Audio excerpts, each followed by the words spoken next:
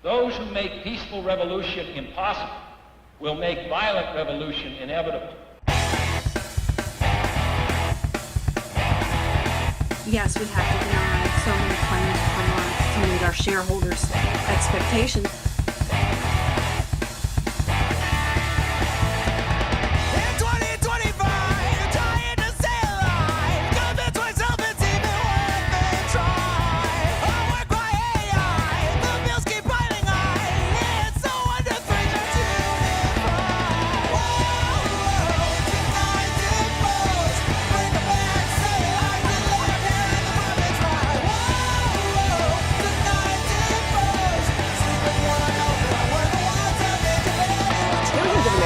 including children, have lost their health insurance. What's so frustrating is that politicians have spent decades saying they recognize the problem and they make promises to do something about it, and then almost nothing happens. You know what they say to themselves in the dark. It's only a crime if you don't wear a tie. We keep them all busy paying their fines. Hear the epiphany, light up the spark. You know what they say to themselves in the dark. It's only a crime if you don't Seniors wear a tie. are the fastest growing segment of the homeless population.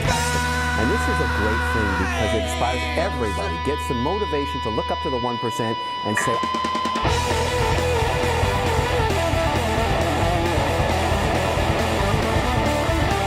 now they're looking at your vote, they're looking at your anger, and they're moving to apprehend those who say something in anger.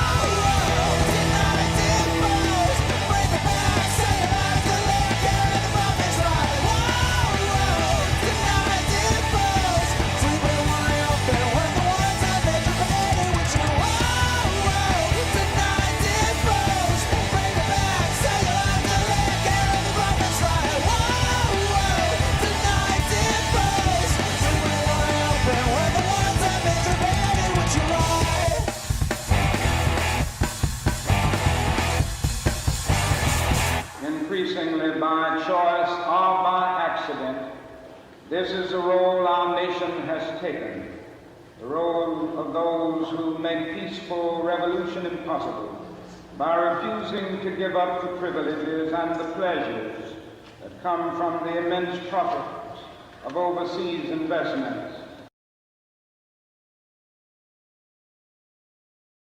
When the people's will is swayed by a con man's cheap charade, despite the crass misogyny and blatant hypocrisy, when the fascist voices swell, we hear echoes of the past. They vilify the immigrants, the leftists and outcasts, when the opposition croaks and the people just don't vote for the same old tired rhetoric of neoliberal politics. We must organize the fight for our universal rights, for democracy and empathy to permeate this life. For it's not the immigrant who labors for some bread, who's making us toil till we drop dead. No, it's not minorities or peer-reviewed authorities, or queer folks and trans folks, or a multitude of deities. I say, all are your comrades and none are your enemies in the momentous fight against all bourgeois priorities. Freedom is not those traditional values crafted from bigotry and classist realities. Freedom is freedom to move and disobey, to rely on one another to keep would-be kings at bay. Say none of us can stand alone against their power. We must stand together and make them cower. For the laws of this land have us used and abused, owned and subordinate to our patriarchal roots. I say it's high time we reinvent this whole operation to make mutual benefit our sole occupation. Because freedom is freedom to move and disobey, to rely on one another to keep would-be kings at bay. Say none of us can stand alone against their power. We must stand together and make them cower. Here we go. Yes, freedom is freedom to move and disobey, to rely on one another to keep would-be kings at bay. Say none of us can stand alone against their power. Rise proletariat and make them cower.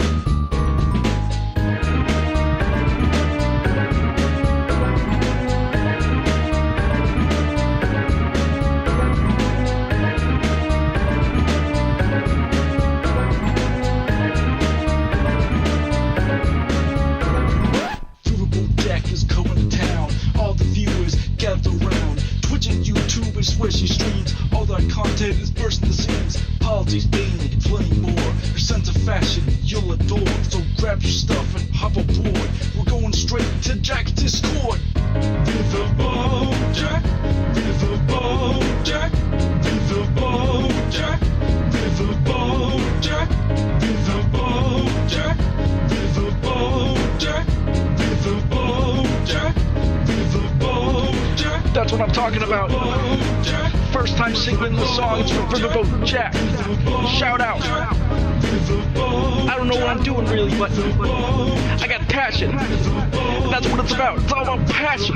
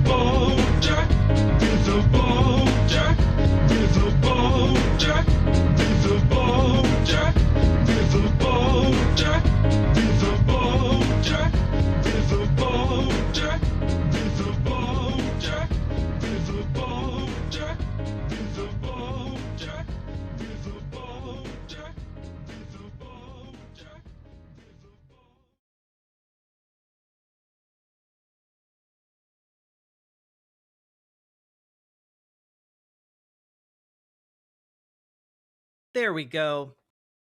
Had to make sure that the YouTube chat was on live so I can see all your shining usernames. Hello, folks.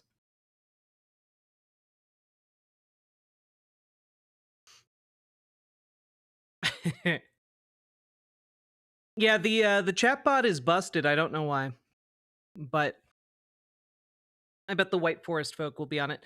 Sorry, I was just having some jelly beans. Hello.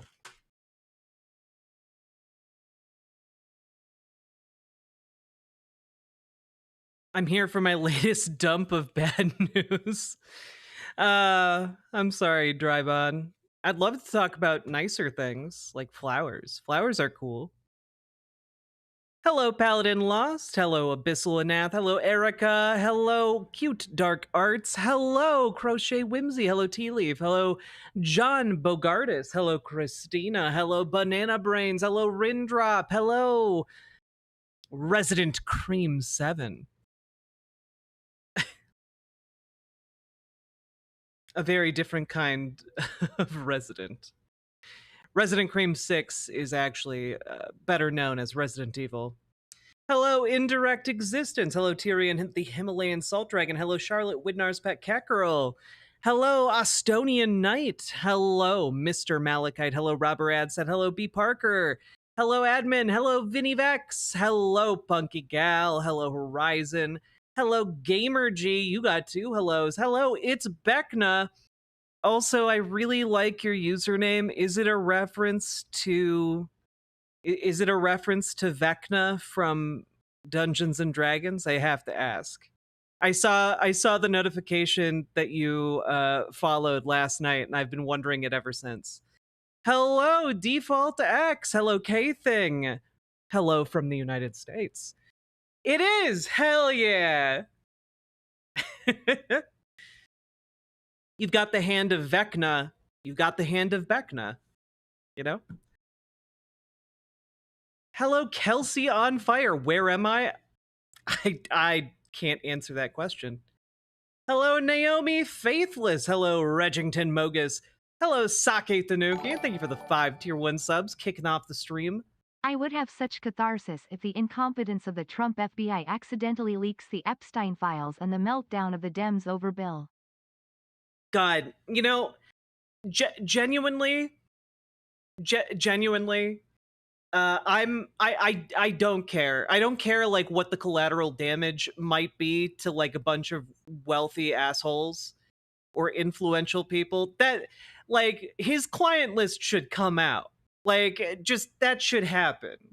Right? Like I feel like obviously powerful people that have access to that list don't want to release it, but like it should happen. And the fact that Republicans have basically built an entire brand off of releasing those files, and now they're like, nope, actually they're not real, haha, it's not going over well in the world of conservatives. But the list doesn't exist. Sure it doesn't. Hello, Carmen Benoit. Hello, Benjamin Kessler. Hello, Cursed Chaos. How's the packing going? I would like to talk about literally anything else. Let's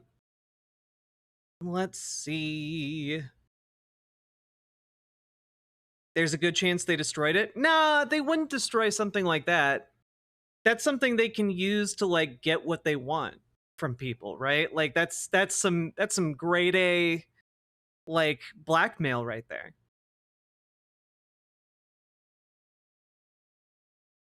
My guess is that anyone who has access to that, one, it's probably one of those things that's not on like a computer anywhere.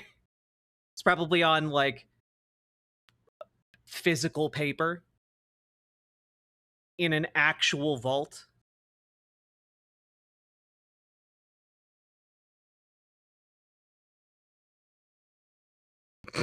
Gamerchi. Hello, King Kerplunk. Hello.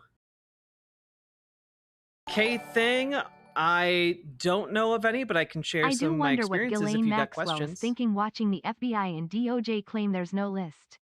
What's she in prison for then? Yeah, what did if they have no evidence on Jeffrey Epstein, why was he in prison in the first place? It's a spreadsheet.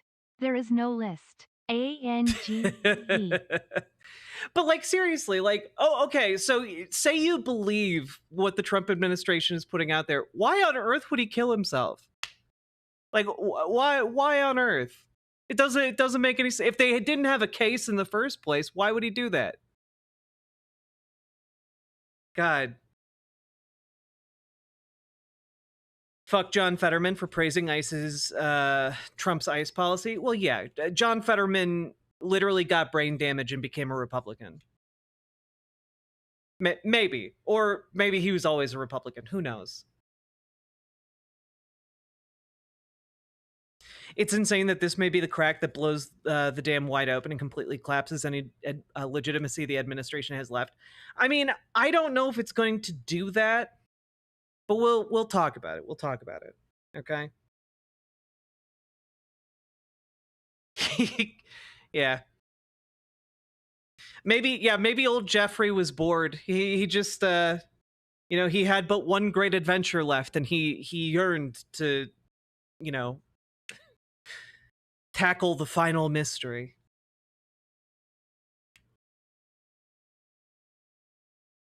All right, we're gonna talk about this. We're just gonna jump into things tonight. Y'all doing all right? Quick check in before we start. You guys doing okay? Taking care of yourself? You guys drinking water?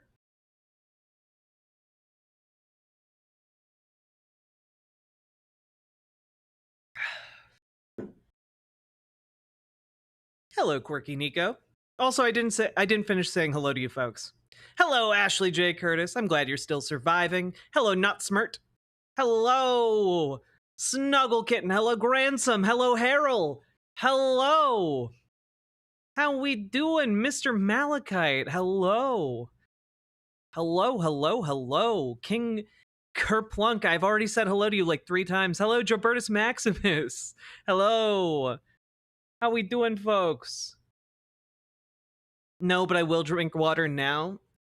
Yeah, I've done a very bad job of doing that today. Hello, Salty Turtle Cupcake.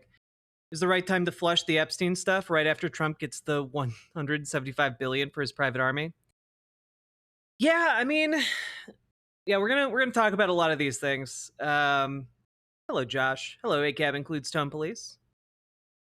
Hello, Naomi Faithless.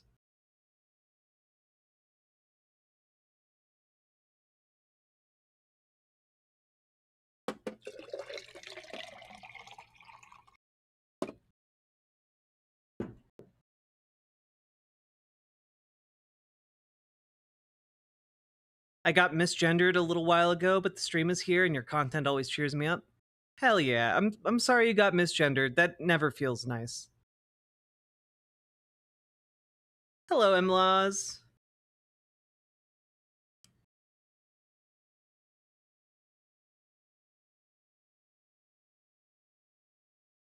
I'm gonna have a little bit more water.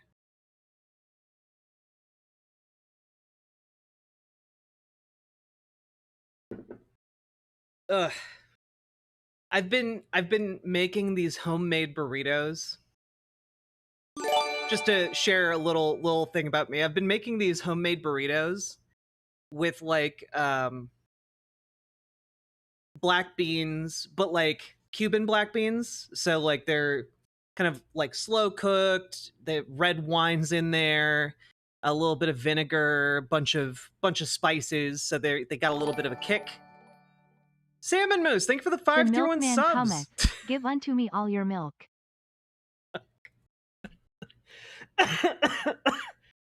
I'm dying. How can we all have died at the same time?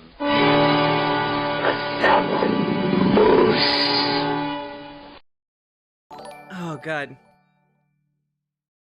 Do strawberry blondes get Miss Gingard? Miss Gingard?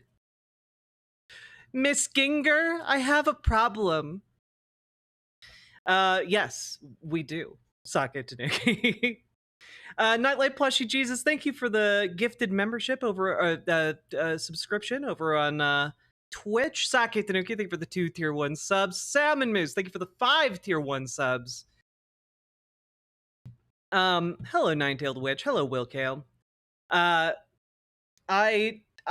Oh yeah. So I've been making these homemade black bean burrito situations. I throw like a pound of beef in there, bunch of black beans, just let it simmer for like a few hours on a slow cook setting in a slow cooker.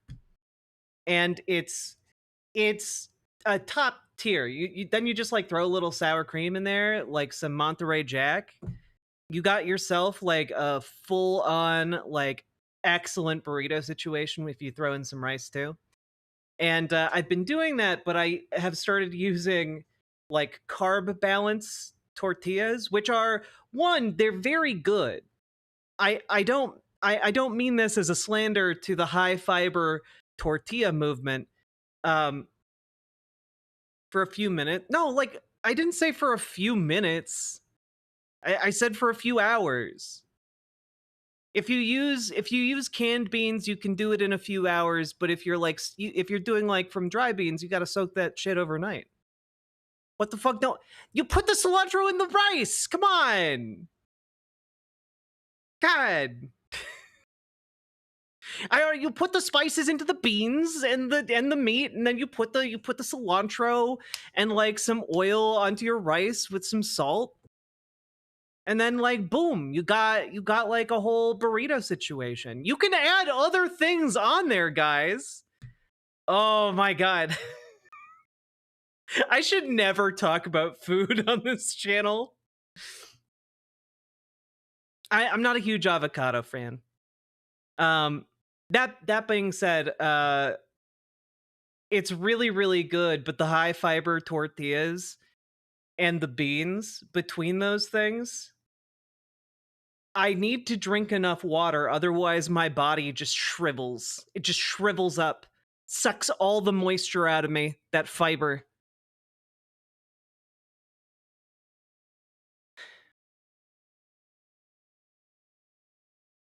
I might have to make some of those. It's so good.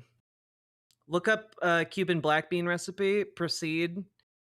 Just like throw like a ground beef in there.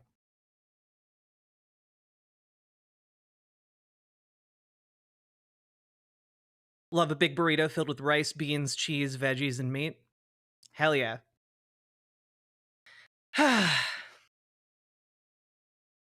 Like salt. Yes, you do put some salt into the beans and pepper and chili powder and like a bunch of like you got to get some of that Goya seasoning in there.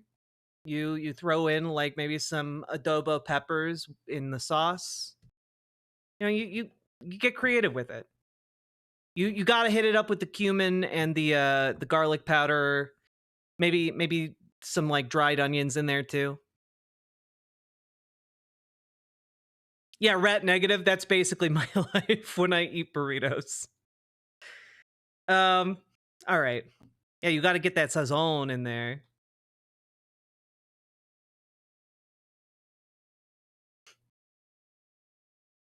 Jack is 95% water, 5% radical left, liberal commie. I feel like that drastically underestimates the amount of burrito I have in me. What I'm hearing is we need a cooking with Jack segment. You guys always ask me for a cooking with Jack segment, but then when I do the cooking with Jack segment, you guys are all horrified that like I can turn cottage cheese into a really like killer taco meat. You guys all get real upset about that. You get upsetty spaghetti. Hello, Central Scrutinizer. You don't have to prove anything to anyone about your burritos. That's goddamn right, Estonian Knight. I like you.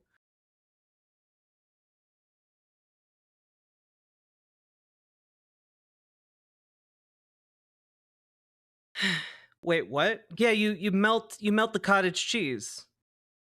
Not into, well, I mean, I suppose you could use it in a burrito meat, but like for like a taco meat, you can melt cottage cheese down around like turkey meat. You spice it appropriately, you cook it down a bit until all of the curds are melted, and then you have like a pretty high quality like turkey meat, taco meat. What does it become when it melts? It becomes like a kind of a thick, cheesy, I don't know, like kind of a viscous, cheesy liquid. It melts? Yeah, guys, it's a dairy product. Yeah, it melts. Like the little they render down. Like many other cheeses, it melts when heat is applied. Does melting cottage cheese change the texture? Yeah, it smooths the texture from like kind of the weird curd situation that's going on in there, and it smooths it out. And then it just leaves you with a really nice cheese base. Chat should learn to make shakshuka, not to African pepper tomato rice.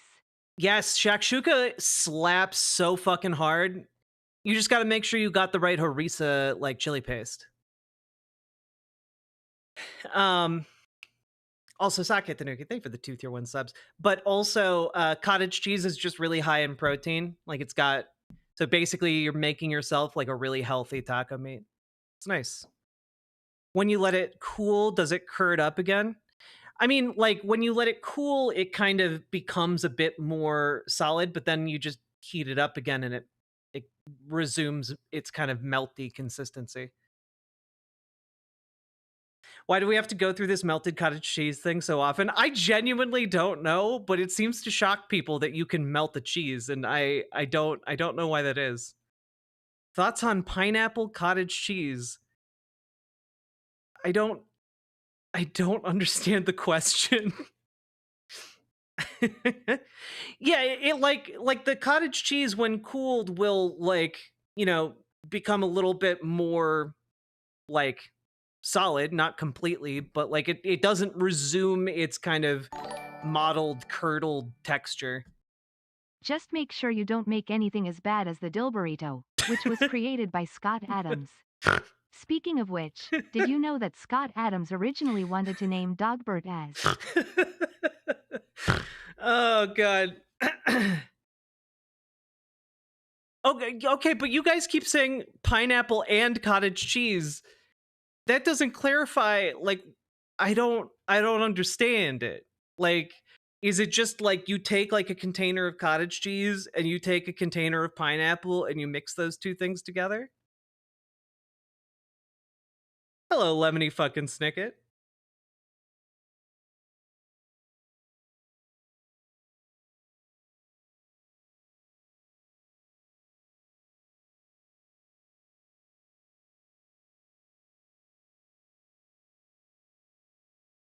I don't know. I'll make some of this taco meat and show you guys sometime. It looks fine, it looks great. And it's very tasty. How we doing tonight? I am running on fumes. I am running on empty. Jalapeno plus pineapple pizza, I will die on this hill. I'm not big on either of those toppings on a pizza, but I'm glad you enjoy that. Okay. Oh, okay. So like genuinely it's just you put some cottage cheese in like a little bowl and then you put some pineapple on top. Okay. I can respect that. I wouldn't Sauce and cottage cheese that. also goes super well. Anything spicy and salty. Exactly, Sake Tanuki. That's why you spice your taco meat and then you throw in the cottage cheese and you melt it and you mix it all together and it turns out great. Step 1. Pineapple, whole raw, unpeeled. Step 2. Dip in cottage cheese. Step 3. Bite the pineapple. This is what chat desires. just bite the skin. God damn.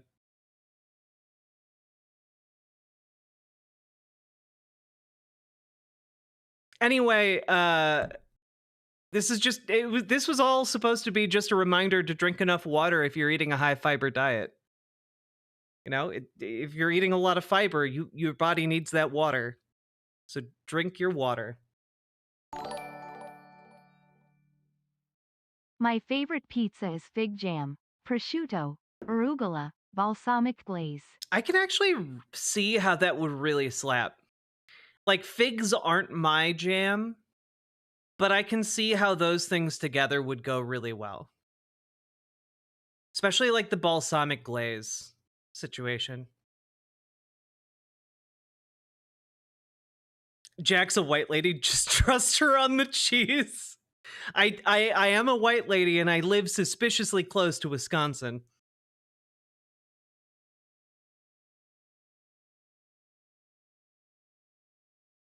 Should I avoid water if I'm on a low fiber diet? I don't like it since the raccoon fight.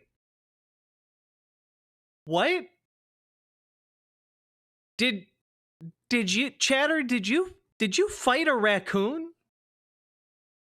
If so, how did that implicate water? They keep saying, let her cook, and then disagree when she cooks. Oh, you're making a rabies joke. Never mind, I'm dumb. I'm a little slow today.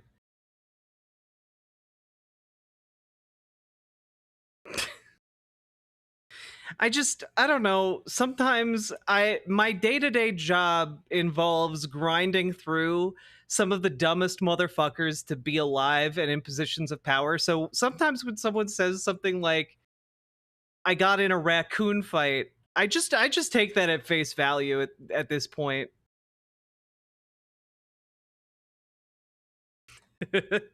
No, it's okay, drive on.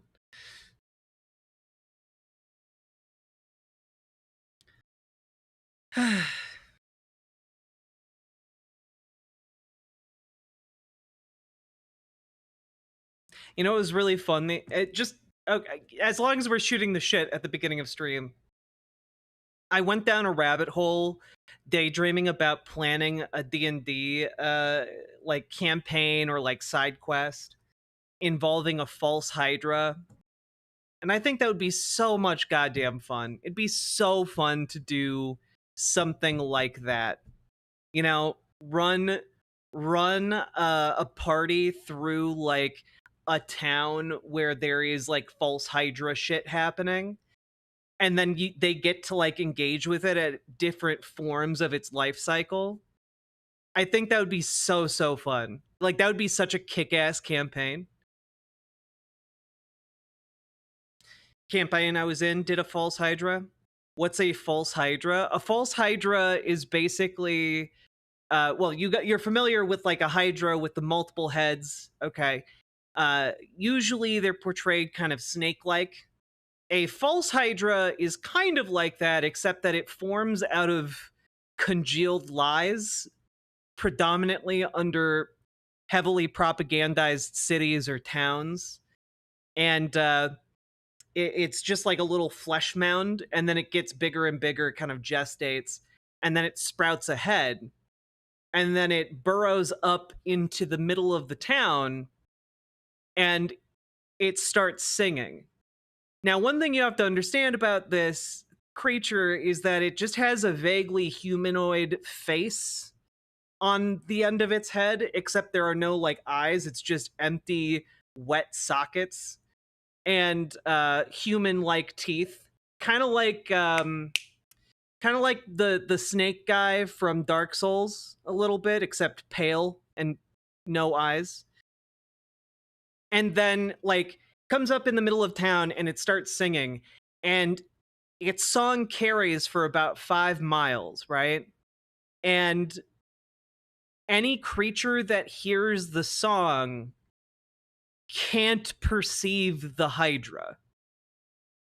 So basically it comes up in the middle of town, people freak the fuck out, it starts singing, everyone just resumes their day as normal because it erases the memory of itself from every creature's mind within that 5 mile radius, and it doesn't stop singing. So creatures can no longer perceive the song. Have you tried applying a Tarisk to your campaign? It tends to quickly resolve problems. I have thought of how I would apply a Tarask to my campaigns. I've thought about it a lot. I think it'd be really fun. It's kind of like, in my mind, it's kind of like the attack on you want to treat a Tarask like an attack, like a Death Star type situation. I think they're fun. So the basically this false Hydra sings this song, and it just doesn't stop singing. So the completely deaf are like, yo, what the fuck is that thing? Yes. And the other thing about a false Hydra is that it's smart. It's very intelligent, and so it systematically targets creatures that it knows can perceive it. And so like if there are like people who can't hear, it will eventually figure that out and then track them down, right? Are we talking about D&D? Yeah, we're talking about D&D just a little bit. And it has to stop singing so it can eat. So it basically just becomes visible and perceptible when it eats, and it eats sentient creatures. So it just starts eating human beings, starting with the most isolated it can find, because when it eats, other people could see it, and that might be a problem. And then it starts growing more heads. So the more people it eats, the more heads it grows, and the hungrier it gets, right? And so it is a creature that will just continue to eat for as long as it can, as it gets bigger and bigger, and its appetite balloons alongside its size, right? So once it has eaten a sufficient number of humanoids, it starts singing a new song, kind of harmonizing with itself in order to essentially dominate any of the humanoids within a certain sphere of its influence, meaning that they all become enslaved by it, essentially.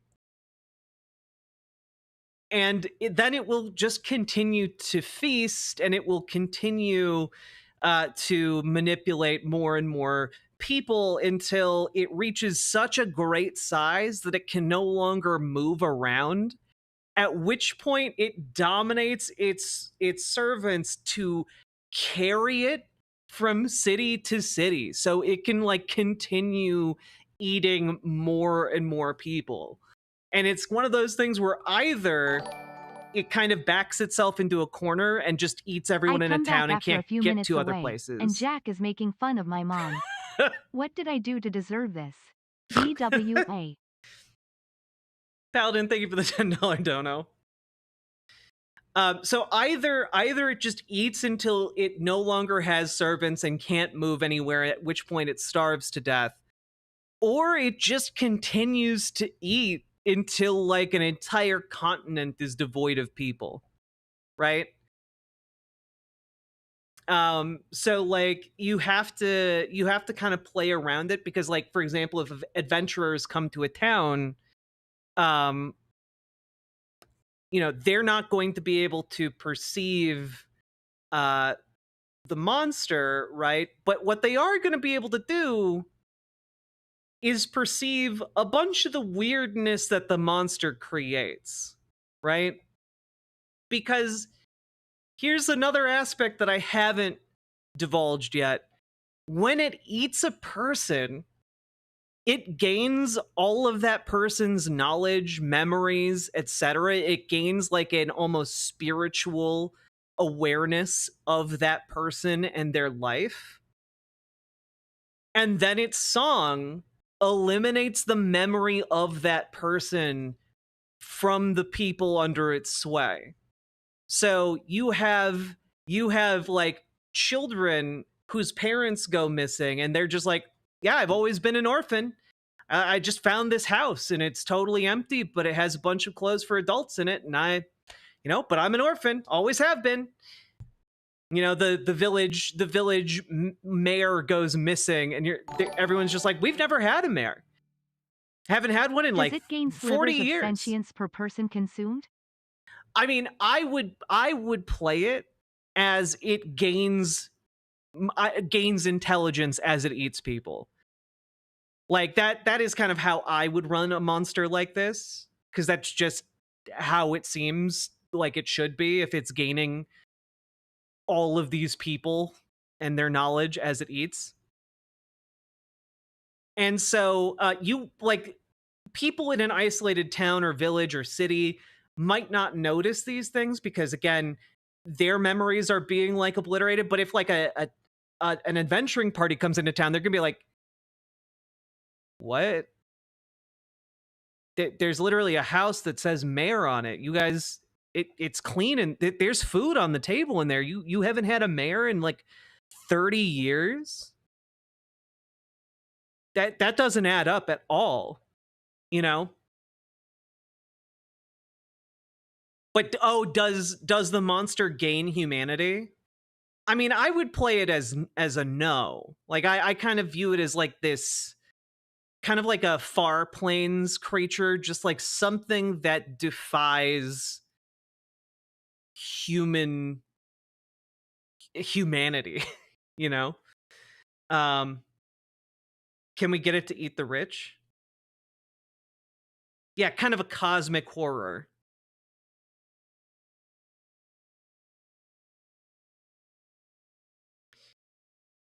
Or, and this is like maybe a meaner way to throw it at a party, but like have them like go to their first village where they run like a full little adventure, and they go off to like the big city, and like maybe this is all taking place within kind of like some kind of authoritarian empire, and you get word that like the outer villages are being highly like oppressed and propagandized too, and so they like are like, oh man, we really made some connections with those villagers in that first town. We got to go make sure they're okay. And so like they return to the village, and it's just completely different. You know, like people are just missing, and characters insist, no, that person has never lived here.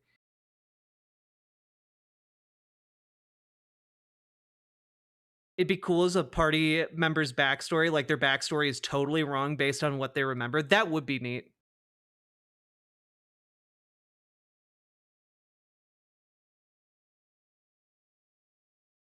Can we eat the Hydra? I mean, I guess you could try. I don't know that it'd be tasty. Hello, Real Rad Hom. I hope you had a good stream. We're just talking the shit before we start our stream. A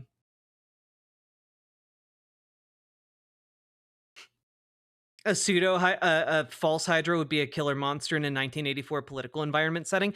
Yeah, if you're playing it, that's kind of what I was thinking. Like if you're playing like a high politics game, it could be so much fun to just throw a false Hydra in the middle of that. Like just some weird missing persons reports that come from a certain quarter of the city that like kind of start to gain in intensity and then suddenly stop with no follow-up whatsoever, you know? That would work in my setting, to be honest. You're selling me on it, Jack. I just think it'd be so fucking cool. Like it takes like some real strategy to like figure out what the hell is happening, because it also messes with like player perception, the player character perception. And so like figuring out what the hell has been happening and then what to do about it. I think that's super, super fun.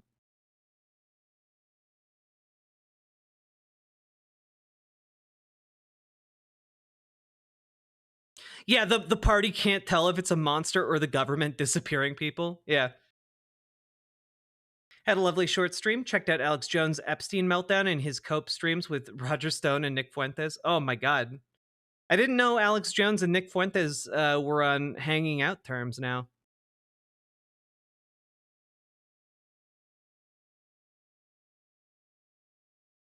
Maybe it can also sell crack. The false Hydra is just the CIA. It's the stand-in for the CIA. Honestly, okay, wait. Just spitballing here. If we go with the concept of like every person it eats, it becomes smarter and cleverer. Like it's not impossible that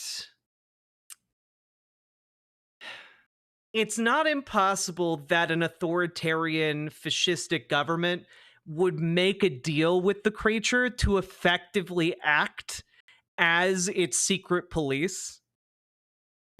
Like basically they're just like, yeah, disappear our enemies. You could probably figure out a way to make that work with like silence spells or wards around like the main seat of power, and like the royals or the dictator and his minions don't go outside of those.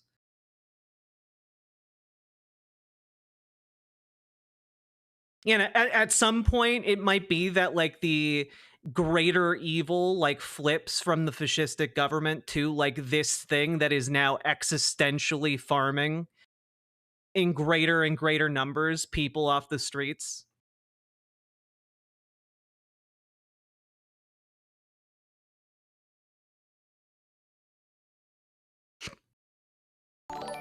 Why did you not revolt? The Hydra made the trains run What on if the time. government was disappearing people and then was forgetting why they were locked up and releasing them due to the influence of the Hydra? Well, so I guess the Hydra could make that happen once it's reached its more mature phase where it can dominate the minds of people. What about a cult worshiping the Hydra? That could be really interesting, right? That could be really interesting conceptually, because I don't know that that a cult would know that they're worshiping the Hydra, because they simply wouldn't be aware of it. But they could perhaps be aware of ways it affects their community more broadly, you know, without like they are believing they're praying to a higher power, but the Hydra is just listening to them, you know.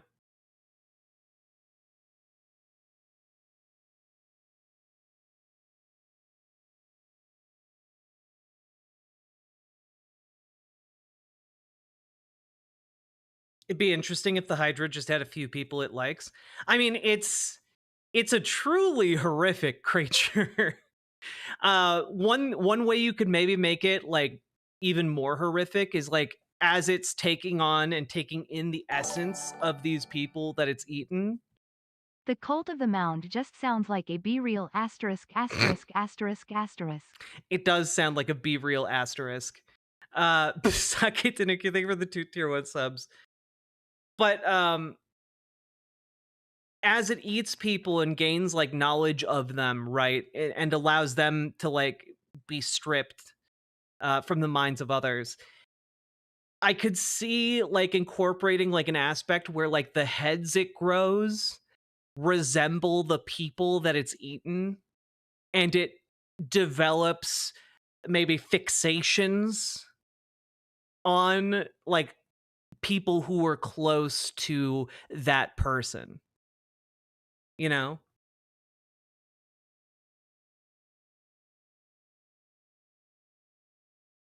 Like it just like becomes fixated on a single bloodline until it's eliminated.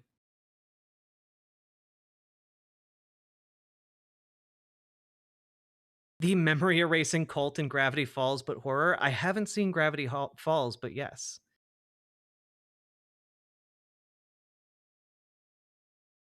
Yeah, I suppose it's also possible that like people living on the edge of the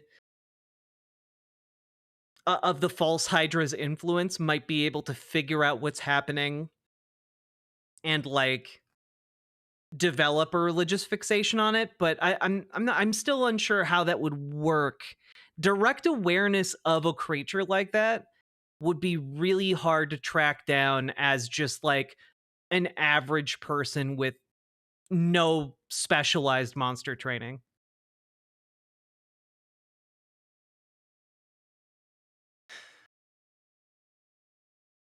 Would its shadow be visible?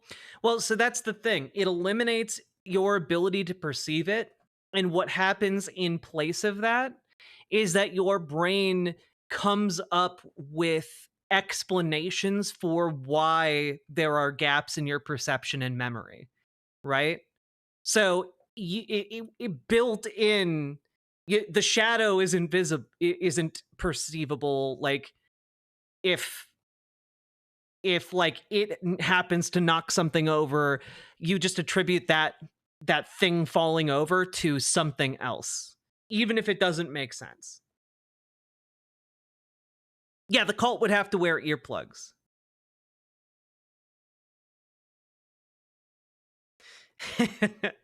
It's Beckna. I like talking about D&D a lot. Yeah, like if we start getting into like it develops intelligence, it doesn't have to sing all the time. It doesn't have to do that. And it can speak. So I guess if it were to decide that it was safe to reveal itself in some manner, maybe it would do so. To like a certain group of people for its own self-interest.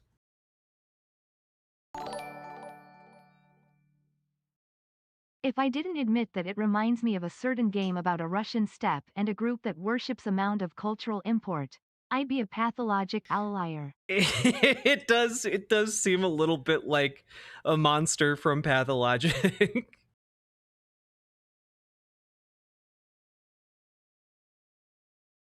What if they find a map of the town, but every time they try to go to a specific area where it is, like a flag in the center of town, they can never find the flag no matter where they look? Or a monument of some kind? I mean, that would be... So, what would happen if you were someone with memories of this town? You would just be like, oh, I guess we must have removed it last week, or something along those lines. You know, your brain would come up with a lie. It's basically a monster that gaslights everybody.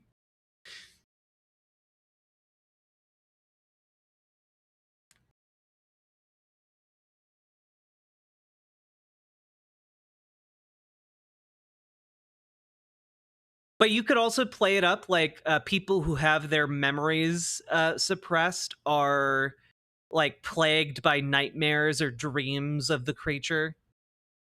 I kind of like that idea. One of the ideas that I saw on the internet was like you could basically memento the existence of this creature, like your subconscious brain is aware of its existence. The message just isn't making it to your conscious brain. And so like you wake up in the middle of the night, scrawl a hasty note in a panic, fall back asleep. You have no memory of waking up, but you wake up to this note that's just like begging you to acknowledge that this thing exists, and you can't.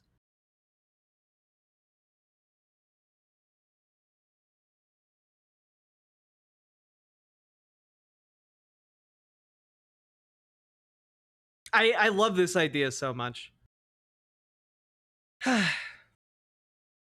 Could it set up some sort of proxy for a cult to worship? Like it reveals itself to some evil preacher type, and then all the supernatural goodness is attributed to him, but it takes the sacrifices. Yeah, I think that would work.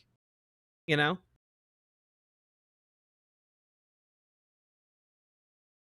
A monster that gaslights everybody, so a politician? Hey, you got it.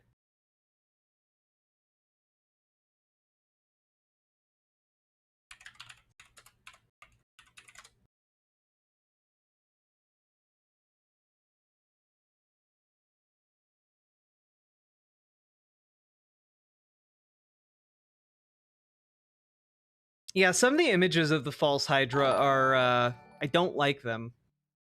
Just make sure you don't see it up. FFXII's story was so stupid. I should still go and finish Final Fantasy 13 at some point. Correct me if I'm wrong. People thought like the sequel to Final Fantasy 13 was good? Or maybe the third one?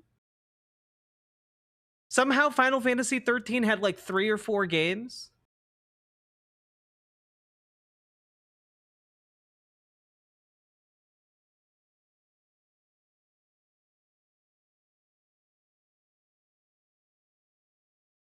Four, I think. Yeah, damn.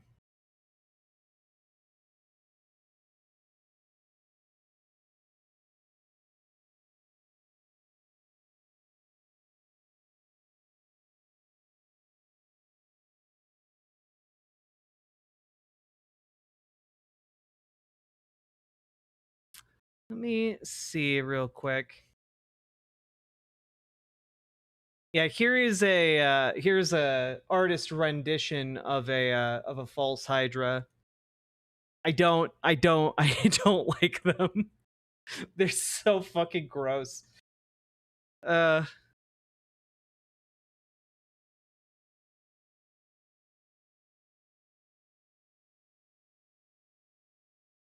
don't see anything. Yeah. What were we talking about? Rick Scott Worm. God.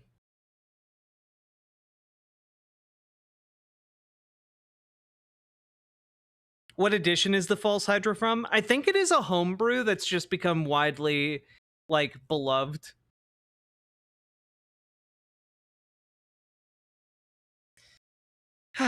We should talk about D&D sometime. I like doing D&D a lot. The real ones might remember. A long time ago, I was working on a tabletop RPG, creating a bestiary, and I would love to get back to that because I was having a lot of fun with it. Clarice, I look extra pretty today. Thank you. That's the love of my life right there.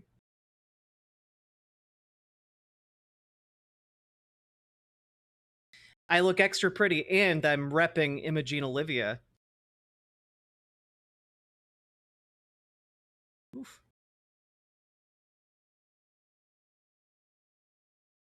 Y'all are cutie patooties. We are cutie patooties.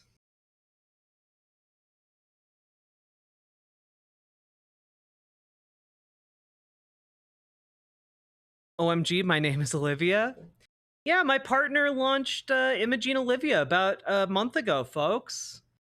It's a gender affirming lingerie, gender euphoric lingerie. It's made with trans people in mind. It's non-tucking lingerie, and it's really it fits really nice. It's made with trans people in mind, and yeah, if you want some feminine lingerie that fits and you're trans, like, check it out, ImogeneOlivia.com.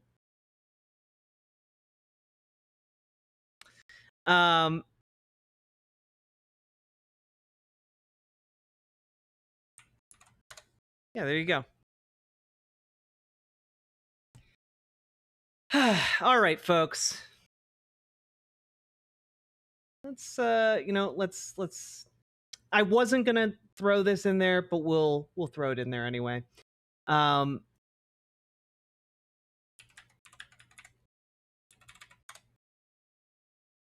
we go. Fire.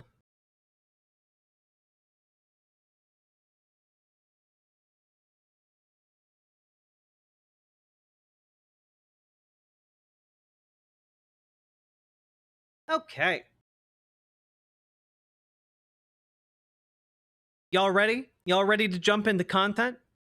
What? No lingerie for the fellas? If you're a fella, you can wear the lingerie as well. It's just marketed for trans femmes, but if you want to wear feminine lingerie and you're a man, you can do that. And in fact, if you are a trans man, we're going to be putting out a new style in the near future that is Packer compatible, that for our enhancing fit. So, you know, no one is stopping you. And if you have the desire, and I know that some of you do, because I have seen risque folks on the internet who are men take pictures in this lingerie, and you know what, they look fucking good in it. Okay, so if you want to look cute and good, this will fit you.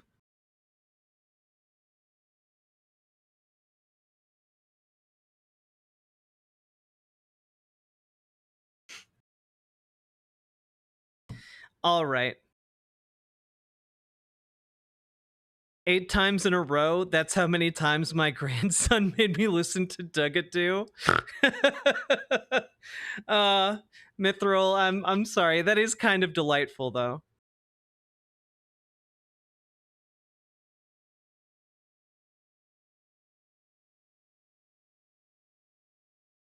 All right, folks. Let's jump into it, shall we?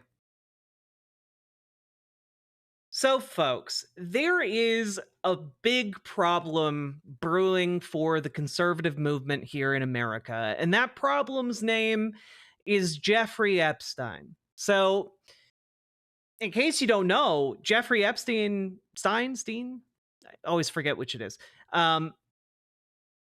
is one of the most prolific sex traffickers in U.S. history. I'm rethinking the Green Bay Packers based on this new info.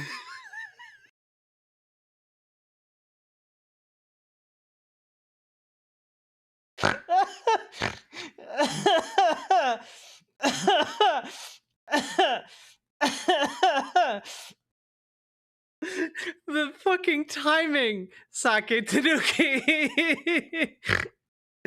Oh god. We're gonna start that segment out again. As far as I know, Jeffrey Epstein has nothing to do with the Green Bay Packers.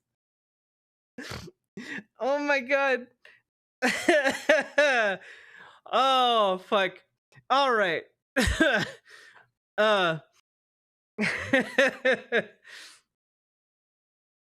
Okay. So Jeffrey Epstein, noted sex trafficker and someone who basically spent his life collecting blackmail.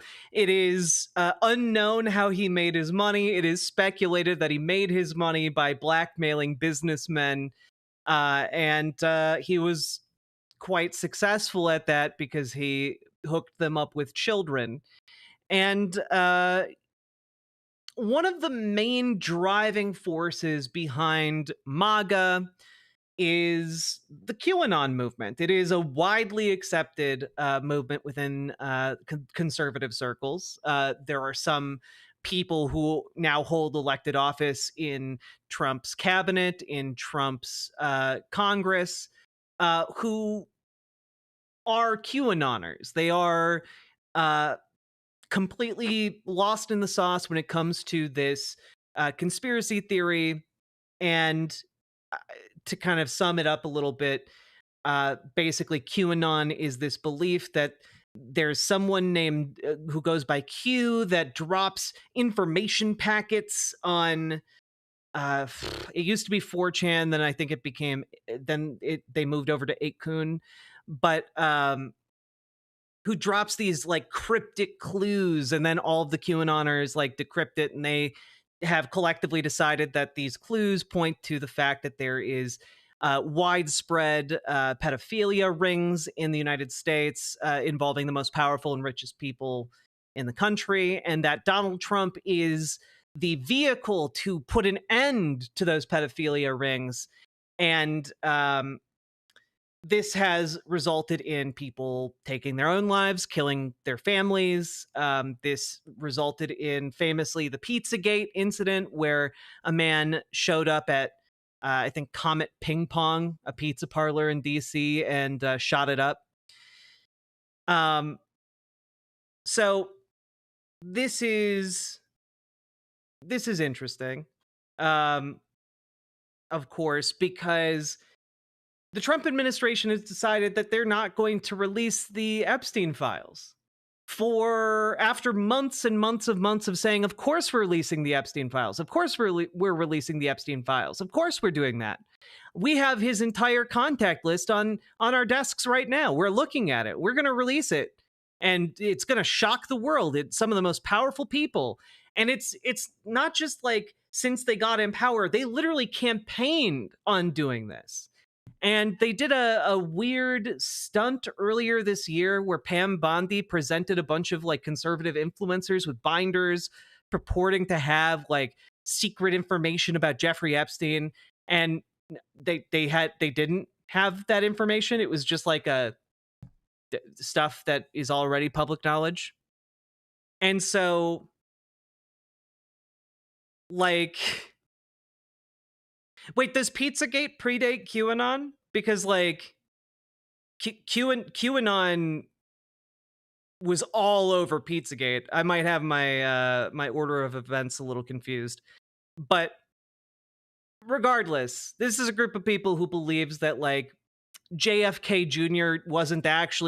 didn't actually die and has been secretly fighting against pedophiles for the last 40 years, and he was secretly on Donald Trump's like ticket and in his cabinet and all that. It's all nonsense, of course. But the issue is Republicans believe it. And so them being told, actually, there is no client list, there's not any information about Jeffrey Epstein. Well, they're falling into a couple of different camps about that. And, well, one of the main camps is, wow, this is real horse shit. This is a whole blown cover up. Why on earth would Donald Trump, someone who was one of Jeffrey Epstein's best friends, not release this client list? I can't figure it out. So here's, again, one of the dumbest men alive giving his take on it. About releasing the Epstein files again. Here's the problem. Right now, if Trump releases the Epstein files, it won't change anyone's opinion unless a number of really powerful people are directly implicated and go to jail. The trust has already been broken. Bill Clinton. Nice guy. Got a lot of problems. I mean, I would hope that people would go to More jail. like P. Diddley. Sake Tanuki, well played. Well played.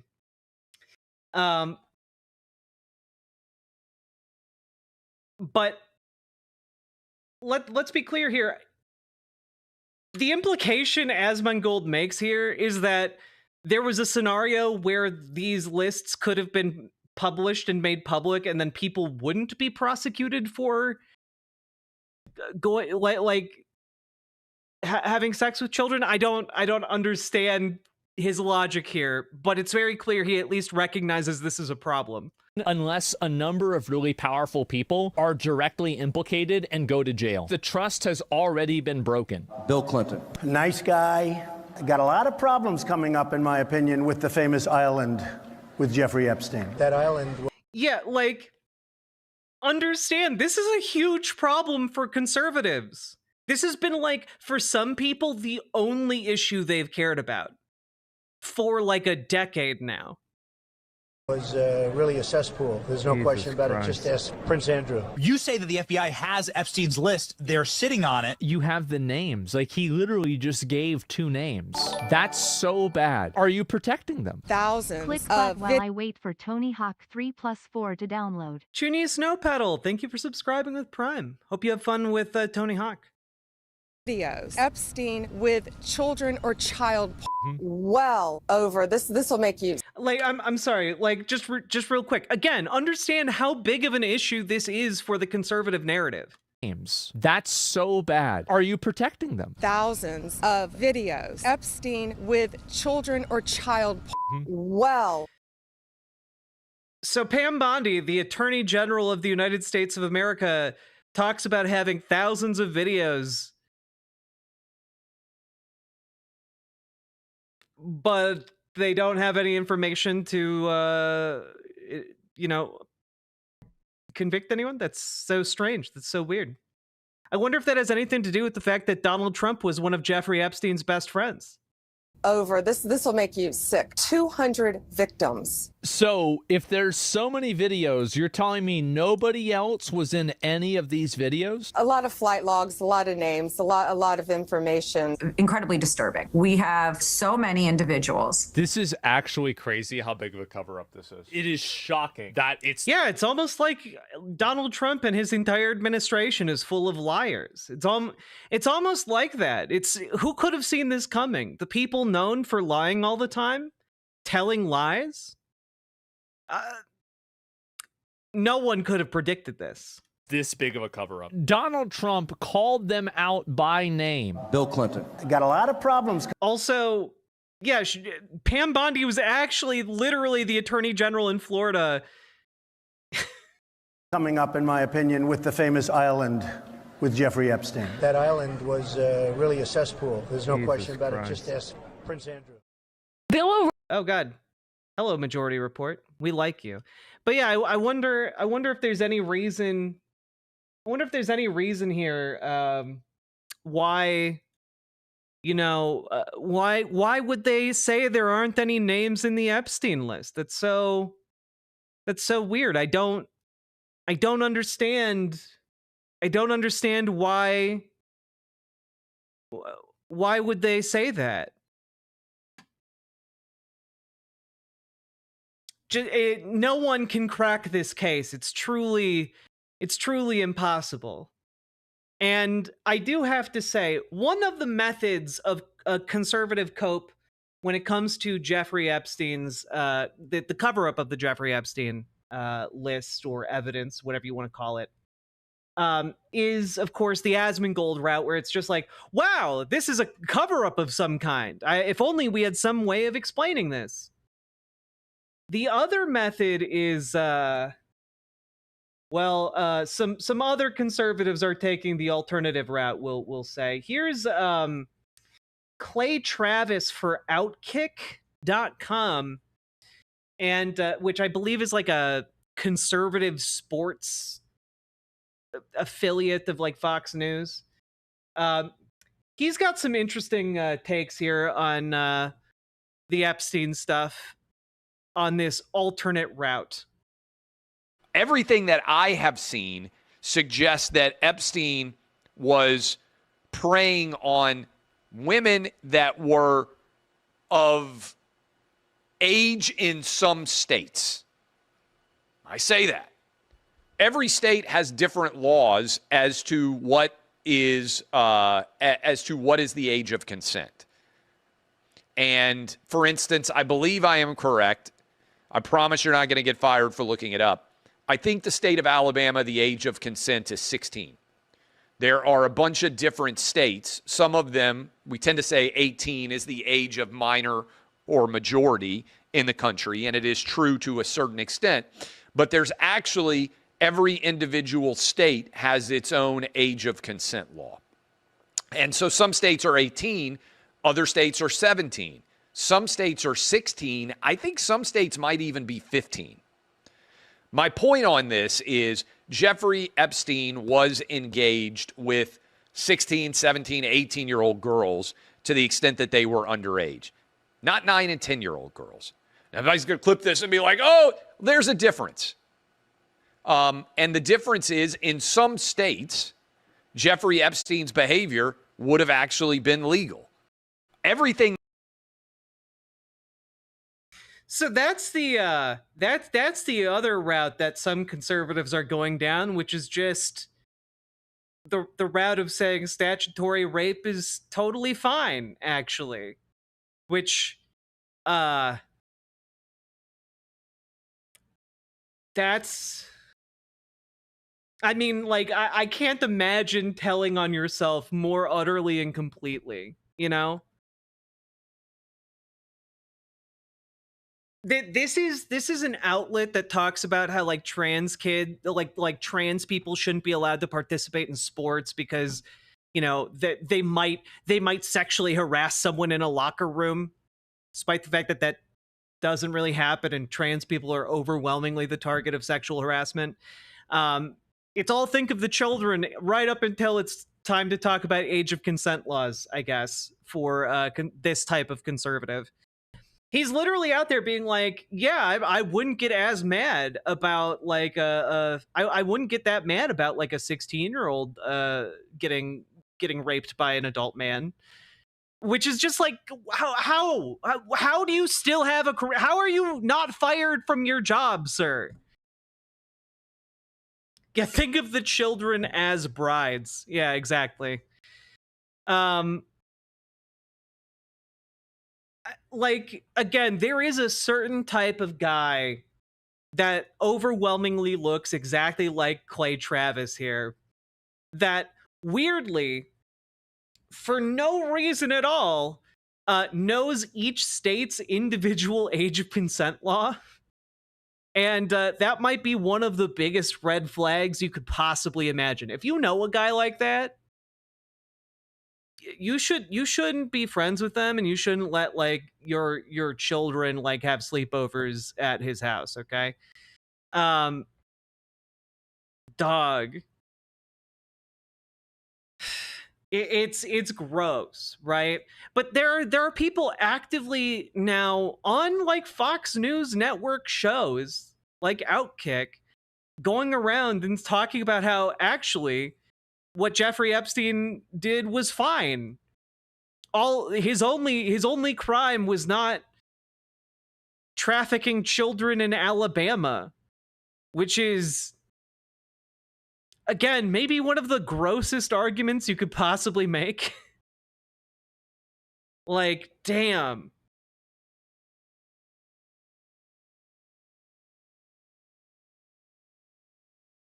Another new line I saw is, oh gosh, who even cares?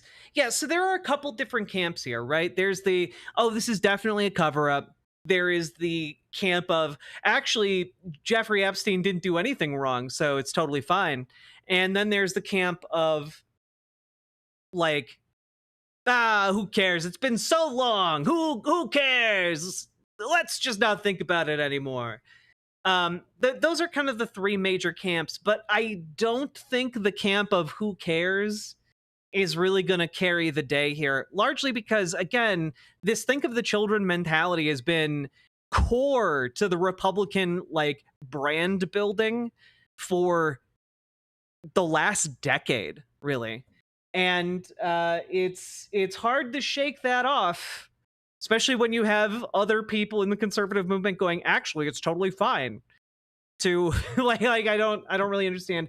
But I think a big indicator of why the I don't really care message isn't going to stick is because I'm seeing a certain faction of Republicans kind of come out of the woodwork to try and talk about this in more depth. And I think one of the things we need to be aware of is that this is going to be a minor wedge issue at the moment. Like, this isn't going to be what like fundamentally breaks the Republican Party, but this is going to be an issue within the Republican movement that allows for certain conservative figures to try and differentiate themselves. And what I mean by that is it's time to talk about Tucker Carlson. So Tucker Carlson has been rumored for a long time to have a desire to enter into politics.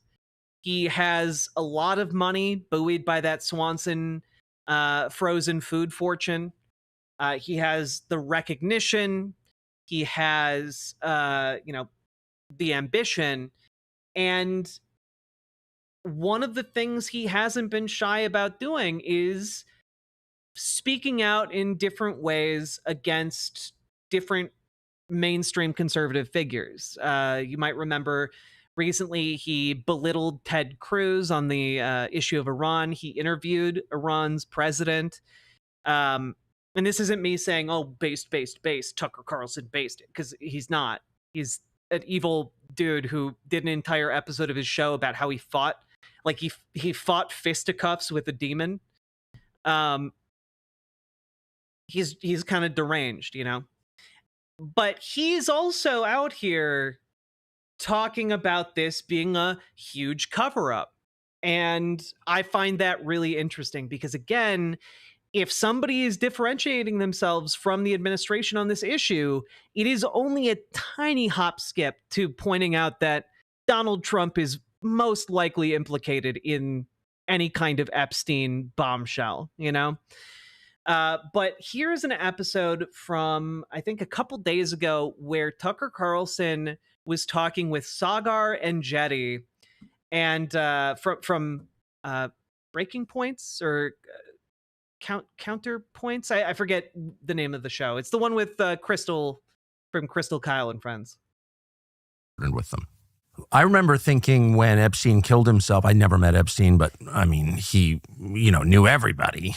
I mean, I will say, in his, in the defense of people who got caught up in this because they went to dinner at Epstein's, like that George Stephanopoulos, for example, who I disagree with and everything, but like, I know George, and I don't think George was having sex with kids at Epstein's. Yeah. Like, Jesus, that's so loud. I'm sorry.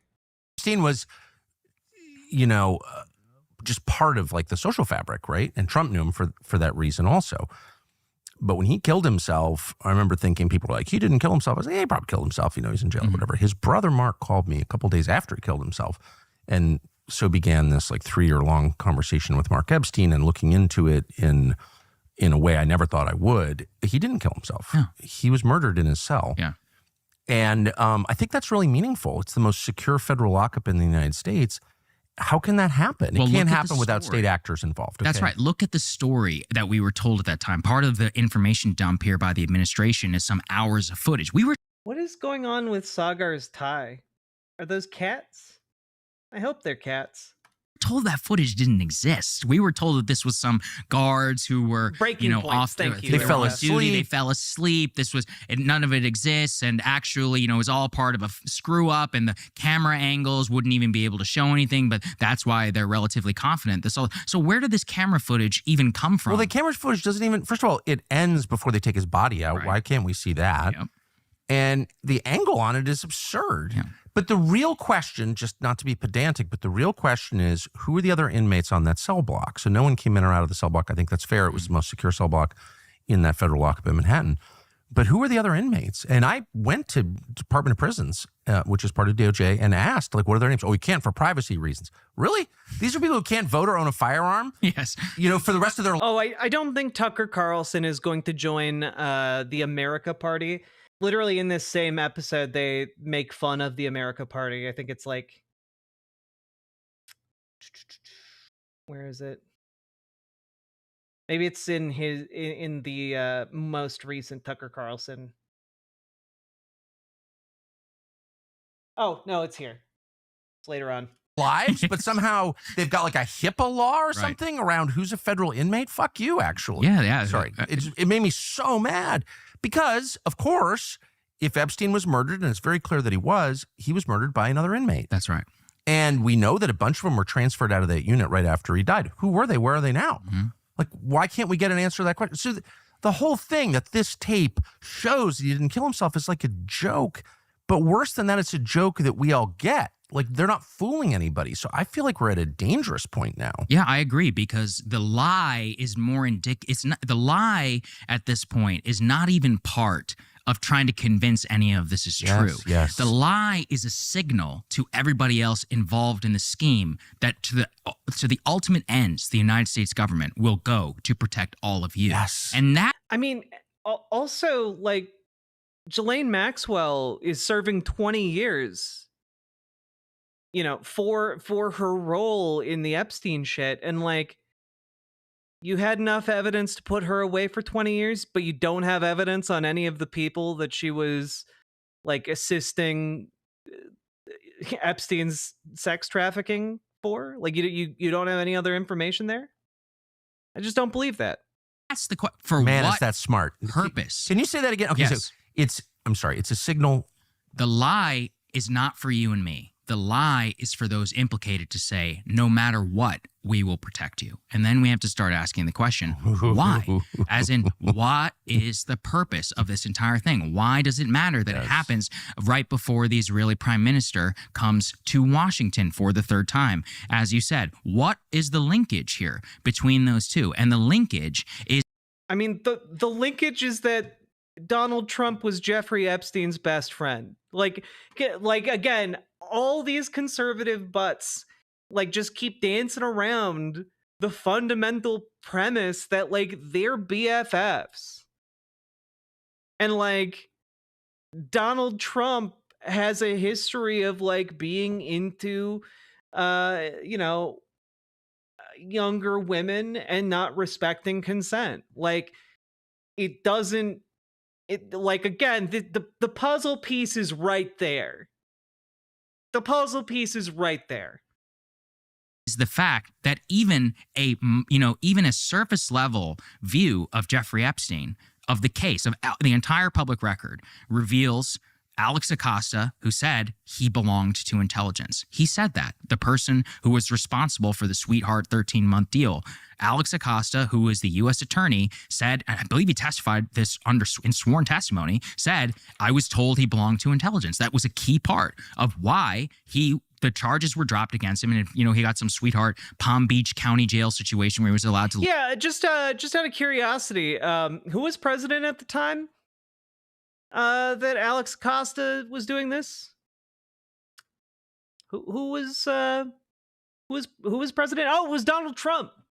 That's right. It was Donald Trump. Alex Acosta was Donald Trump's Secretary of Labor. Weird how all of these through lines seem to come back to one guy who is Jeffrey Epstein's BFF. So strange. It's so weird that Alex Acosta, super good friend of Donald Trump, gave a sweetheart deal to Jeffrey Epstein. So strange. Leave on the weekends, and why, even though I know you'll forgive George, but I actually won't. I don't have dinner with pedophiles. I'm not sure about you. I'm generally aware of the people who I am around, and if I can get invited to someone's house, I do cursory Google searches. That's generally what, I think that's normal. Smart. I don't want to be in the presence of people who I think are like genuinely evil. That's what I think. So, and yet here you are talking to Tucker Carlson. It's very strange. So for me, I actually can't forgive many of the media figures and the presidents, people like Bill Clinton, Kevin Spacey, all these other high-profile figures, specifically because it was all out in the public record. And then in particular, all of these high-flying Wall Street financiers and Deutsche Bank, remember, they were fined. I think it was the New York Financial Services. I read that entire report. It's one of the most extraordinary reports I've ever seen because they specifically talk about how the bank ignored almost every single one of its own procedures that it would apply to any other client. And that at the highest levels, and remember, I think is the Barclays CEO, he's already been in trouble for this, for covering up much of this in one of the largest financial institutions in the entire world. For example, Tucker, if you and I keep going to the bank and withdrawing $9,900 in cash, and we do it for a couple of weeks, our banking institutions are supposed to call, both the IRS and the DOJ and say something is going on here. And they will. And they should, right? That is what this is done for a reason. He did this for years. And the classification that the bank accepted was it was just for tips. What I want to get to the bottom of is where Barack Obama was during the 80s and 90s when these elites were out on Epstein's Island, THONKERS. Yeah, where was he?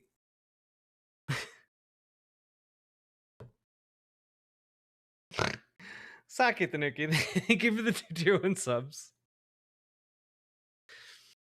But also, can we just take a moment to just talk about another person who just has a lot to do with all of this?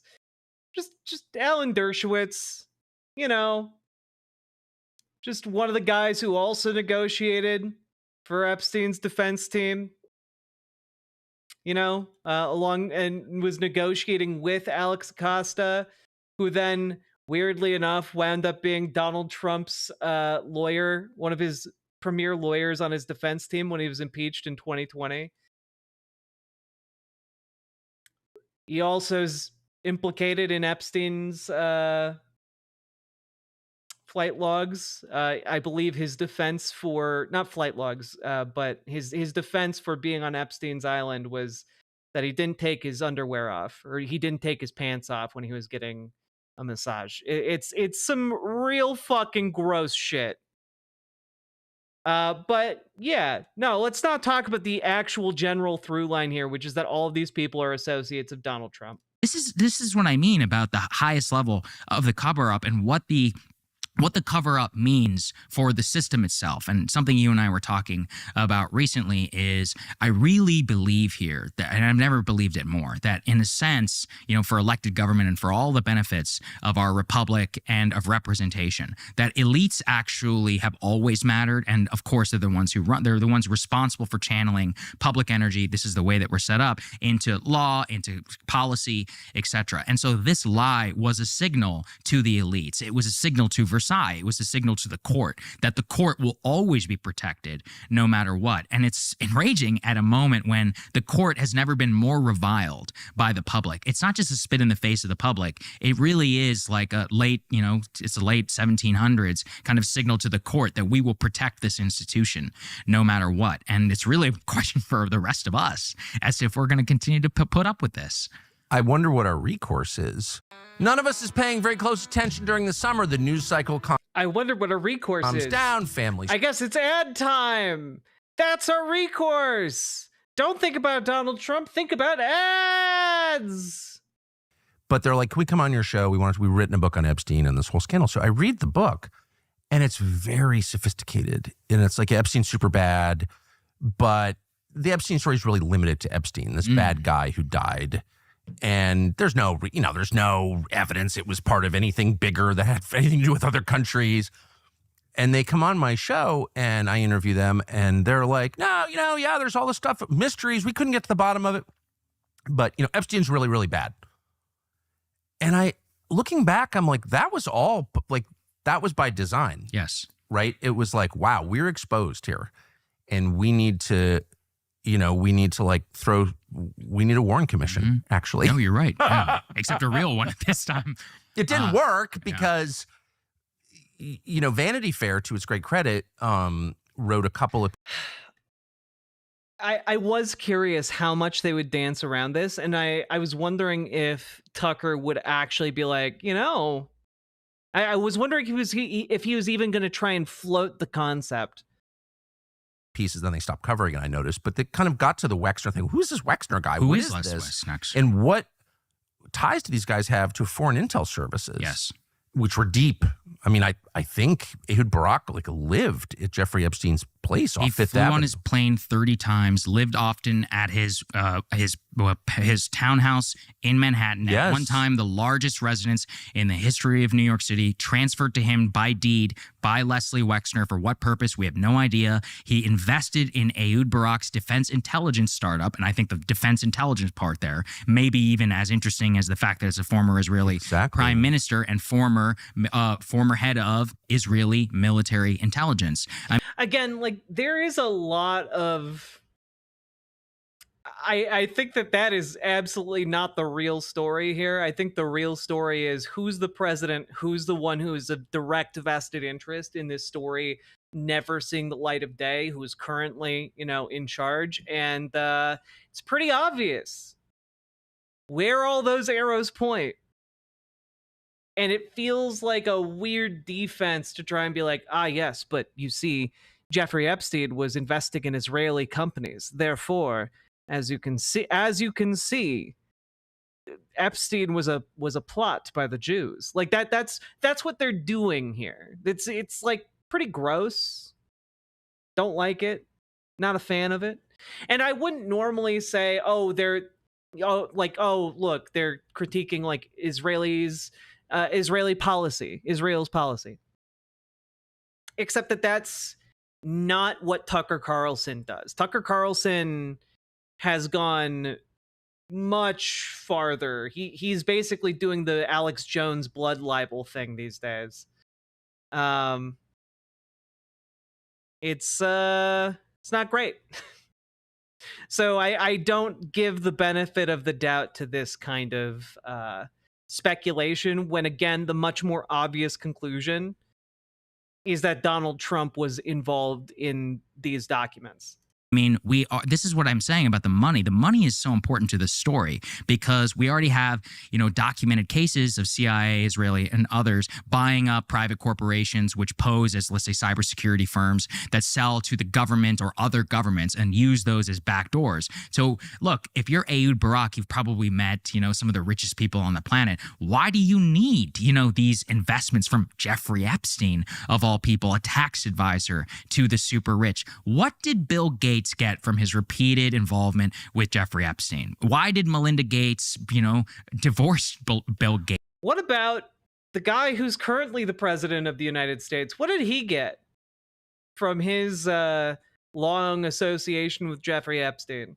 Gates, after years and of obvious knowledge of his philandering in the past. Are we really to believe it's about philandering, from 20 years ago, which was well known apparently within Microsoft? No, it's because she probably started to get a little aware, or perhaps there was something else going on there as to the extent of what that relationship was. And, the fact is even from public reporting, we're told that Jeffrey Epstein was seen by Gates as the conduit to win the Nobel Peace Prize. How? For what purpose? How does he have all of these ends with the highest level of the intelligence or the scientific community? And then, of course, it doesn't take a genius to see the intertwinement between the scientific community, the academic research industrial complex, and the intelligence community. So all of these pieces, this is the unfortunate part. And, like, all of these things can indeed be connected, but it's fascinating that, again, we're not going to talk about one of the other most connecting, most influential factors in whether or not this information gets released.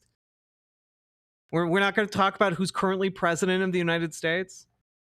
Even returning, like you said, to him being killed himself, or him allegedly killing himself. Let's not forget Michael Baden, who I think is a very authoritative figure.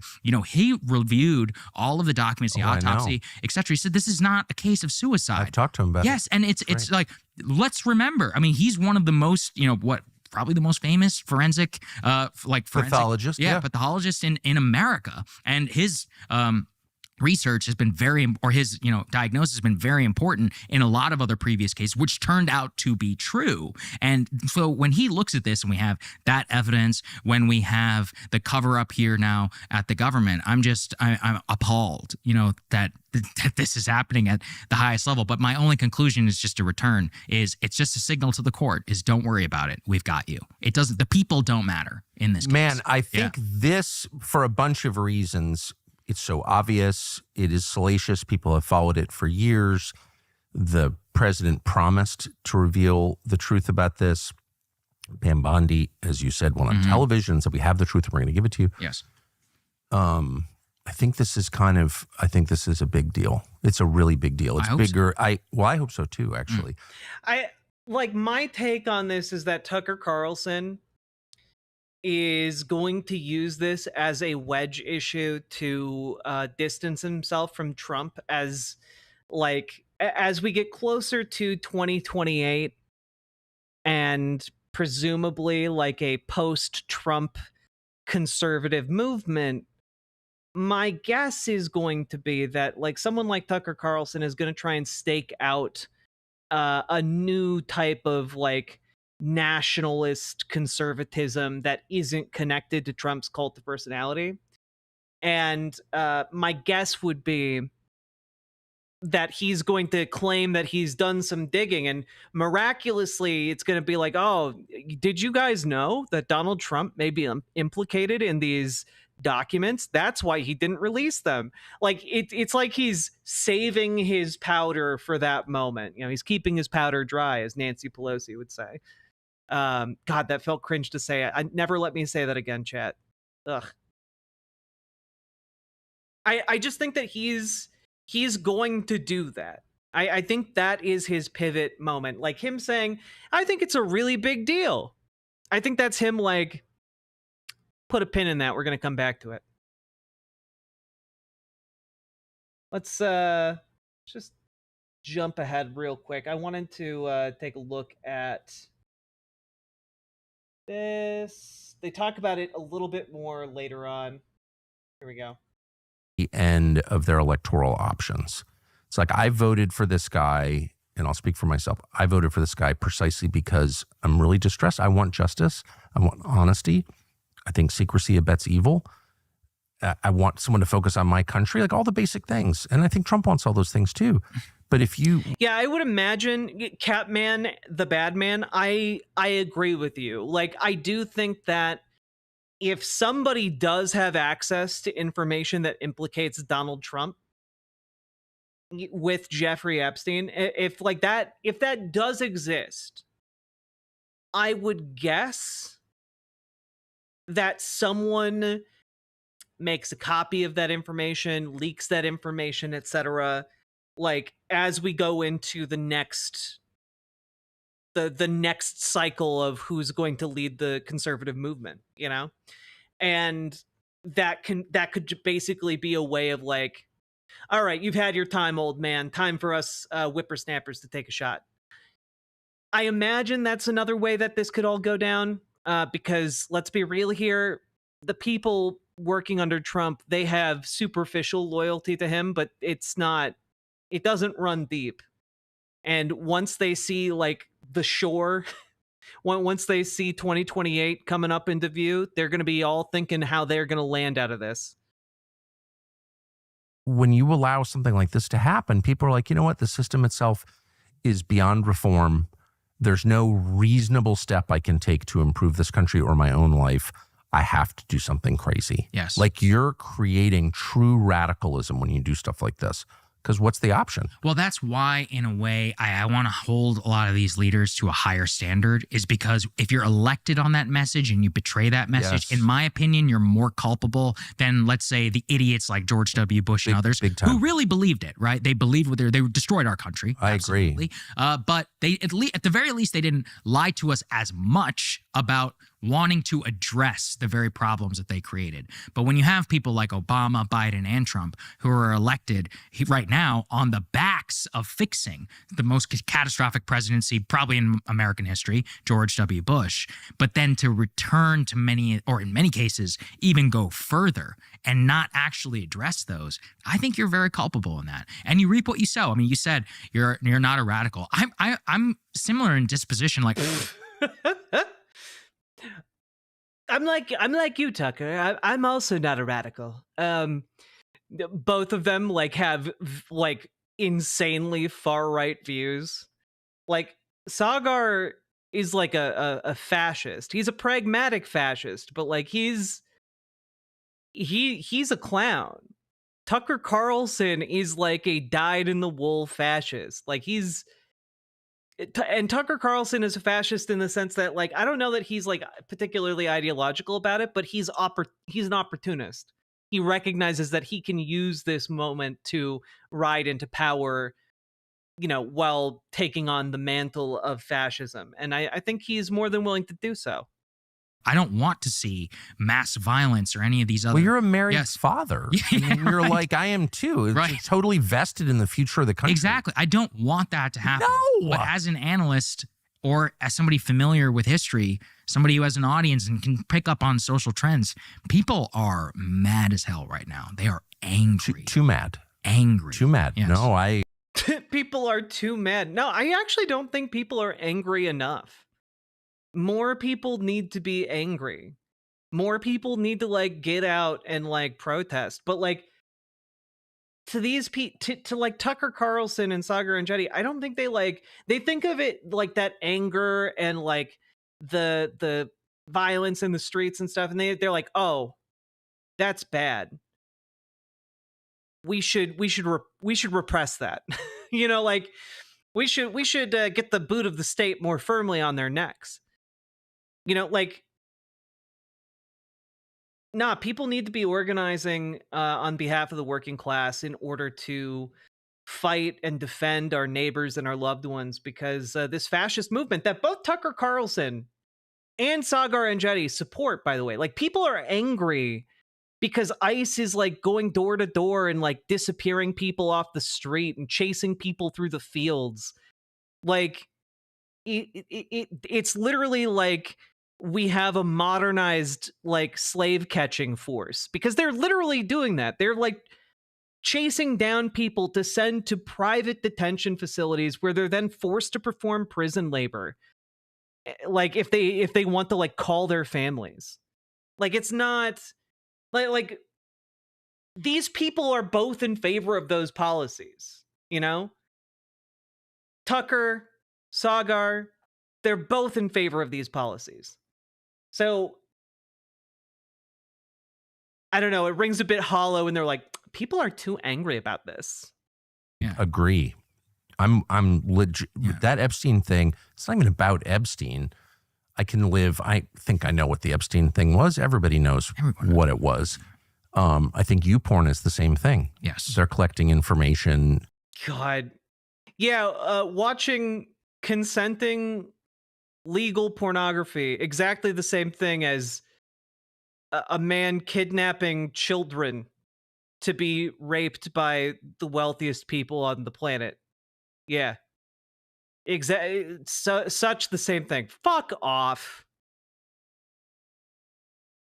Like I hope like that attempt to transition here really shows you how full of shit this man is. God.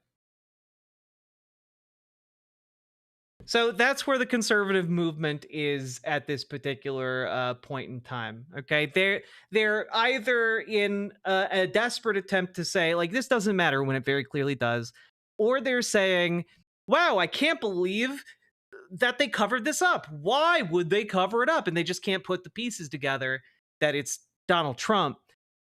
Or you have people saying, "Actually, what Epstein did was totally fine." Or you have people setting themselves up for like a political challenge in 2028. Like that's what you've got, like the four camps. And then the Fire Nation attacked.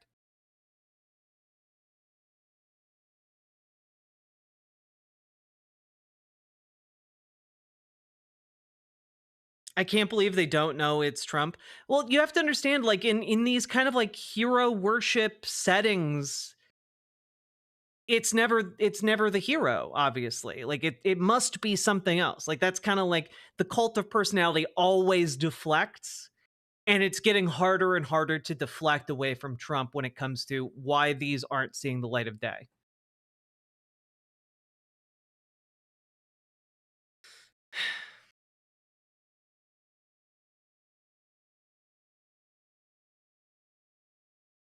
So if you happen to be conservative, just know the general through line of all of these documents not coming to light is Donald Trump.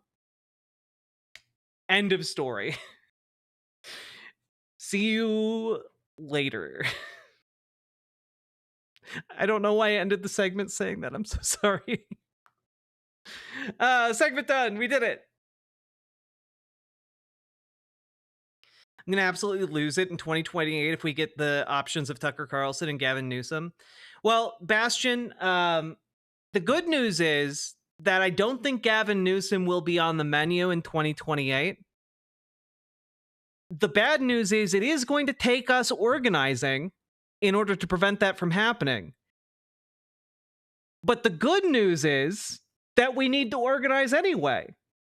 Because the bad news is ICE is coming to every corner of America, and if we don't, we're just going to be fucked. So, out of necessity, we have to organize. So I guess that's the good news. Out of necessity, we must organize.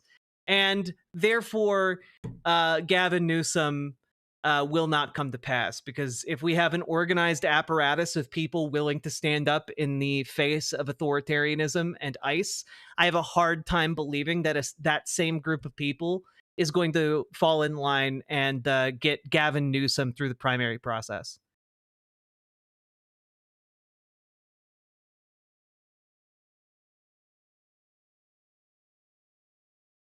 The good news is you're about to get a lot of vitamin D, indeed.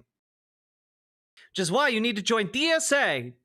Join our Discord, and you can reach out to Gamergy to join your local DSA or form your own DSA branch. Improve DSA, make it not dumb, because guess what? I know there are some branches of DSA that are kind of dumb. Make it like the New York City DSA. Because they're clearly doing something right with that Zoran Mandani fellow. I already did join the local DSA chapter. Hell yeah, grudge. And join your local Dems. And join your working families party. Join your local orgs that are helping with like homeless shelters and shit. Like, these are groups and organizations of people that can be used when things get bad. And they're going to get bad in pretty short order here. Jack, are you high tonight? No. I'm just inarticulate and tired and stressed and running on absolutely zero energy or willpower. So I'm doing everything I can to show up. And that's going to involve me fucking up my words.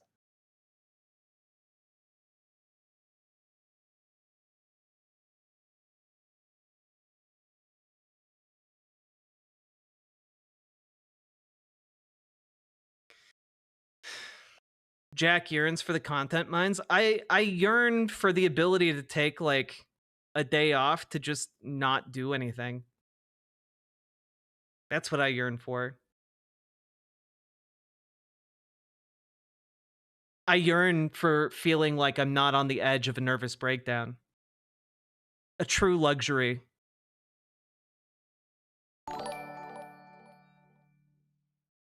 My local Dems are very much not helping the local people. I still show up to the meetings to challenge their cowardly asses.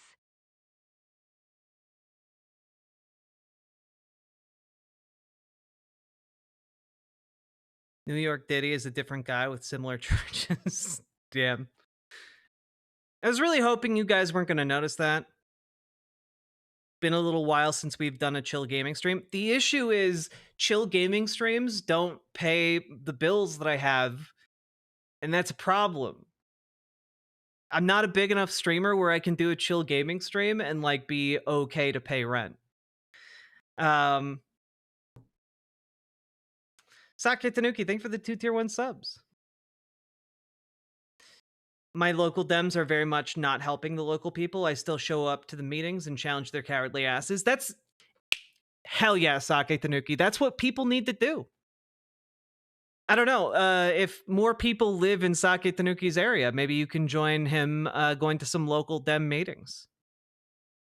Because frankly, there are a lot of local Dems that do suck, and we need to make the Democratic Party from the ground up not suck.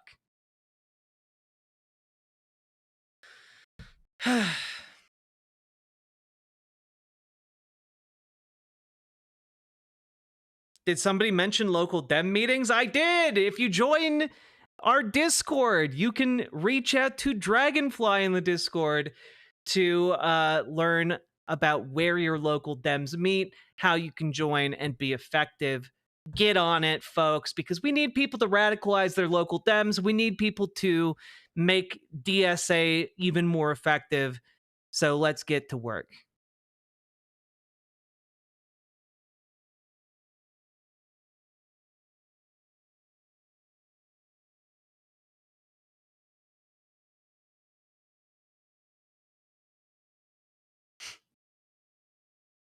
For the people are aroused. People are aroused. I haven't seen people so aroused in a very, very long time. Indeed. Let's see.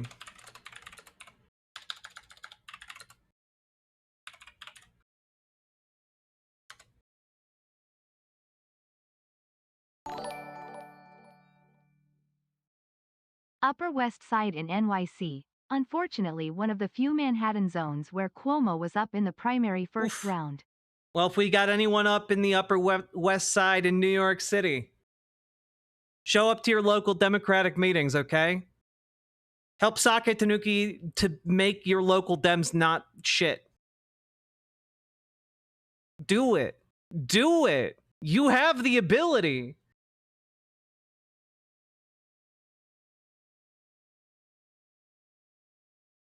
Let's see here.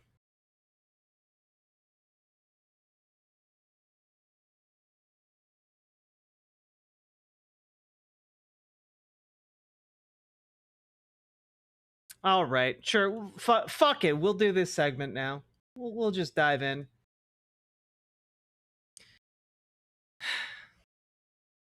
Thank you all for the goddamn positivity. I appreciate it.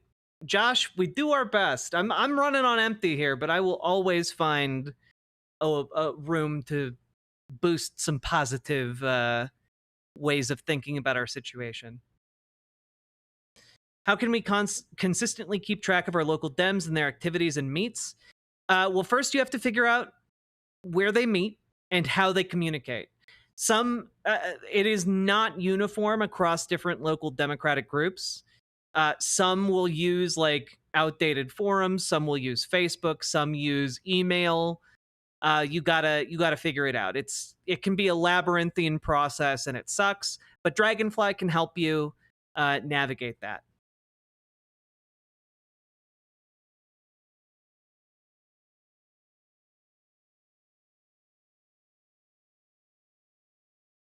No more shit libs in NYC's Upper West Side. Hell yeah, kick the shit libs out.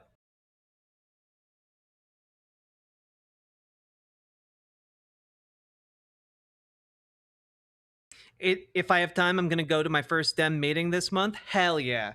Also, remember, folks, the first Indivisible training session is on the 16th next week. That's next Wednesday, the day before the next mass mobilization day, the 17th. So, provisional homework. Go get educated on how to become an organizer through Indivisible. It's an hour-and-a-half session from like 8 o'clock to 9:30, I think, Eastern time. So RSVP for that, show up, and learn some shit. Did you see Zoran being accused? No, I didn't. Tell me more. Comrade girl, tell me more. Who did this? Where can I find that clip? Where can I find it? I would love to cover it like right now.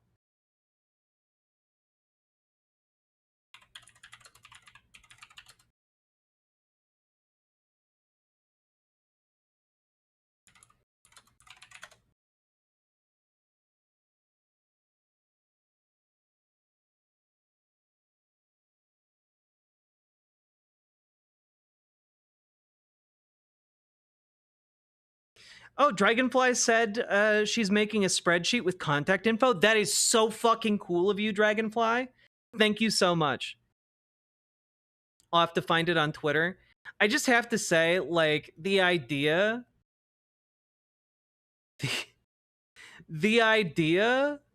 that this man is an incel. Have you fucking seen him and his wife in their wedding pictures? Like, oh my god.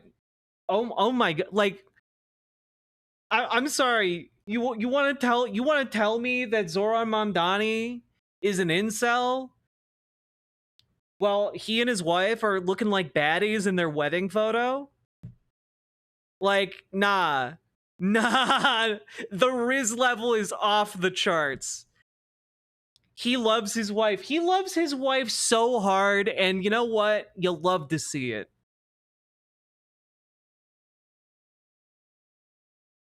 Dang, they're so stylish, right?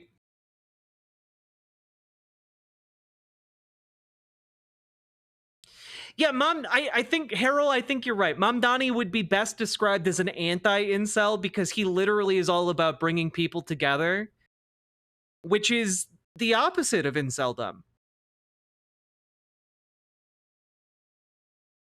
Those outfits are amazing, right?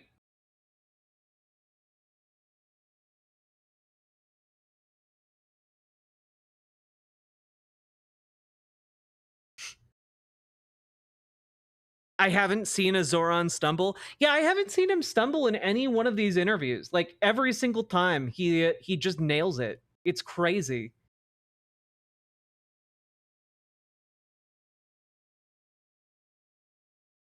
We need more paperwork, leftists. That's where you guys come in. I know some of you guys can make a mean spreadsheet.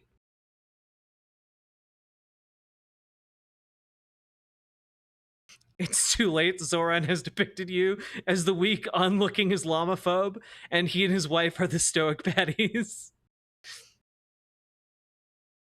Here it is. Oh my god. Oh my god, what is this?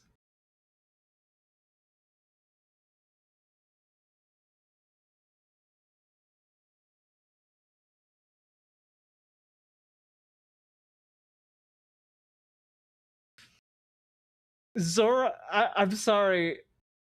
This is from a New York Post columnist. Zoran Mamdani's 2014 incel screed. I grow a beard only to be called a terrorist. I pronounce the H in my name only to hear muffled laughs. Clothing becomes exotic once it clads my body.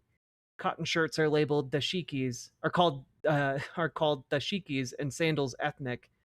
While I am now comfortable in my own skin, I can remember wishing for whiteness my first year when I thought certain types of girls were impossible to talk to due to my skin being more kiwi than peach.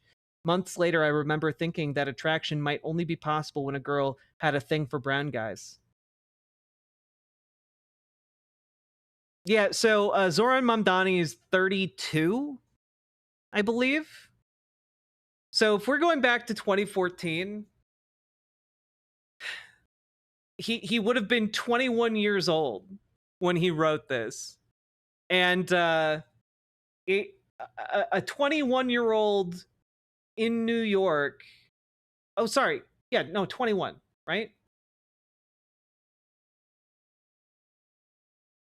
Yes, 21. Sorry. Like a 21-year-old New Yorker in post 9/11 New York.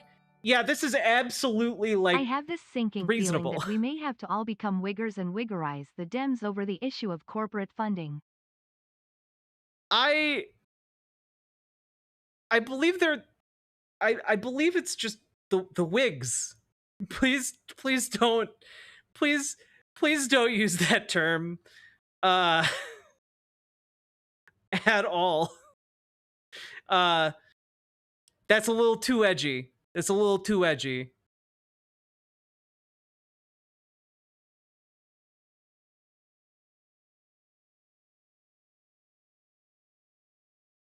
Hello. Yeah, the Whigs were a political movement like that, and honestly, the Whigs going about doing that, like I can see like a necessity for challenging corporate funding and getting it out of politics. Obviously, like Citizens United fucked this up. Look at my link. You guys are making a lot of demands on my attention that I'm not necessarily sure I'm capable of providing today, but I'm doing my best. I mean, it really... Zoran Mandani shouldn't be the anomaly that he is, except that the Democratic Party sucks ass. You know?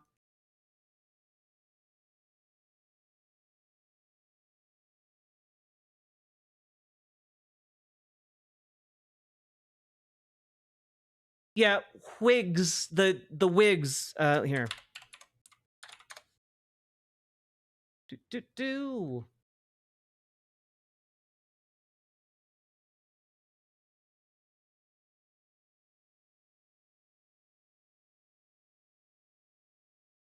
Yeah, the Whig Party was a mid-19th century political party in the United States, one of the two major parties from the late 1830s to the early 1850s, and part of the second party system, founded in opposition to...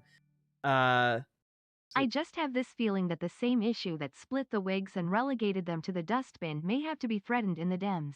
Oh, yeah. If half the party won half. No, like, genuinely, what is going to need to happen is, like, an internal party conflict, you know? It's... that war has already begun, and we need to win it. That's why I'm telling you guys you need to go and get involved into your local Dems, because the split is happening, whether we want it to or not. It just... whether we win kind of determines the future of where things are going to go. Because I can tell you guys, if the corporate element of the Dems continues to hold power as we go forward, we're fucked. We're just going to wind right back up here again with a more competent fascist.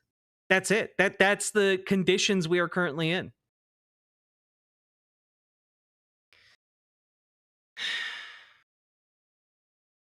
Like, we have to defeat these people. Like Hakeem Jeffries and like some of these other centrist, like neolib types, they're all like I've seen some of their recent like social media posting, and like they're like LARPing as Zoran Mandani. It's kind of gross, you know? Like, they've seen what Zoran Mandani did on social media, and they're all like, oh, all we have to do is have social media videos like Zoran Mandani, and that will work. And the actual answer is no, that's not going to work, because nobody fucking believes you, Hakeem Jeffries, when you talk about like, oh yeah, we hear you and we see you. Is ready to just bounce. It validates the seriousness. I don't want the whole It's fine if Justice Dems take corporate positions, nonsense of big tent rhetoric. Right?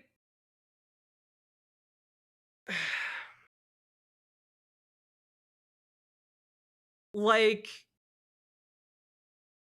I think that there is a need for the big tent in order to oppose the fascism, right? But I think that when we are doing our organizing, it is important to keep in mind that while the big tent organizing against fascism is really important, it's also really important within that to organize towards coherent goals. So, like, for example, I was watching the Indivisible weekly roundup earlier today, and like I find those really helpful to watch, but they are very dedicated towards like large scale big tent organizing. I hear the words Whig Party and I expect Lady Bunny, Bob the Drag Queen, and Alaska Thunderfuck, not Henry Clay and Zachary Taylor. BWA. Can I say that one of my there are some there's a song that Alaska Thunderfuck put out years ago called Anus, and unironically one of my terrible music opinions is that it kind of slaps. Anyway, thank you for the $5 dono. But I listened to the rhetoric of Indivisible, and I agree with it. I think it's necessary to meet the moment, but I also have this thought in the back of my mind that part of big tent organizing is that it makes it hard to organize for something, like for a specific end. Like, in a sense, a lot of big tent organizing can be reactionary rather than for a specific end, like Medicare for all or something. And I think a successful leftist movement, we need to center ideas like repeal Citizens United, like Medicare for all. We need to actually fight for something. Otherwise, it becomes much easier for the movement to be co-opted by establishment Dems who ultimately don't want to do anything, right?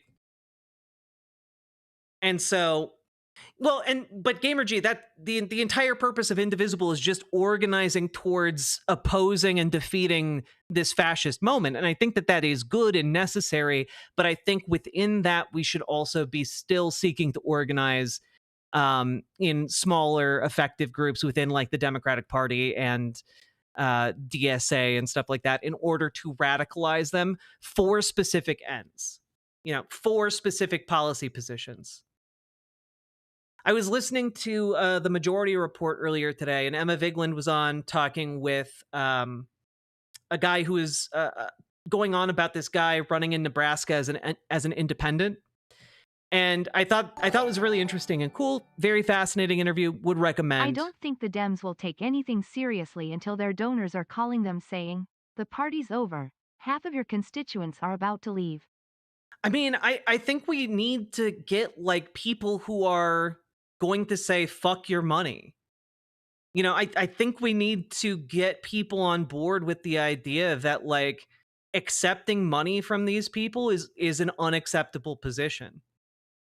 And I don't know how we do that other than by getting ourselves to do it,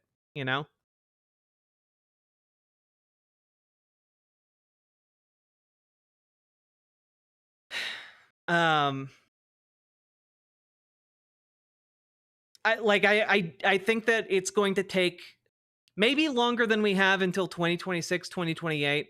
It's probably a longer term project to build up the kind of political power that I'm talking about. But like, it's not going to be enough to simply defeat fascism in like an abstract sense. There needs to be tangible America rewards. Party takes off because it will siphon Republican votes. I mean, I don't know that it's in Musk's America Party and its effectiveness entirely depend on how much money Elon Musk is willing to just burn in order to make it a real thing. There's not like a grassroots demand for the America Party. It would be entirely manufactured. And either way, I hope he does throw a bunch of money into it because it would be objectively the funniest thing.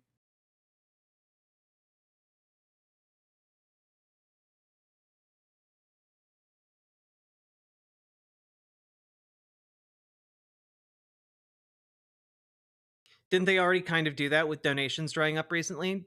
Democrats have been losing donors since the election. Yeah, but I think that Democrats are going to get that funding back. Like, I don't know that that is a permanent thing. It's just we're kind of in the dry period between like the general election and the midterms. Those engines are going to rev back up in short order.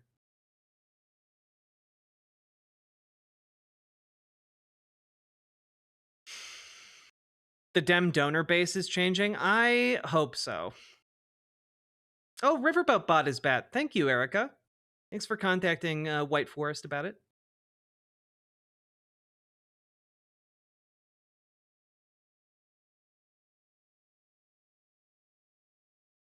I think one of the big advantages of Bernie Sanders doing his anti-oligarchy tour has been making people aware of money in politics. If I end up being a congressperson, I'm fully calling out the cowardice and openly telling the establishment that I don't come to you, you come to me.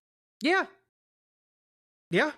Also, Saki Tanuki, if you run for Congress, let us know. We'll some coinage for your wisdom. We'll door knock for you. Zia Spots, thank you for the $5 super chat. Very much appreciated. And Saki Tanuki, thank you for the 2 tier 1 subs. Also very appreciated. It's just, I am hoping that the organizing apparatus we are building to oppose Donald Trump will also be transferable to, at the very least, progressive, if not farther left candidates, you know, because we can't have more Hakeem Jeffries coming up. We can't have more Chuck Schumers coming up. Like, these people need to be ousted. These people need to be gone. And honestly, I think right now is a really fertile time. If you guys are thinking of running for office, knocking on doors and making a pledge to each individual voter you talk to that you are not going to take corporate donations and you are only going to accept small dollar donos from, like, you know, working people, I think that would carry a lot of weight. If you're thinking about running for office, like, people will really care about that right now. And honestly, as we've seen from like folks like Kat Abu or Zoran Mandani, like, you can get a lot done that way. And like Kat is running a campaign where like she's like funding homeless shelters and food banks with her campaign donations. Like, it's really cool to see. Especially to see that money funneled back into the community that she's running in. I think that's a brilliant idea on how to run a local campaign. Especially if you're running a local campaign that isn't like the New York City mayoral primary. You know, like that was a big campaign, and it's awesome that Zoran pulled it out. I think at least 75% of Dems have a strong primary challenger in the next cycle. Let's get that number up. Go to www.runforsomething.net. If you are a person who thinks that they might be able to run for local office, you can do it. I promise you. They're running some of in the Republican Party, they're running some of the dumbest motherfuckers you've ever seen in your life. I promise you can win. You've got a shot. And hell, if you're running against an establishment Democrat, like, more power to you. They have never been weaker than they are in this particular moment. People hate Chuck Schumer. People hate Hakeem Jeffries. Democratic leadership has some of the lowest approval ratings of like all time. Now is a great time to boot them out of office.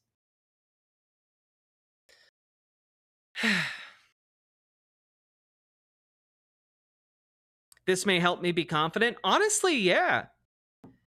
Like, I guarantee you, like, if you run for office, that is a That is a fast track to becoming more confident right there.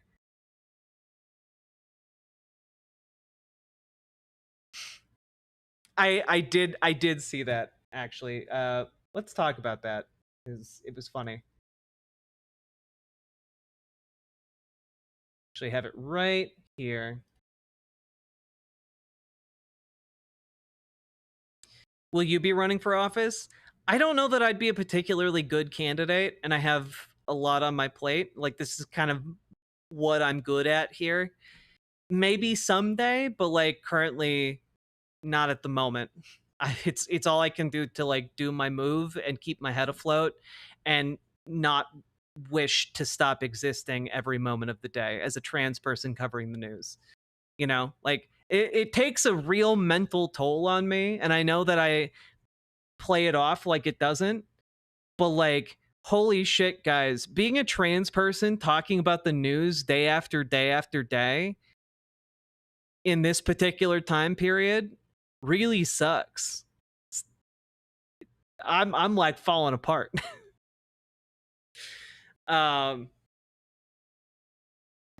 Whew. So I'm doing what I can. Like, I can do this. I know I can do this.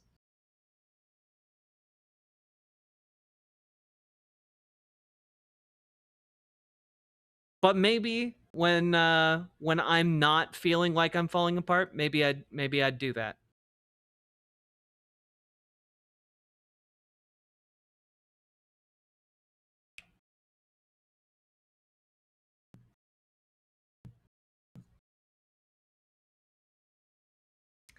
All right, let's talk about this for a hot minute. So, folks, there is a thing called the Democratic Party.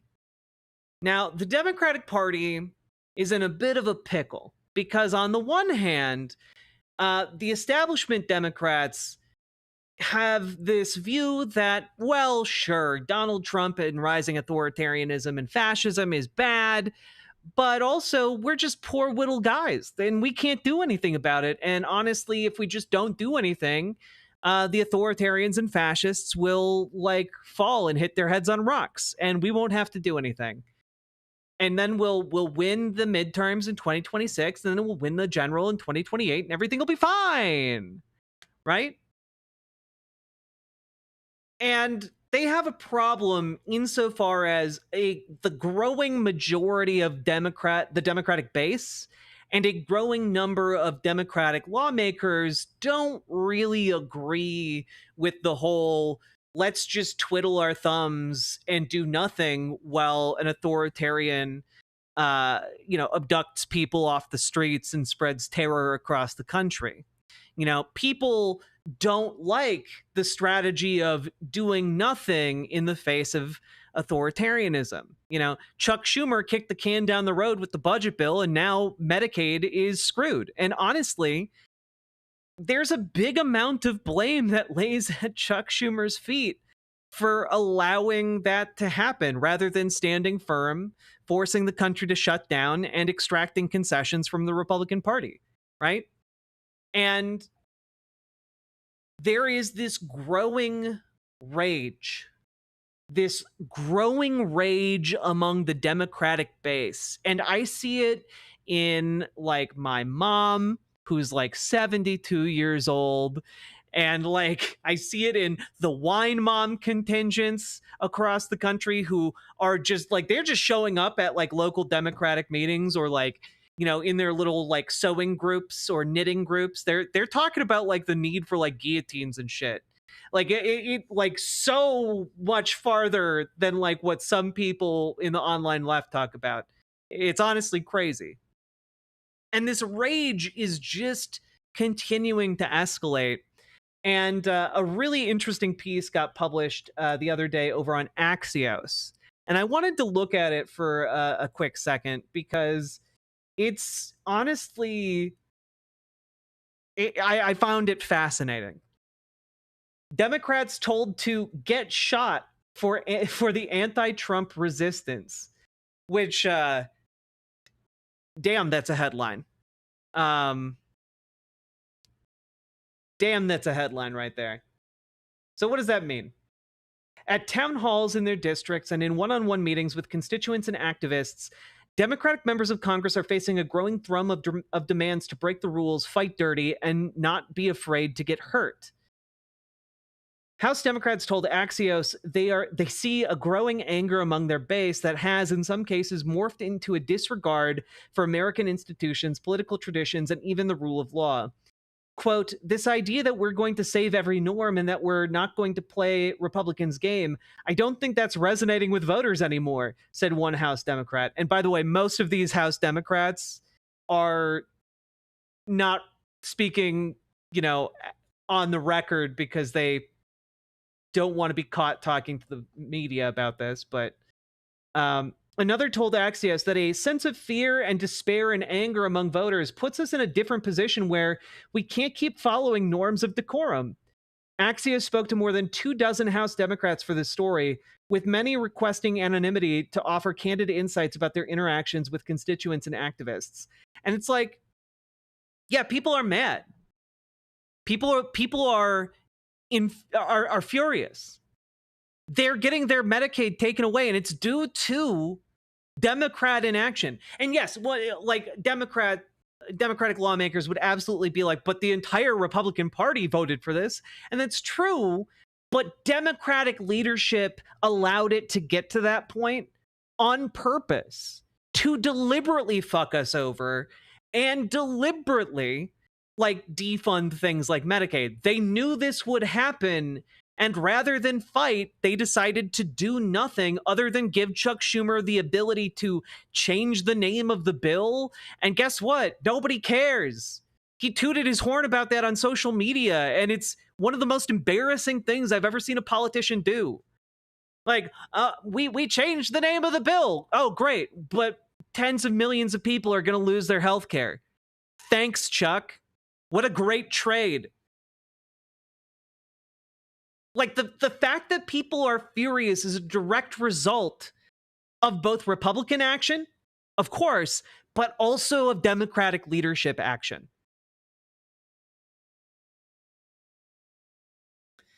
For months, Democratic lawmakers have fumed that their base's demands to fight harder misunderstand the lack of legislative and investigative power afforded to the minority party in Congress. We've got people who are desperately wanting us to do something. No matter what we say, they want more. Representative Brad Schneider of Illinois, the chair of the center-left New Democrat coalition, told Axios. Which, yeah, we want you to fix the quagmire that we're in. We want you to do something. Yeah, of course it's not going to be enough. But we're going to demand more and more and more of you. Do something about it. For example, and I'm just spitballing a few things out there. Why are Democrats still voting to confirm Trump nominees? Why is that still happening? Why is it not in lockstep against these nominees? Why are we treating things as if they're proceeding as normal when it is anything but? Delay every single action that is happening in Congress. Open up that rules, what is it called? The rules of decorum or whatever, Robert's rules. Open up that dusty old rule book, find every single mechanism available in Congress to slow every single action taken. I don't care if that means you can't go on vacation. Do something. Be like a fucking, piece of sand in the gears. Crack it open. Robert's Rules of Order. Thank you, the Kitsune Cavalier.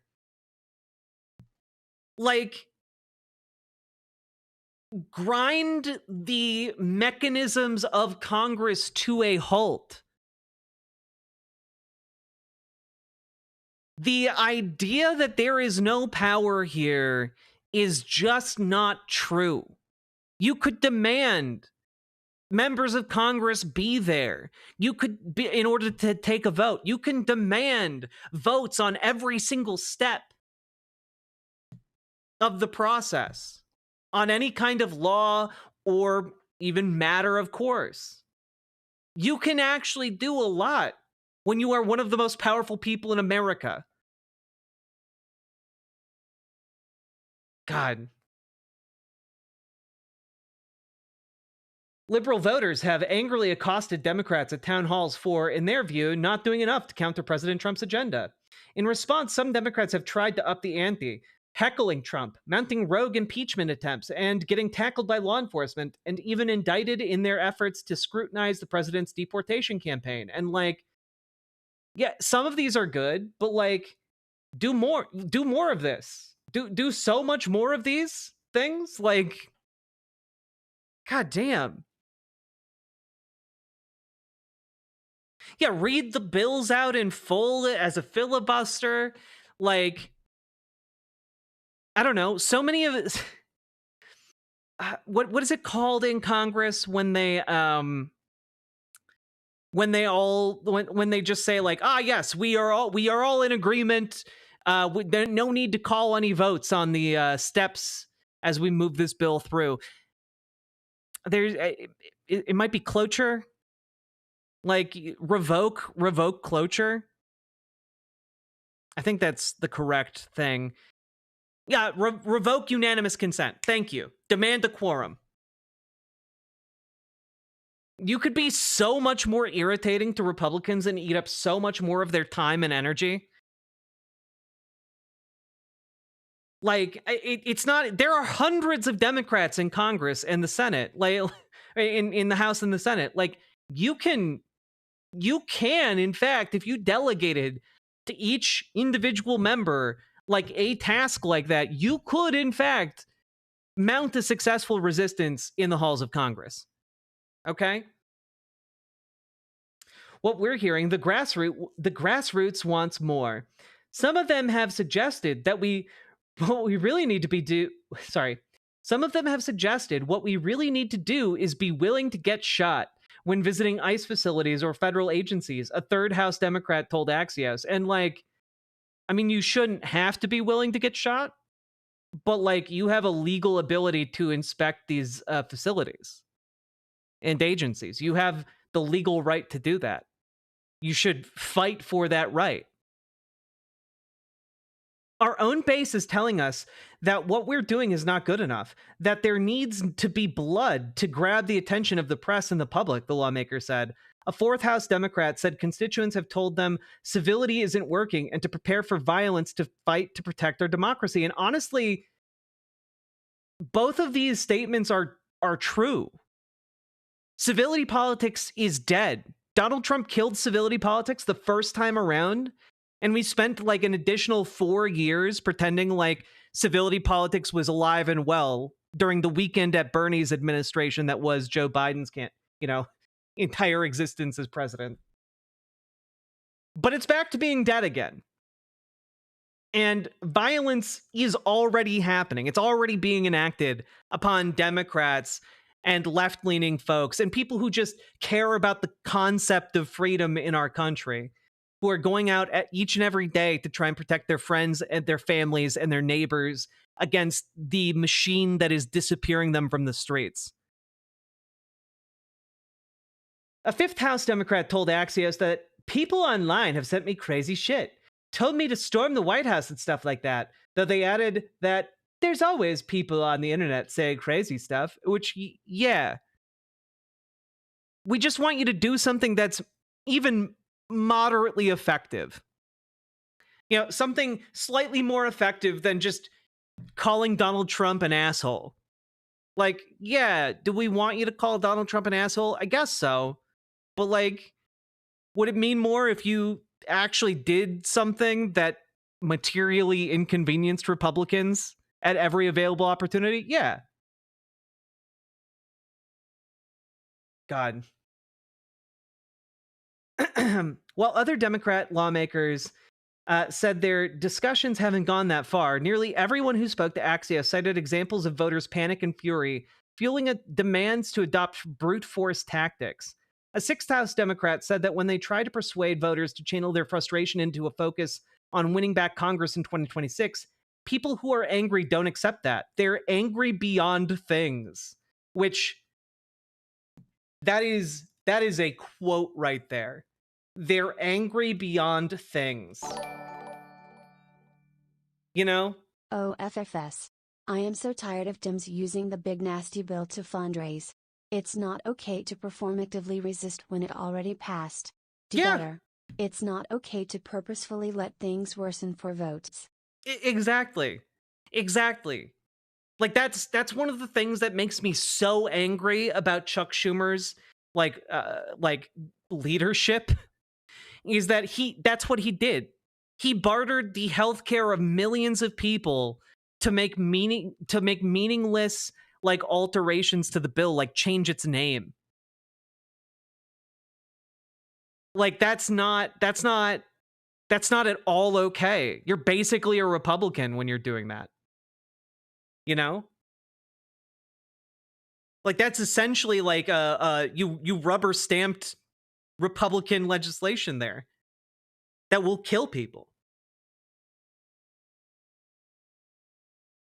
And like, yeah, when people see that, they are angry beyond things. I'm angry beyond things. I'm going to be yelling about this for years.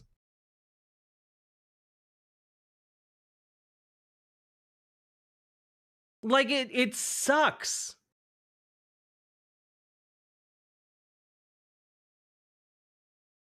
Also, Media Breakdown, thank you for the $10 super chat.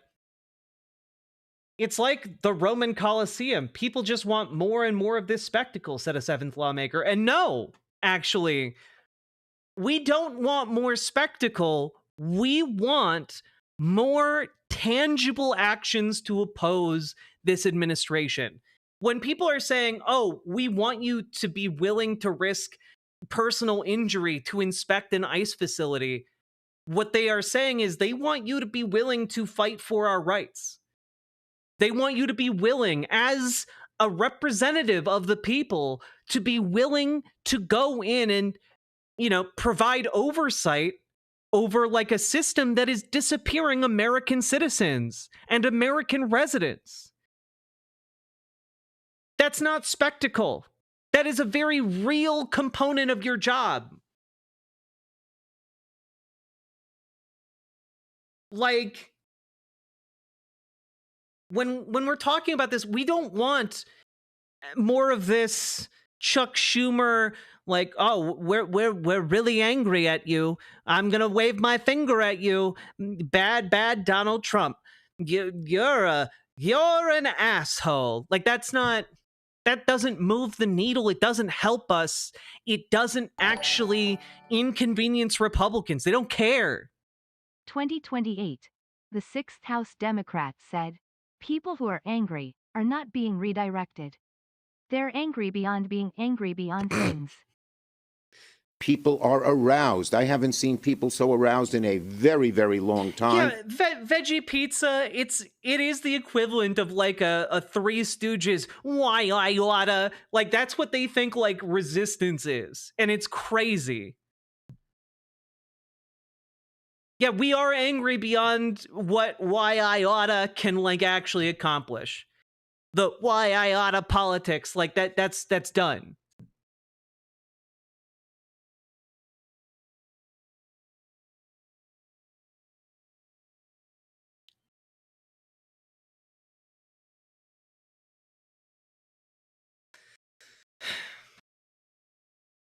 Schneider, like other Democrats, said Trump impeachment efforts have proven extremely popular with grassroots voters, and that even as he has tried to shoot them down as impractical, some simply find the idea irresistible.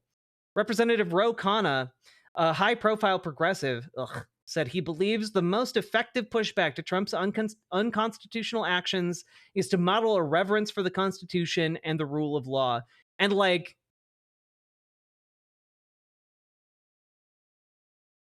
it's fine if that is the affect you want to put upon yourself, but I need to see more than just saying, but the Constitution doesn't let you do that. Like, you need to actually you need to actually take action to thwart these maneuvers. You need to actually, like, at the very least, you know, on the basis of like bullshit rules of decorum, like oppose this and slow it down. Like that's the entire point of Robert's rules. You know?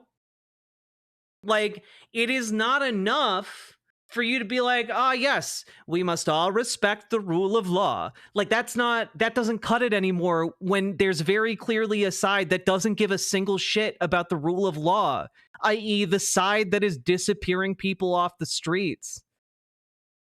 You know, like that's not...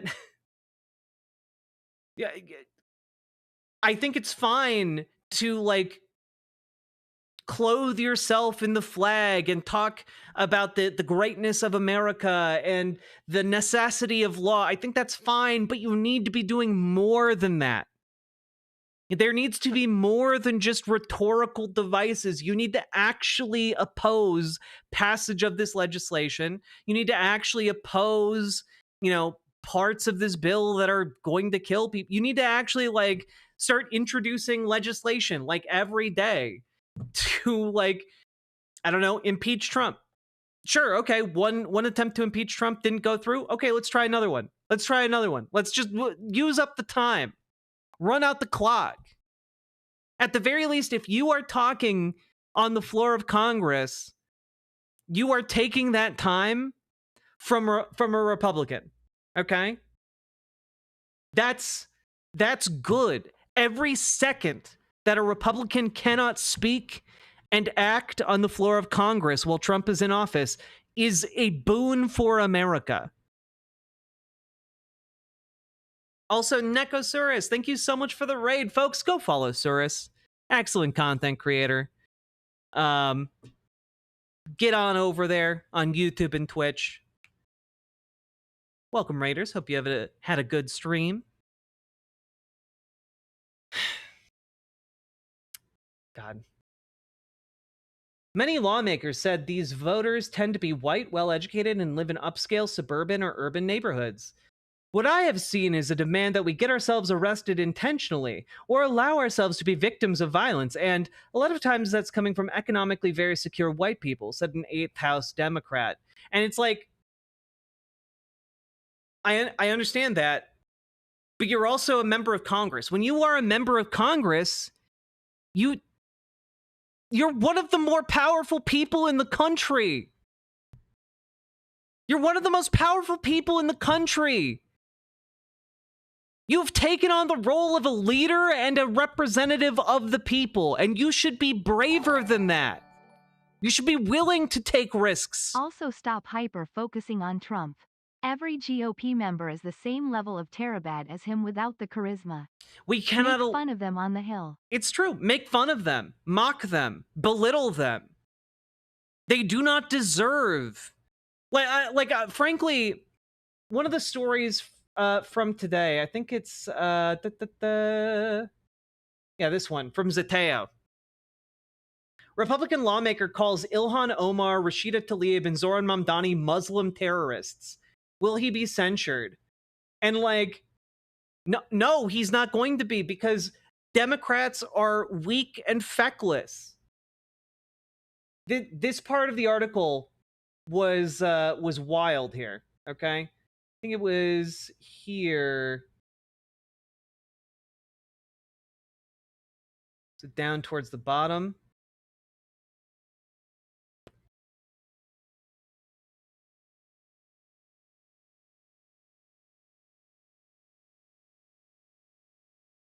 Oh, man, here we go. I reached out to the 20 Democrats who signed on to that resolution who are still in Congress about Fine's comments, i.e. the 20 Democrats who voted to censure Rashida Tlaib for asking for, Gaza not to be genocided. And only 3 said that they would call on Randy Fine to be censured for calling multiple colleagues in Congress Muslim terrorists. So again, like these Democrats are a joke.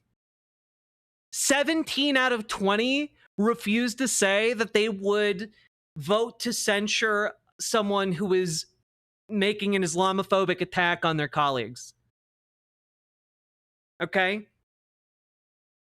So when we are saying, oh, we want more from our politicians, like, fuck, at the very least, hold up Republicans to the same standard you would hold a Democrat. For fuck's sake. It's ridiculous. And like, oh, this Axios piece, though. One last quote. Not only would that be a gift to Donald Trump, not only would it make the job of Republicans in Congress easier if we were all mired in legal troubles, we are a group that is disproportionately people of color, women, LGBTQ people who do not fare very well in prison. And like, we are in an authoritarian moment. You are a member of like the opposition party to an authoritarian. If you think that he's not going to eventually want to put you in prison anyway, even if you are the nicest Democrat to him, you're on another planet. You are too cowardly to hold a position of leadership in this country, if that's the way you think. When you took people's votes and got them to believe in you, you took on extra risk.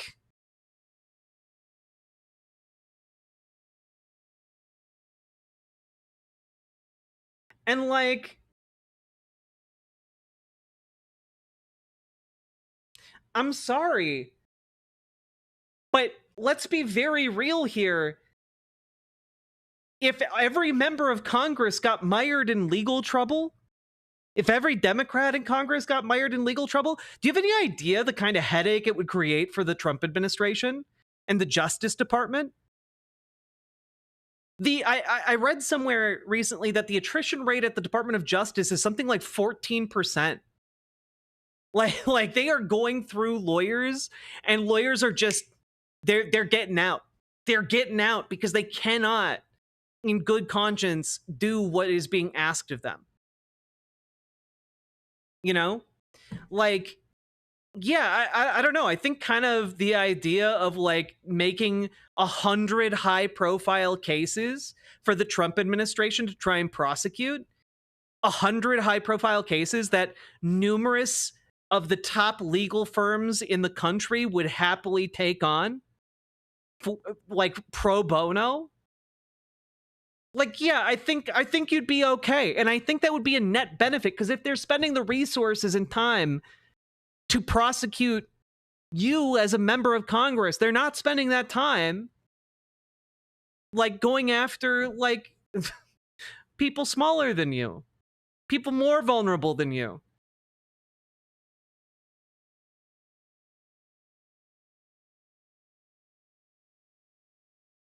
Yeah, they'll be lawyer shopping in strip malls. Yeah.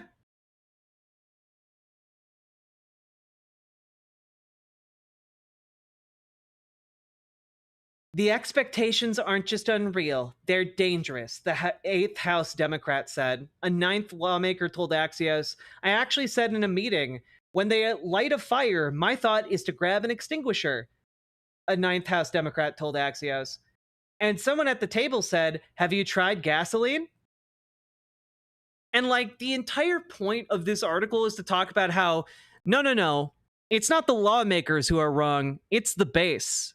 It's the Democratic base. Sit down, shut up. Don't like, oh, you lost your Medicaid? Who cares? We're not fighting for you. We're fighting for our corporate donors. You want us to take risks for you in the face of authoritarianism? What, you thought we were leaders? That's just because you're a gullible fool. Like, I have nothing but contempt for these members of Congress, and I hate them. I hate them so much. Why do we accept Repubs are stupid, but intentionally evil, but delude ourselves into talking like the Dems didn't do exactly what they set out to do?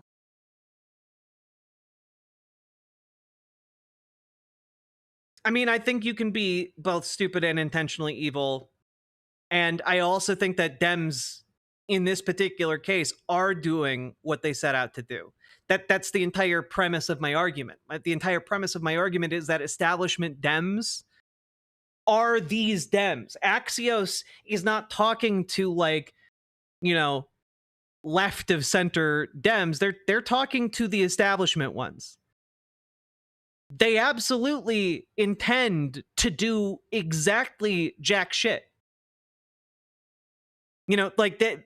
It's the James Carville, just let the Trump administration hang itself. That it's just that strategy writ large. But the issue is that comes at the cost of tens of thousands of lives. Comes at the cost of millions of people being shuffled into gross amounts of medical debt. You know, and ultimately it doesn't work. It doesn't function. So I think that for the establishment Dems, this is exactly what they set out to do. They exactly set out to, like, sit in Congress, collect a paycheck, have their health care paid for, while all of us lose ours. That is what they view their job right now. Just let's let things get measurably worse over the next several years, and we'll have the political situation in the bag. And the reason they don't go out and say this under their actual names is because, well, they know that their constituents wouldn't like that.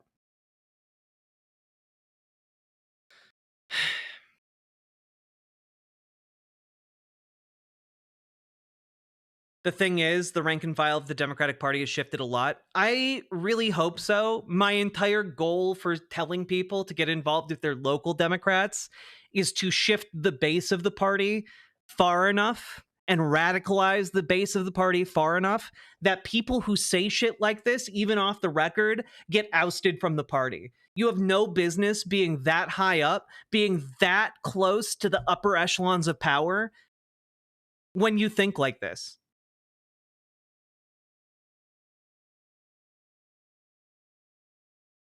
But they didn't just stand back and let it happen. That's what they want. What's happening? I think that that's just the same way of stating what I said.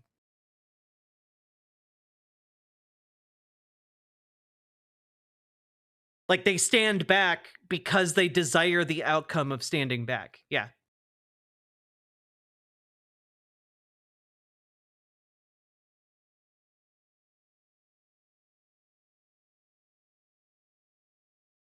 It's so infuriating.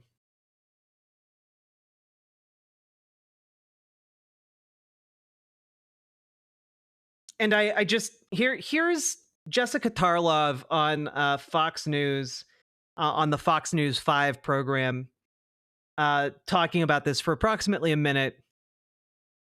But Dana's right about if people came into Trump's office, the Oval, as they call it, and they said, I want to do a deal on Dreamers. But what you can't account for is the impact of Stephen Miller, who will not allow such a thing to happen, because we saw this. Donald Trump said, I've been hearing from, my friends who work in farming, who work in hotels, leisure, et cetera. And there are a lot of really good people that work for them. And Donald Trump would know that because he had undocumented people working for him in some of his hotels. And then Stephen Miller got involved and he said, actually, no, we can't have any exemptions for anyone. This is mass deportation no matter what. And a lot of these people, Black and brown Americans, on the immigration issue, certainly supported Donald Trump. But his approval rating on those issues has been going down steadily since they've seen what this is. Quinnipiac, 41% approval, 57% disapproval, only 39% approval on deportations. And what they're hearing is that stories of how people are being picked up from things like immigration court, Home Depots. There was a story about a San Antonio area ICE detention center, a huge spike in 911 calls from people who have been detained there, reporting increased suicide attempts and sexual abuse. What is going on with this immigration policy is not what people showed up on November 5th for. And I mean, I disagree with Jessica on that last bit. I think people did show up and voted for this. They just didn't really realize it was going to be so uncouth. It was going to be so scary. They thought it was only going to target the bad guys. But obviously it was never going to just target the bad guys. That's just their justification in retrospect, So Democrats are collaborators. Establishment Dems that actively are choosing to do nothing in the face of authoritarianism are effectively collaborators. Yeah. And I gotta say, like, yeah, people are getting angrier and angrier, and it's not just Dems. People in general are starting to see the true face of what this authoritarian administration is, what this fascist moment is, and they're realizing, oh fuck, I don't want this. Right? And I think that the only way out of this, and I've talked about this a lot, the only way out is by organizing our way out. It's by getting involved with your local Dems and radicalizing them to better positions. It is about, working your way up the hierarchy, ousting these people who would rather do nothing in the face of fascism than stand up and be brave. It involves doing extra work. It involves going to the meetings. It involves talking with people, building those connections. It involves running for office if you can, and challenging these people and getting them out of these seats. It involves, looking around and seeing which organizations might be useful in that fight to do this. And maybe that organization is your local soup kitchen. Maybe it's your local, homelessness org. Maybe it's your local DSA. And if you want to join your local DSA or your local Dems, guess what? We've got great resources here in the community. You can use !Discord in any of these chats to get a link to our Discord. And once you're in there, there are chats for your local Dems and the DSA. And you can reach out to Dragonfly if you want to get involved in your local Dems. You can reach out to GamerG if you want to get involved in your local DSA. But there are lots of groups you can get involved with and build political power, because right now, what we really need to be doing collectively in order to effectively resist some of the harshest measures that are going to hit us imminently is organize in as big a tent as possible to fight this fascism. All the while being aware that within that tent, we need to be building another tent. Needs kind of like be a little Matryoshka doll, in order to ensure that, when we do defeat this fascism, we can also defeat the cowards who did nothing in the face of it. So, we need to demand better from our Democratic politicians, because currently they're too cowardly to stand up for us.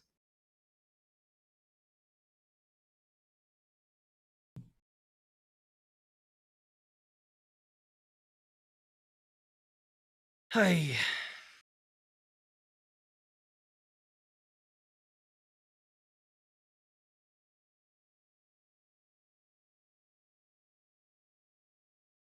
We need to start primarying them? Yep. You need to get involved in your local Dems, build up support, and run a primary against these motherfuckers.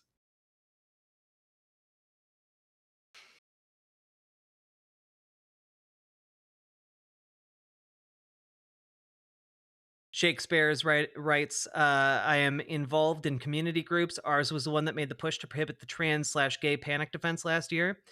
Our trans support group network did that. Fuck yeah, Shakespeare. Good work.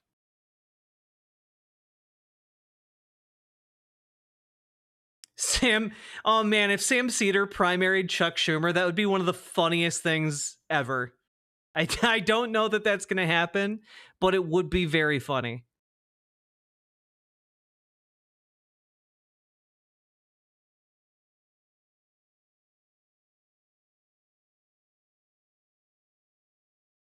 God. Segment done.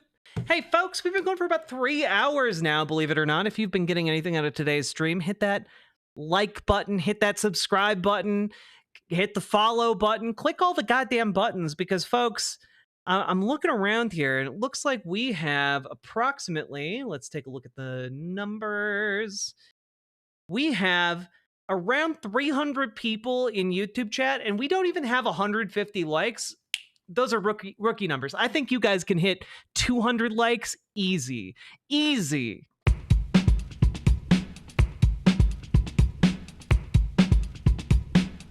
Go, go, go. Click the button. Click the button. Click the button. Click the goddamn button. Click the button. Click the button. Click the button. Click the goddamn button. Click the button. Click the button. Click the button. Click the goddamn button. Click the button. Click the button. Click the button. Click the goddamn button. Click the button. Click the button. Click the button. Click the goddamn button. Click the button. Click the button. Click the button. Click the goddamn button. Click the button. Click the button. Click the button. Click the goddamn button. Click the button. Click the button. Click the button. Click the goddamn button. Click button. Click button. Click button. Click button. Click button. Click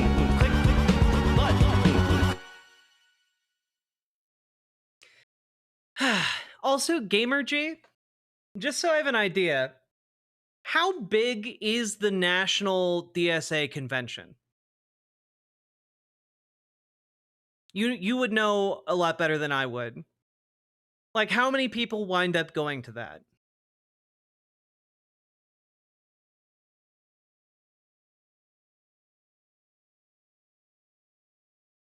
And all this is what made me an anarchist. I mean, that fair.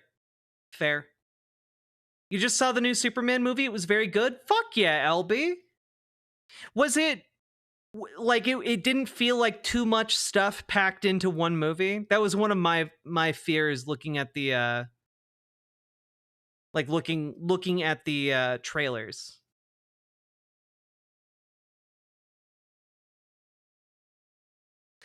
A 1,000 or so delegates. Okay. Okay.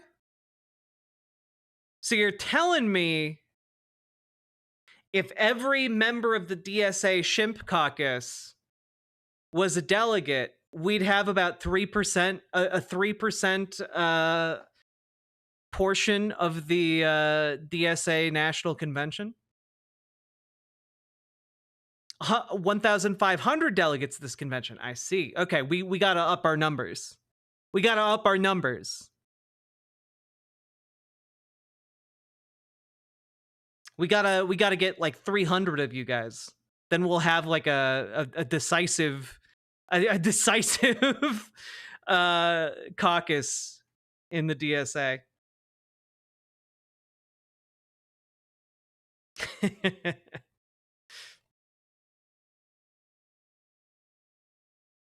You have to have a certain amount of people in a chapter to get delegates. It's true, but our DSA members are distributed across many chapters. They did a very good job with just how much happens in it. Okay, that sounds great. That was my main worry, and I hope it's really good.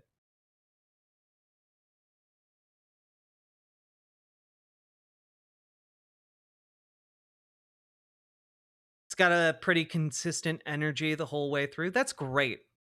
I've been really looking forward to seeing it. My partner isn't as big on Superman as I am, but like I have a really deep abiding fondness for Superman. Is there a national convention? Yeah. So DSA chapters are kind of like self-run orgs, but they all send delegates to the national convention. I think the national convention happens like every couple of years. The following convention will be in 2027, which gives time for all of chat to get involved. Because, like, genuinely, chat, there are around 400 people watching this show right now.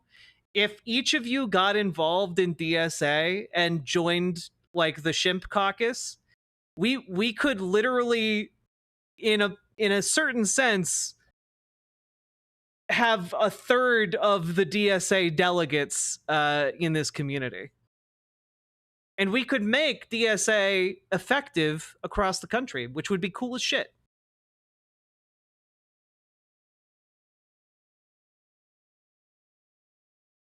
My chapter would have the chance to send delegates in 2027? Hell yeah.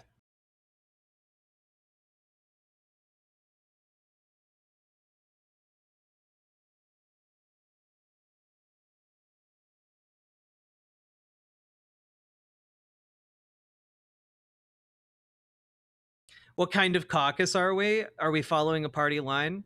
Yeah, a party line that is more progressive and more to the left, but like still maybe I would say united towards actual effective like campaign running.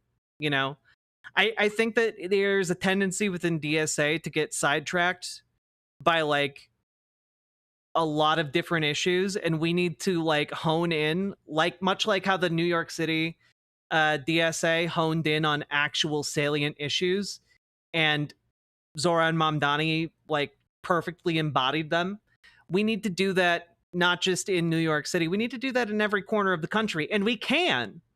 It's just that not every DSA is as dedicated to actually being politically effective as the New York City branch. Because there are some people who will let the entire their entire chapter burn if they just like if they can't get like the perfect candidate, and you're never going to get the perfect candidate. Hence why a lot of branches of DSA just kind of languish.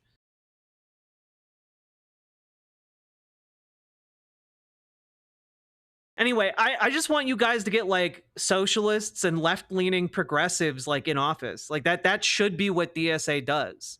Like DSA should be about being a politically effective apparatus while also working towards things like unionizing workplaces. We like in an ideal world, your local DSA chapter should be plugged into every single union in your area. You know, like it should be plugged into every single union. It should have a clear process for like getting other workplaces unionized. It should be working together and seeing what the working people of an area truly desire and working towards bettering their material conditions while fighting for like the rights of like the marginalized. Yeah, like and Banana Brains is correct. There are some chapters that do not believe in electoralism as a concept, and like I just reject that. Make your local DSA effective.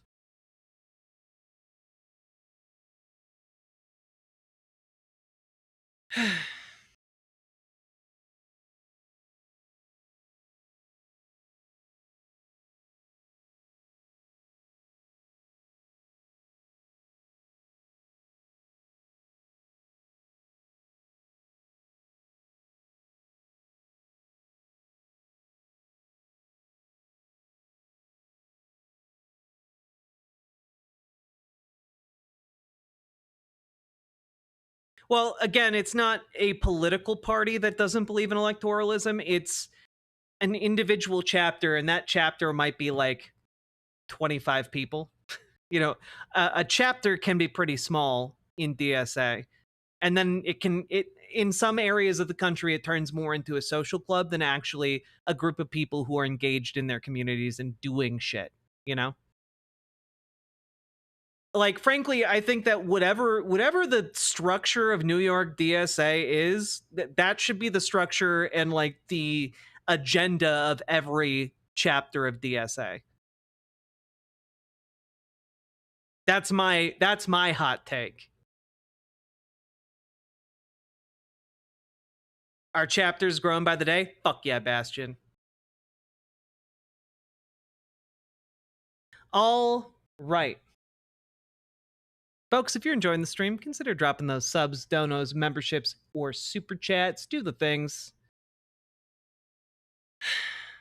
One of the things you can help with by going to meetings is to keep things moving. True. I also think that's why it's a good idea to go to your local Democratic Party meeting, because I think there are ways you can bridge the gaps between the Dems and DSA in ways that benefit the end results. You know, which candidates come into being.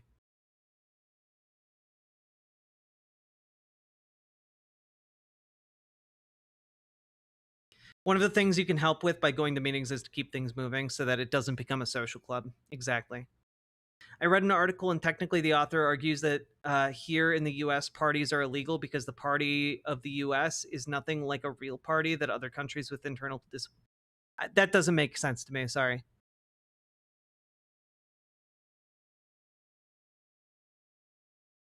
All right. Well, Nomi Sunrider, there's a specific contingent of leftists who hate electoralism because they believe our form of electoral politics is thoroughly corrupted beyond repair and must be destroyed.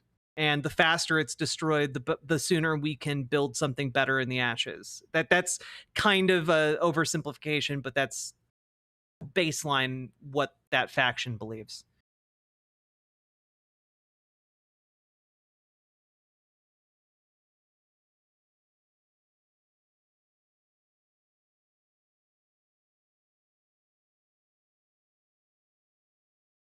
So accelerationism, yep.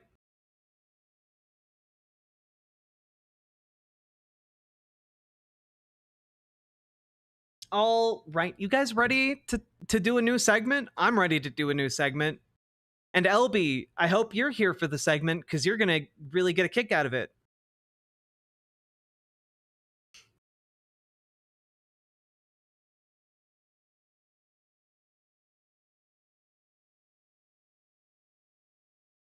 Yeah, when I start to after my move and when I start to have more time available, I want to look at like the organizational structure of New York City DSA and figure out how to implement that here in Minnesota. Okay.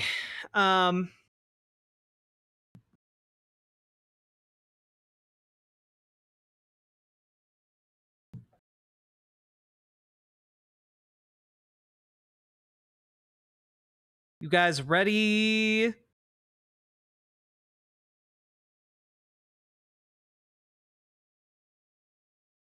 Y'all ready?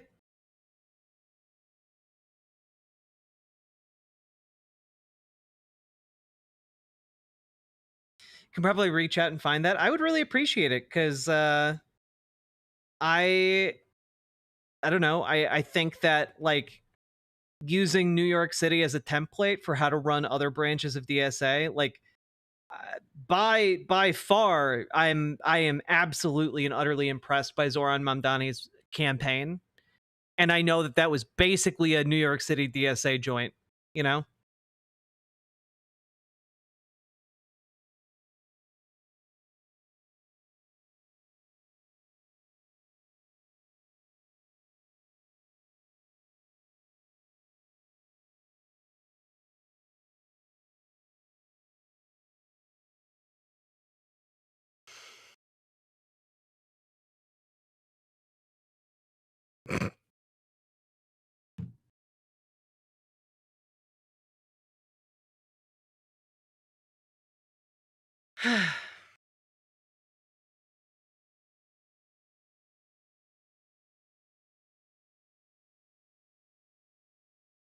Riverboat Jack, the reincarnation of Eugene Debs with better tits.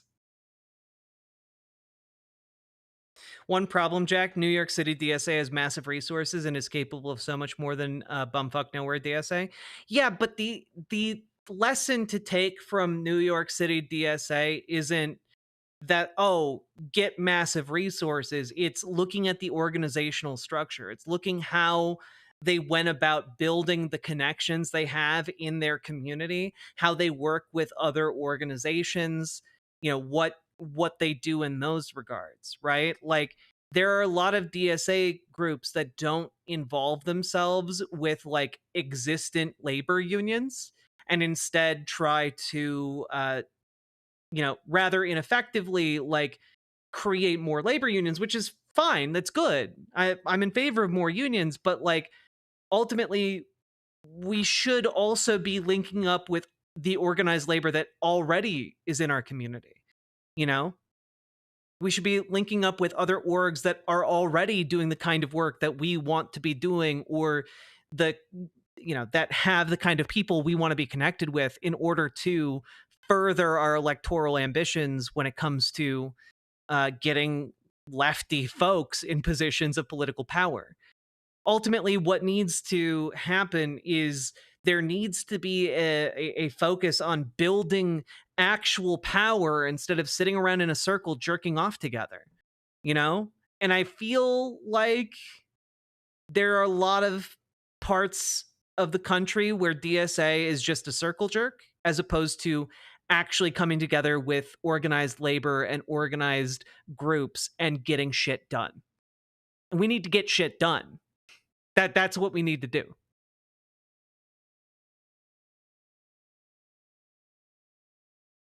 And this doesn't just, by the way, apply to DSA. It applies to a lot of other types of organizational groups too. Have I ever heard the polycule stereotype of DSA chapters? No. And by building those relationships, you can build up the massive resources. But the part of the issue is, if we can't get organized labor, the people we are supposedly trying to represent, on our side and down with the general project of DSA, then we've already kind of hit a wall. We need to figure out how to do that. We need to figure out how to work with people we don't necessarily agree with in lockstep, much like how unions collectively work together, despite the fact that they might not all be politically aligned in a union. You know, there needs to be a desire to build power while also, you know, while also linking up with the people we are supposedly trying to empower.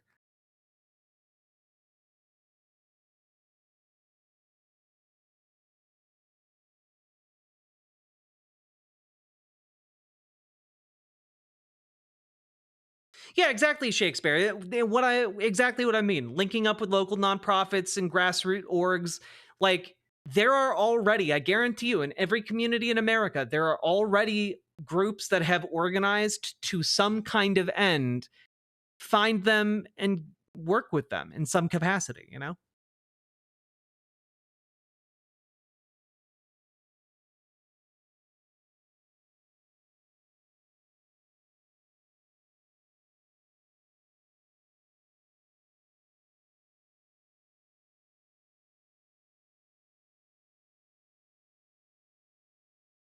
And like, again, I want to reiterate this because it really gets back to kind of what I'm talking about. In the end, guys, if you can field 10, 20 people to knock on doors or phone bank for local political candidates, you can literally change the trajectory of an entire election. Okay? Like, I'm not joking about that. If you're in the middle of bumfuck nowhere, you get 10 to 20 people together to like go knock doors for like the mayoral race, for the city council race, you're in a really fucking good position. Okay? So like, you don't need resources for that. You just need people.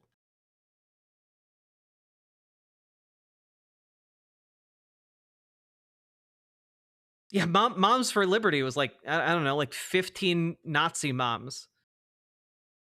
They became a national name.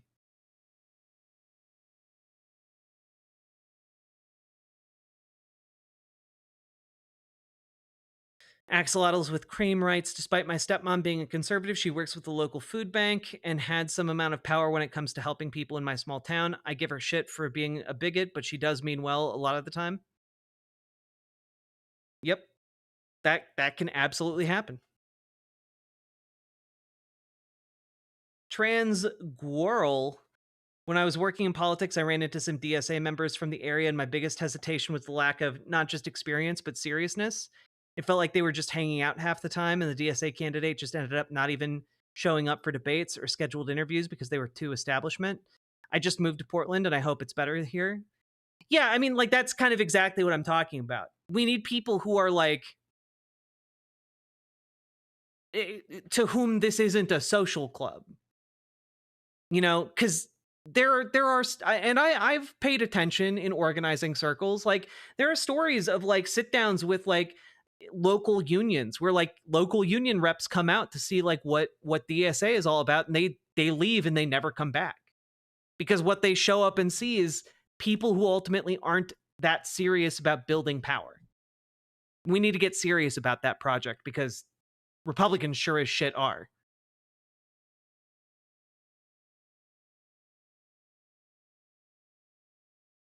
Yeah, the Aliveness Project in Minneapolis is great. More people should work with them.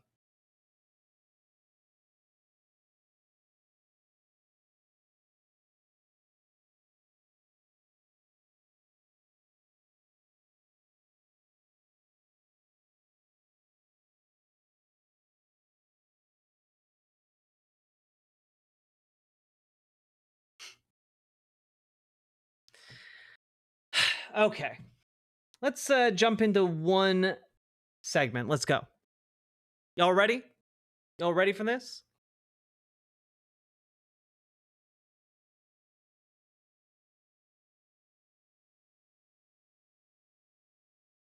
Here we go. So, folks, have you looked up in the sky? Is it a bird? Is it a plane? No, it's a new James Gunn movie called Superman.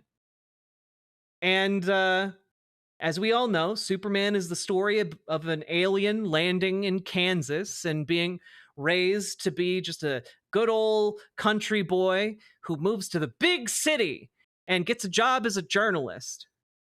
And turns out he's not bigoted at all, and he kicks the Ku Klux Klan's ass. It's a wonderful story. And, well, apparently, Ben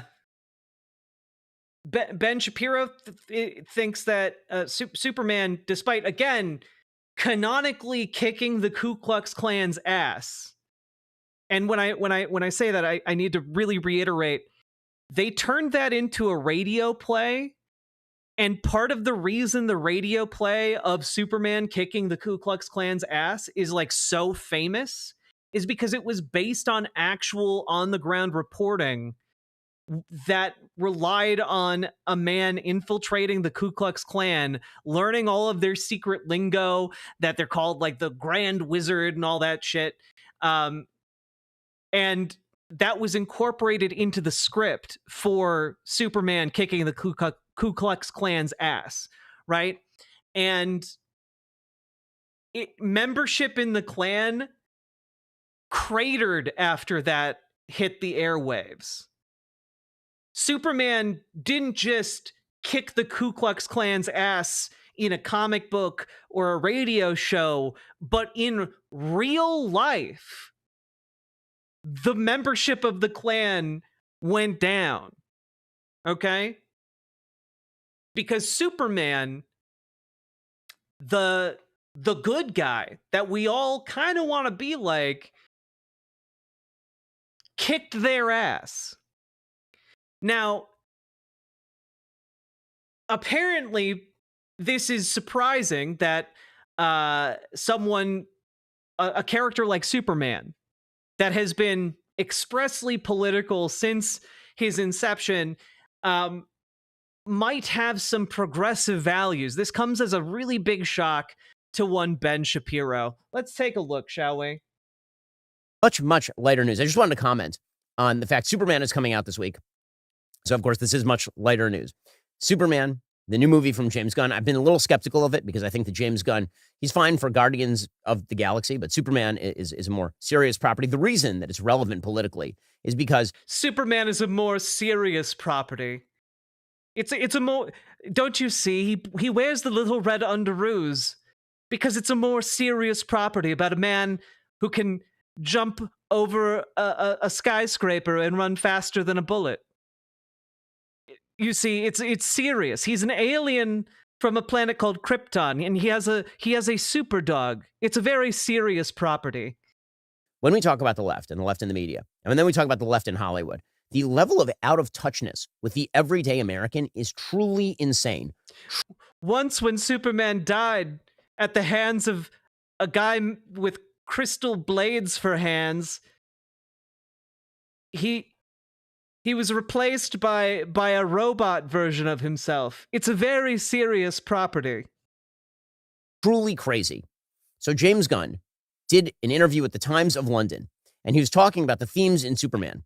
He can shoot lasers from his eyes and blow so hard that he creates a windstorm.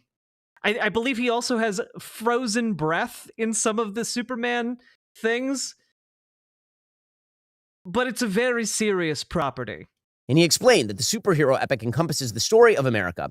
He said, I mean, Superman is the story of America, an immigrant that came from other places and populated the country. But for me, it is mostly a story that says basic human kindness is a value and is something that we have lost. So he's now trying to make the case. It's a very serious property. It's very serious. Look at this excerpt from one of the very serious works about Superman. When no one was looking, Lex Luthor took 40 cakes. He took 40 cakes. That's as many as 4 tens. And that's terrible. A very serious property. Effectively, that Superman is kind of an illegal immigrant. Gunn acknowledged the movie. I'm sorry, I love this. Wait, let's go back. I was having too much fun. Now trying to make the case effectively that Superman is lost. But for me, it is mostly a story of America, an immigrant that came from other places and populated the country. But for me, it is mostly a story that says basic human kindness is a value and is something that we have lost. So he's... So Ben sees a comment about Superman represents basic human kindness, and I think we've kind of lost some of that in American society. And Ben reads that and is like, oh, so he's woke now because he's kind. Because I guess we're just at the point now where being kind, considerate, nice, that's just woke now. But also Ben is upset because James Gunn recognizes that he's literally a refugee from a natural disaster. That's, well, that hits a bit too close to home for Ben's policies, because Ben doesn't believe that America should be a refuge to those who have undergone the tragedy of losing their homes as a result of natural disaster. Now trying to make the case effectively that Superman is kind of an illegal immigrant. Gunn acknowledged the movie's themes may be interpreted differently across political groups, especially considering the nationwide unrest around immigration. However, Gunn stands by the ideals embedded in Superman and added he doesn't care if anyone takes offense. Yes, it plays differently, but it's about human kindness, and obviously there will be jerks out there who are just not kind and will take it as offensive just because it is about kindness. But James Gunn just fundamentally gets the character of Superman, you know? Like, the character of Superman is someone that has every incentive to not be good, to not be kind, to not be considerate, to not, like, care about people. Like, he has, like, the only reason he is aspirational as a figure is because he gives a fuck. You know, like, he cares. He cares about people. He cares about them in a deeply human way. And, like, Ben hates the element of Superman that makes him human. And I find that fascinating. Because for all of Superman's power, for all of, like, his abilities, for, like, all of that, ultimately he just wants to be he just wants to be a you know, that guy from Kansas. He wants to be a journalist. He wants to do the right thing. You know, like, and I think there's something really beautiful about that. To look at a world with so much injustice and to want to be fundamentally decent anyway. Screw them. And then he says, yes, it's about politics, but on another level, it's about morality. I do not understand the necessity for all of these Hollywood folks to undercut the pitch of their own film before it even comes out. It's insane. It's totally insane. By the way, David Corenswet. I'm sorry, how does this undercut the pitch of your film?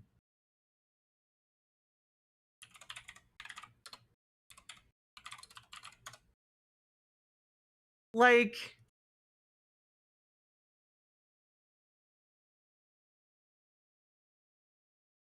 I don't know, like some of the best Superman stories are just him being a good dude. You know, like, hey, here's an example of what I mean, right? This is a Superman story here about, like, oh look, you know, a bunch of kids with chemo playing with toys, doing Superman, and he just shows up. He shows up and he spends time with them, he plays with them, he shows them basic human decency and kindness.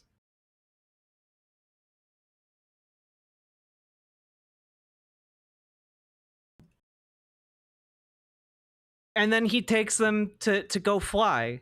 And like that's what is magical about Superman, guys. He's just a good dude. He's just like John Cena. Yeah, he's like if John Cena could fly, exactly. Did the exact same thing. Corin Sweat refused to say truth, justice, and the American way in a recent interview. Instead, like it makes Ben seem so petty and small when he complains about this. He said truth, justice, and all that good stuff because he doesn't want to say the American way. The reality that Hollywood is so far to the left that they cannot take a core piece of Americana and just say it's about America. This has been a problem. James Gunn, in the quote you just read, talks about how Superman is kind and that he thinks we've lost some of that in America. He literally talks about how this is about America.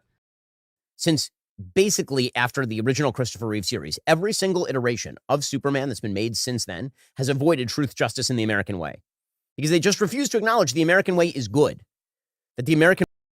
Yeah, I think that maybe, I don't know, there might have been like a thing that America did where we like invaded countries for no reason and killed hundreds of thousands of people, and that maybe in a post war on terror America that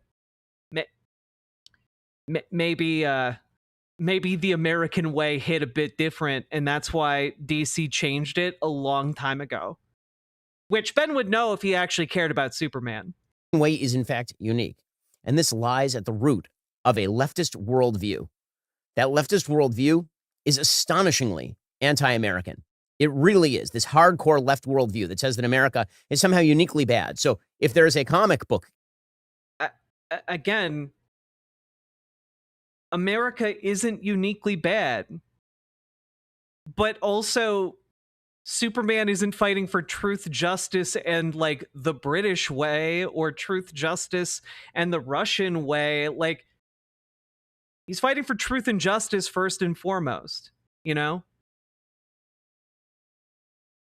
Like, I don't know. Does Ben have a problem with just fighting for truth and justice everywhere rather than, I don't know, imposing like patriotism on other countries? That seems really weird to me. Character who is built on the goodness of America, which is what Superman really is about. If Superman is an immigration story, you know, for those who are not familiar with the origin story of Superman, who comes from the planet Krypton and then lands in America and then is brought up in a Midwestern household on a farm by his adoptive parents and integrated into true American values, and then goes to Metropolis and brings his sort of country values to the big city where crime is rife and where everybody is too cynical and sophisticated. And the whole point of Superman is that he's bringing these kind of classic American values to the big city. It's a riff on how New York... Well, no, actually, you're wrong, because part of it isn't just that, oh, it's demonstrating the superiority of like rural country values, i.e. real America, to people like Ben Shapiro. It's not demonstrating that, because an important synthesis of like Superman's character is that he goes to the big city. And when he's in the big city, he meets a lot of different kinds of people that weren't widely present in Kansas. It is in Metropolis that Superman hones his love for a diverse and differences between people. Diversity and inclusion, if you will, because he meets people from all walks of life in this big city. And it's there that he learns to love all of humanity, not just the niche of humanity he grew up within. And that is an important aspect of his character. And it's been an important aspect of his character since the beginning. Like, that aspect of his character is what then gets him to go down and fight the Klan, because he has come to appreciate all kinds of Americans, not just white ones. Kind of sucks in many ways, actually. Superman, the original. No, Metropolis is not riffing on how much New York sucks. Being present around all kinds of different people is part of Superman's character. It's part of why he loves people on this planet, not just people in Kansas. Is very much about how the values of America are farm bred and farm born. It is absolutely not about that. It has never been about that. Like, Superman deeply cares about truth and justice. That's why he went and became a reporter. Right? Like, to him, it's not just like a phrase. It's literally how he lives his life.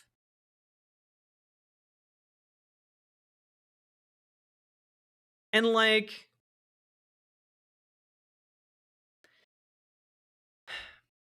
let me just check something real quick.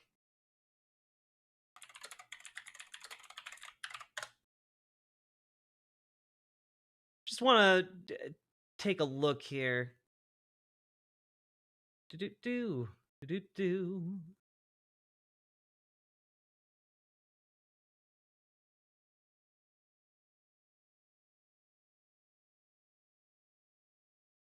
Yeah.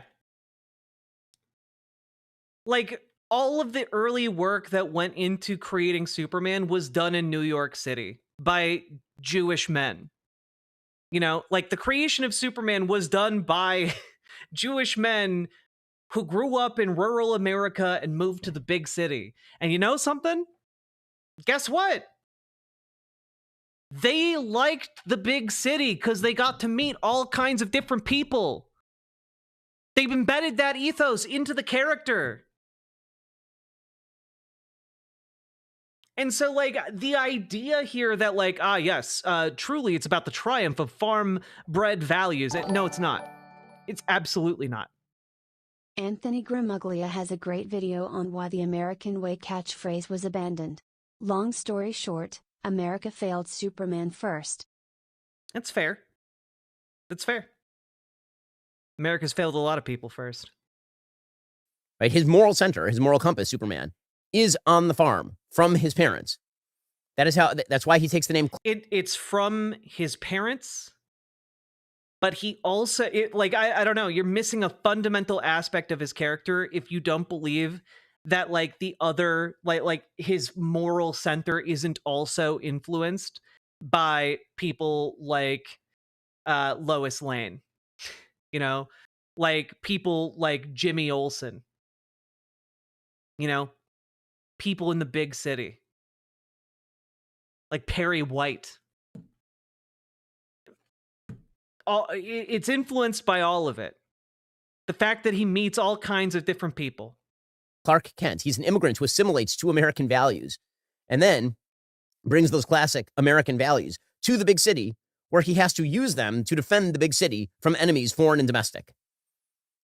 What's interesting to me is that Ben Shapiro literally talks like a Superman villain, in the sense that he hates American cities. The amount of contempt he has for the place that Superman made his home. Like, as an adult, Clark Kent didn't have to go live in Metropolis. He chooses to go live there, not because it's a wretched hive of scum and villainy, but because he likes it there. He likes being around people. In the original, Superman is literally punching Hitler in the face. In the comics, he literally punches Hitler in the face.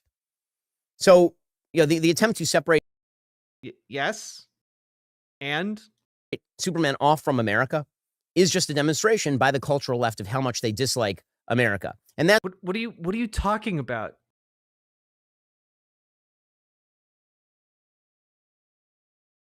Yeah, it's good that he punched Hitler. He should do that more. It's no shock, because when you take that over into the political sphere, full scale, what you end up with... What's crazy to me is that Ben is saying that because at one point Superman punched Hitler, that means that today the modern left hates Superman and America by extension. And that's very... The leaps of logic don't make sense. Different kind of immigrant, like the guy who may be the next mayor of New York, Zoran Mandani. So, if you have a choice between immigrants who come to the United States... Wait, I'm sorry. I zoned out for like half a second. Full scale, what you like America. And that's no shock, because when you take that over into the political sphere, full scale, what you end up is a different kind of immigrant, like the guy who may be the next mayor of New York, Zoran Mandani. So, what do you mean by that, Ben? Like, are you trying to say Zoran Mandani hates America because he's a different kind of immigrant? In what way is he different, Ben?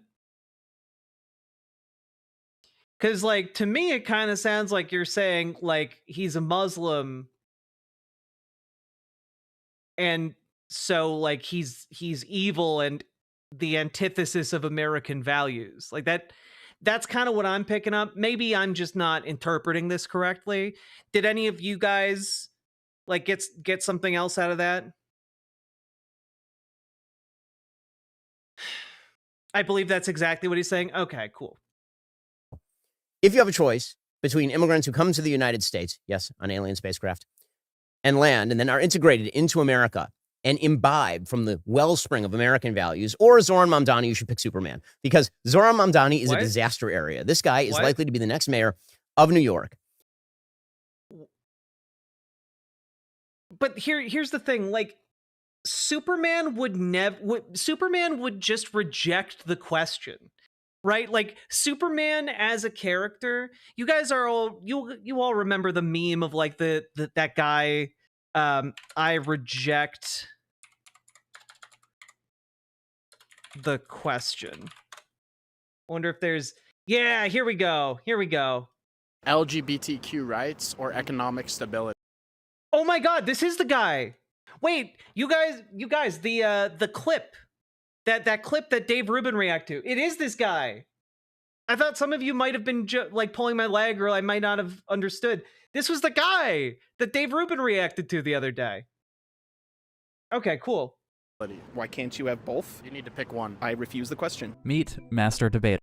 Okay, we don't need the entire Know Your Meme breakdown, but like, I reject the question, or I refuse the question. That is how Superman would react to the idea of, like, America picking and choosing between himself as an immigrant and, like, someone else who is a naturalized citizen who came here a different way. You know, like, Superman would just be like, that is an immaterial question and I reject it. Can I watch that video? Yeah, just look up Master Debater meme.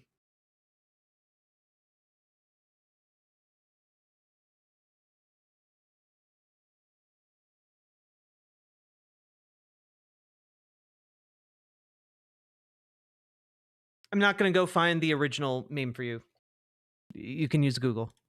And his absolute deep hatred for the country is so clearly apparent in everything that he's been doing for years on end. I can't even begin to understand what Ben means here, because anytime you actually look up a clip of Zoran Mandani, he's one of the most friendly guys you could ever imagine, and he's talking about how we could maybe end homelessness based on, like, a policy that was like passed in another country, or how we could improve, public transit. And it's just like, this is not a man who hates America. Like, this is just a lie. I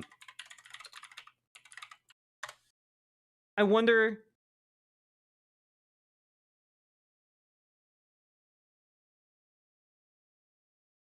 if I can just like throw this up.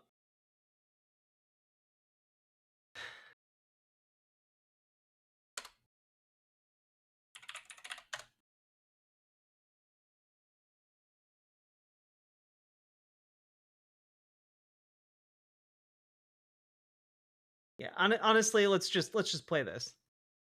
Today, 8 months after launching this campaign, with the vision of a city that every New Yorker could afford, we have won. Oh no, Superman would definitely be against everyone being able to afford rent in one of the biggest cities in the country. You're right, Ben Shapiro. Superman would hate that. He's so dastardly. We have won from Harlem to Bay Ridge. Look at him winning the primary process. We have won from Jackson Heights to Port Richmond. So un-American, winning the primary and participating in democracy. We have won from Maspeth to Chinatown. We have won because New Yorkers have stood up for a city they can afford. Superman, famously in favor of increasing homelessness. A city where they can do more than just struggle. One where those who toil in the night can enjoy the fruits of their labor in the day. Where hard work is repaid with a stable life. Where 8 hours on the factory floor or behind the wheel of a cab is enough to pay the mortgage. It is enough to keep the lights on. It is enough to send your kid to school. Where rent-stabilized apartments are actually stabilized. Where buses are fast and free. Where childcare doesn't cost more than CUNY. And where public safety keeps us truly safe. And it's where the mayor will use their power to reject Donald Trump's fascism, to stop mass ICE agents from deporting our neighbors, and to govern our city as a model for the Democratic Party. So, Superman would probably hate all of that, right? Superman famously in favor of unaffordable cities and no public transit. Also, apropos of nothing, here is a comic panel of Superman taking a bunch of bullets for undocumented immigrants. Just, for no particular reason. Here's a panel from a comic book of him protecting undocumented immigrants from being shot by a white supremacist.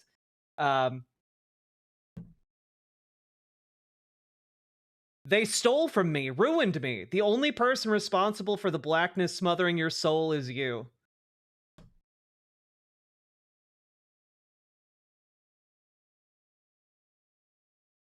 I don't know. I think this is from 2017, by the way.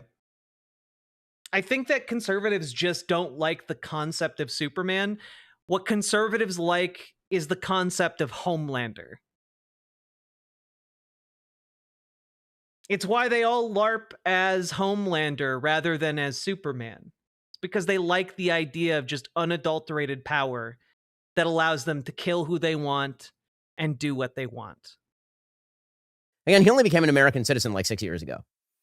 So he put out a tweet. Again, can you imagine a story in which Superman says what Ben just said? I mean, he only became a U.S. citizen like 6 years ago. Can you imagine Superman ever agreeing with that? Like, ever being like, you're right, Ben. He did only become a citizen 6 years ago. He's basically not an American. Can you imagine Superman even being remotely in the same universe as that thought? No. It's literally a Lex Luthor line. God. In 2020, that showed him flipping off a statue of Christopher Columbus with the caption, "Take it down." Yeah, fuck Christopher Columbus. All my homies hate Christopher Columbus.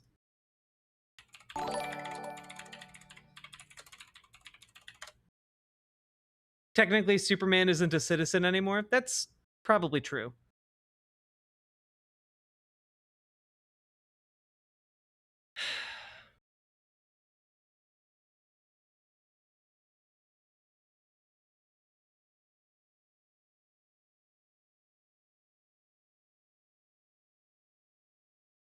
God.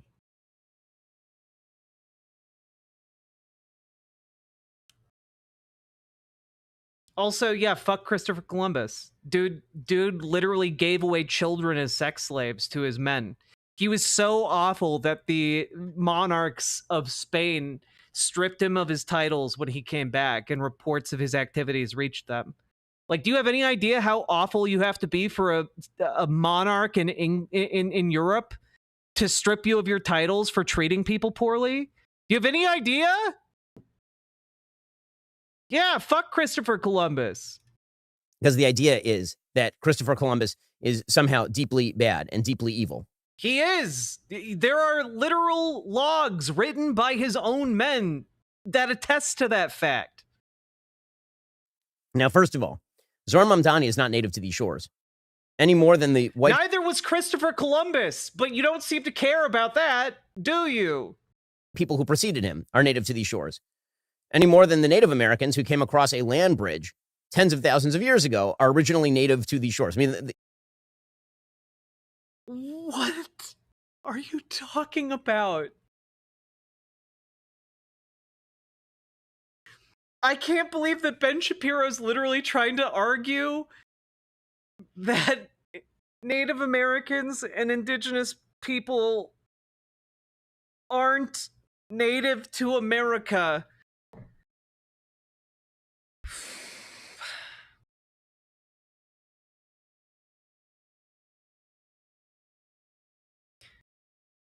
I mean, I guess if we're just going in like categorizations of people are bullshit, I guess that's true in a material sense. Again, the way that human migration works is that it comes in waves. It comes across a variety of mechanisms. If you go back far enough, there are no. Oh my God. Oh my God. Superman broke his brain. Superman broke this man's brain. Immigration comes across in a lot of different forms. One can think of it as traveling across land bridges or arriving here from an exploding planet via spaceship.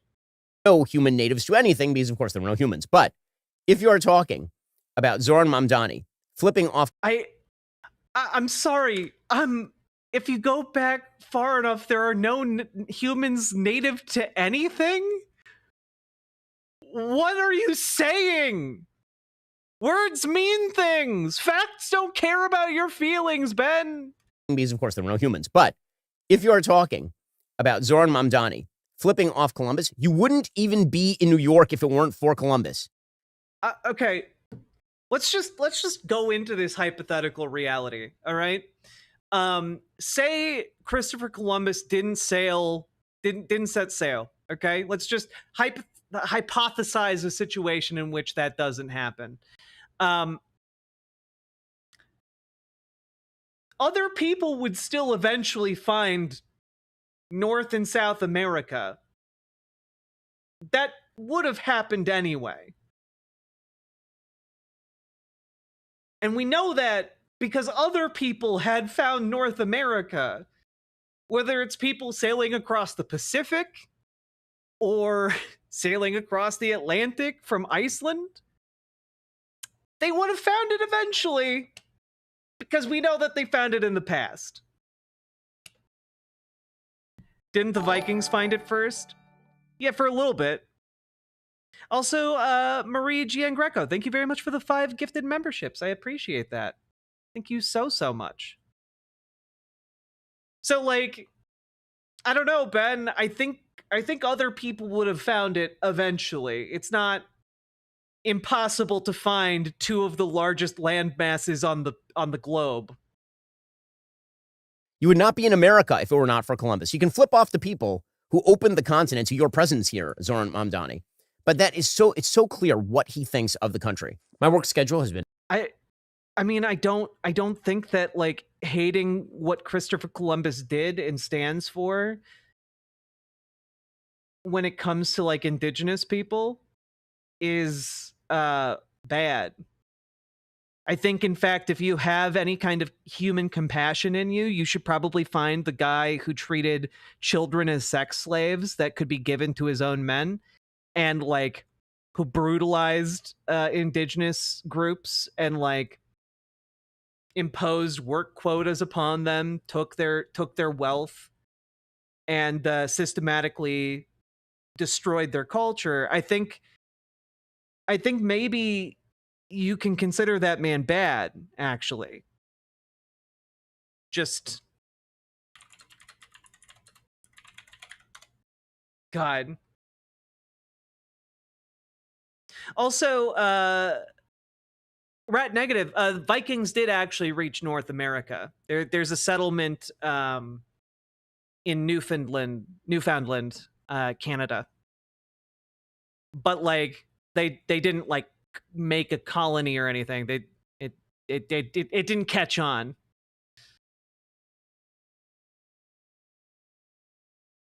Incredibly busy as of late, as you know, especially because of the extended show. I still need to make sure I'm maintaining my health, hitting the gym, spending time with family, even with the crazy schedule. I've learned pretty quickly peak performance requires peak nutrition, not just. Oh my god.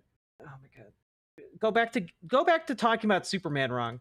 They also are immigrants to the United States who have taken advantage of literal. Yes, you know what? So were Superman's, like, adoptive grandparents.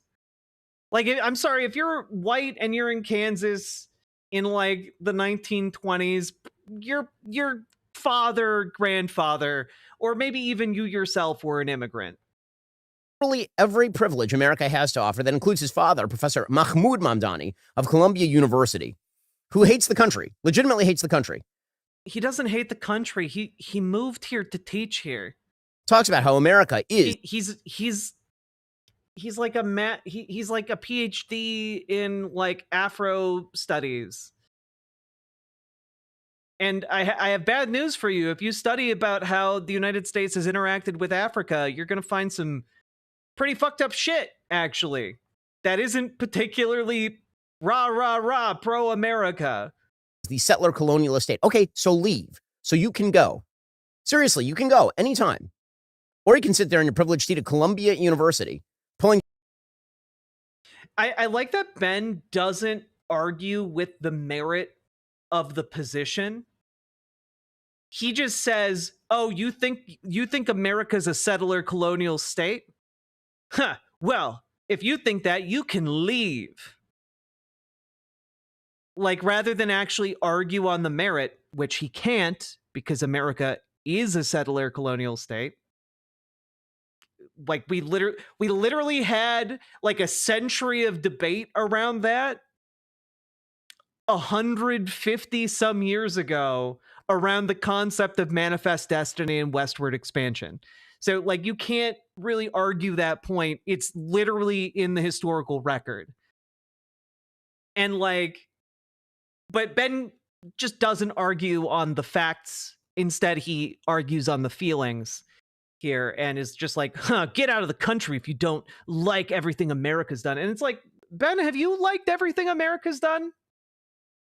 Because I don't think you have, actually. I think you have some pretty big criticisms of things America's done in the past.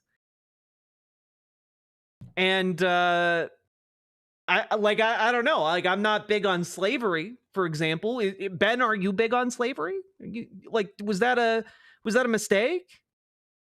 Should America have done slavery? If your answer is no, why not? You know, like you're basically saying that someone pointing out that America has done badly in the past and continues to do badly in other regards. You're saying get the fuck out of the country for criticizing it. That's deeply weird. And I would argue anti-American. Like, it's anti-American values to advocate for someone to leave the country because they disagree with you. On a giant paycheck while your son runs for mayor after being a ne'er-do-well for all 3 of his decades on the planet. The deep and What are you talking about? Like, again, this is just like, I'm going to imagine Zoran Mandani was up to no good for 30 years. And I'm going to base that on literally nothing but vibes. Abiding hatred that these people have for the United States is truly astonishing. It really, really is. And also, again, the deeply astonishing hatred that he's pointing out is based on one picture from 5 years ago of Zoran Mandani flipping off a statue of Columbus and saying, "Take it down." And his dad works for an American university. And to Ben, those are the most astonishingly anti-American things he can imagine. And that does not make sense to me unless you are a bigot, I guess. And unless he's just full on a bigot, then that makes sense to me, I guess. It makes sense that Ben would say these things. I'm really genuinely wondering if somebody is a conservative and you're watching this video, leave a comment. I look at the comments, by the way. Leave a comment and explain to me how else one could interpret what Ben is saying based on the evidence Ben has put forward here. Point out that the settler colonialist narrative, you'll find they only apply it to white Europeans and to Jews. No, actually, settler colonialism can be done by anyone. In fact, any group of people can enact settler colonial policies. It's just that historically, in the last, say, couple centuries, there was this event called the Scramble for Africa, which involved the mass colonization of the entire continent of Africa. And one can take a look at in the past, you know, the century prior to that, when there was the colonization of the 2 centuries prior to that, when there was the colonization of the Americas. Yeah, that can happen. And also, Ben would know this if he, you know, went and took some history courses, but we do talk about empires doing colonialism, doing like this type of expansionism and oppression. We talk about empires doing that in the past. And that includes empires like the Aztec Empire or the Inca Empire. They oppressed their neighbors as well. They were not perfect utopias, but they were not improved by more colonialism imposed from the outside that killed like 95% of the population. That actually didn't improve things.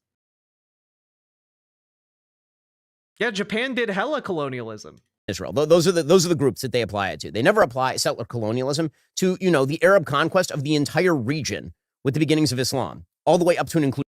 Yeah.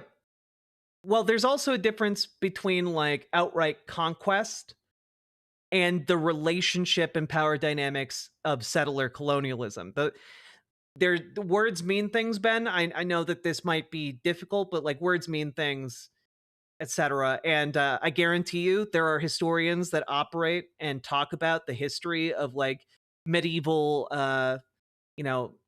medieval and like, oh God, the term is eluding me. Anyway, but that specialize in like medieval warfare, expansionism, history, etc. that would talk about exactly what you're saying nobody talks about. You know, if only Ben Shapiro had a little bit of access to some Google debunkers, I think it would help him a lot. Google debunkers. Including Spain. That never applies. One of the great settler colonialist movements in human history is the growth of Islam from the Arab center in Saudi Arabia outward to encompass a huge swath of the globe. Do you think? Well, let's back up real quick, just real quick, because there's a really big problem with what you're talking about, and it kind of indicates to me you don't know what settler colonialism is. But let's see if any of you guys can pick it up. All right. With the beginnings of Islam, all the way up to and including Spain. That never applies. One of the great settler colonialist movements in human history is the growth of Islam from the Arab center in Saudi Arabia outward to encompass a huge swath of the globe. I'm going to play it one more time. See if you guys can pick out the huge glaring problem with what he just said. Center in Saudi Arabia outward to encompass a huge swath of the globe. Wait, I didn't go back far enough. I'm sorry. One of the great settler colonialist movements in human history is the growth of Islam from the Arab center in Saudi Arabia outward to encompass a huge swath of the globe. That's right, folks. Islam is a religion. It's an idea. It is not settler colonialism, a relationship between a state and an oppressed group of people. One is people believing and converting to a religion, and the other is a power dynamic enacted by states. There's a big difference between those things. And if we're talking about like a state or an empire expanding, then we're talking about warfare. We're talking about conquest. We're talking about direct annexation rather than a colony, right?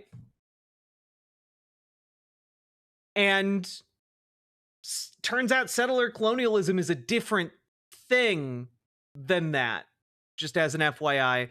But also, Ben isn't talking about any one nation. He's talking about a religion. By that metric, Christianity is a bigger religion and has expanded with the use of the sword and the gun for centuries, Ben.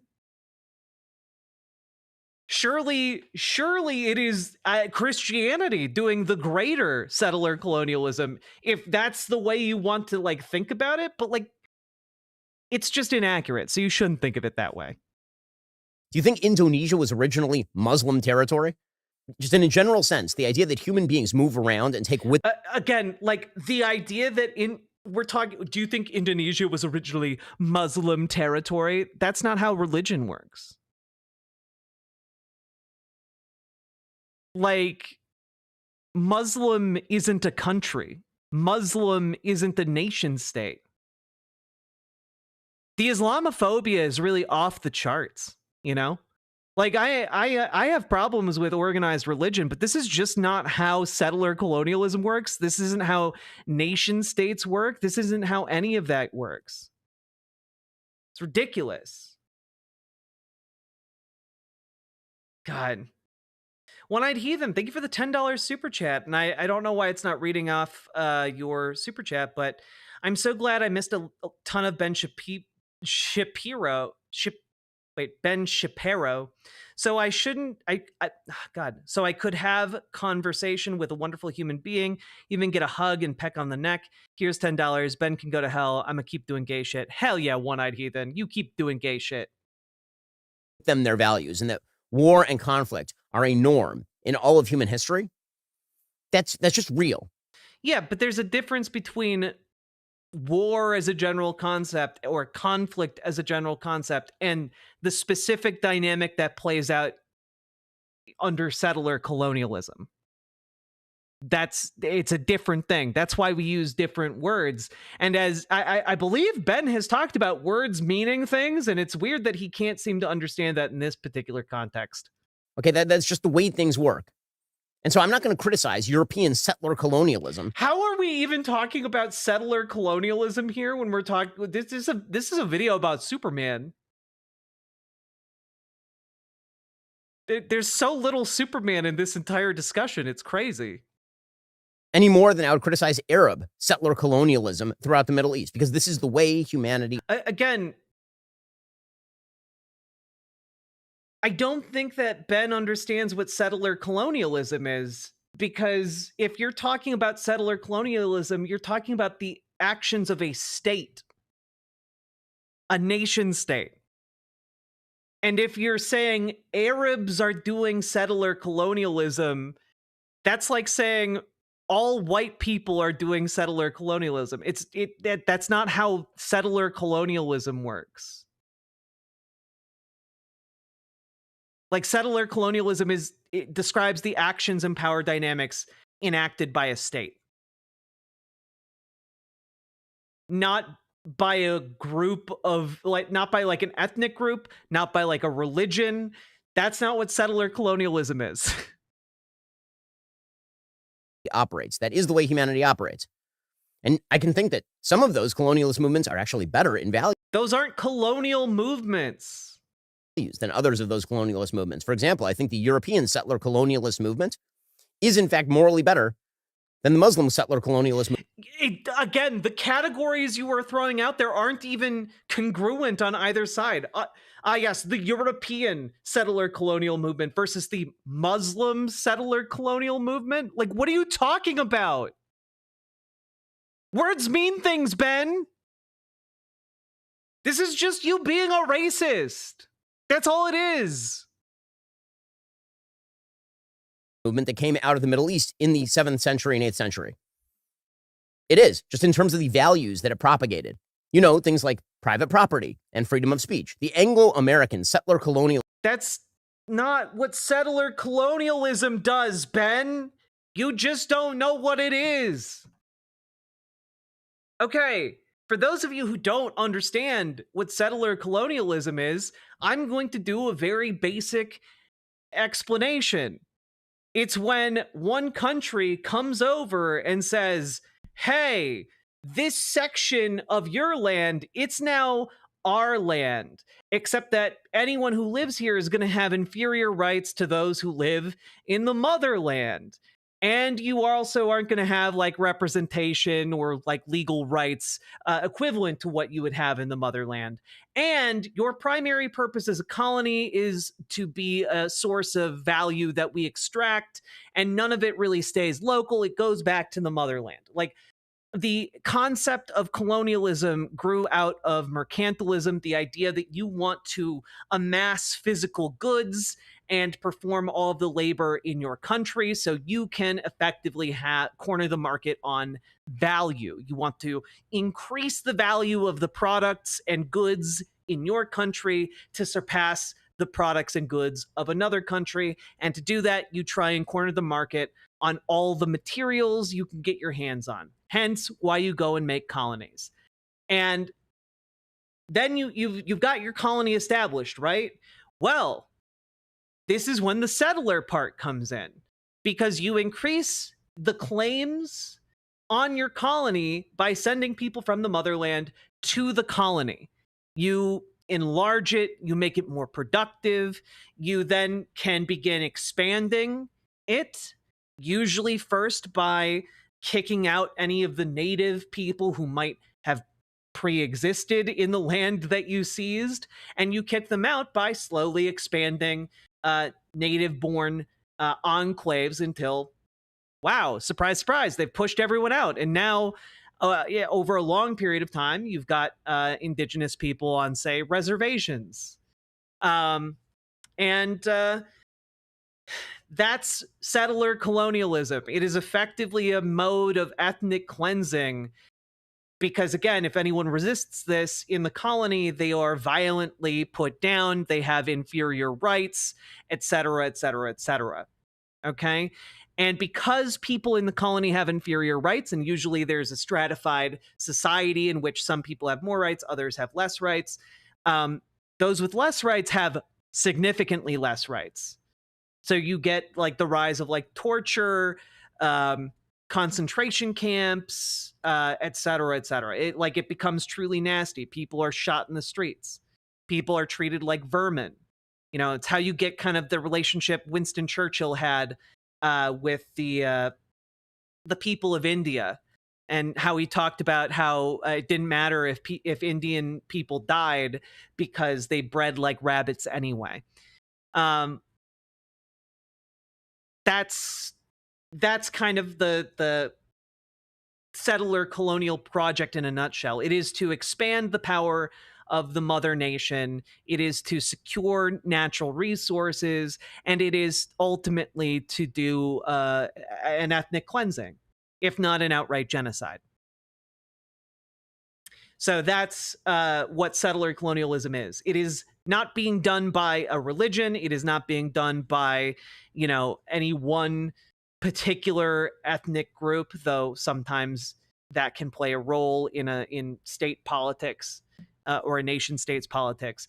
But that is what settler colonialism ultimately is. It is what happened here in America with Manifest Destiny, with westward expansion. It is what results in the mass destruction of indigenous communities here in this country. It's what results in the idea of kill the Indian and save the man. It's what gives rise to stealing children from indigenous communities and selling them to white families. It is what gives rise to reservations where people have less rights and less ability to live. And it is what ultimately we are criticizing when we talk about settler colonialism.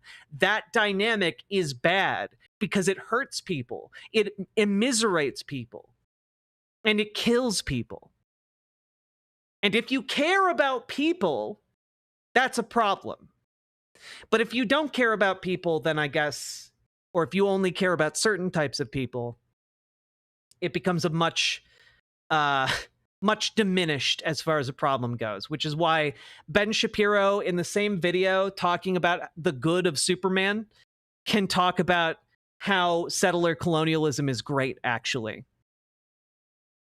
Again, if Superman embodied the values of Ben Shapiro here, what Superman should have done was like purge the planet of human beings and like entirely populate it with like either hybrid human Kryptonian babies, or like go find like another Kryptonian somewhere in the galaxy and like populate Earth with their babies.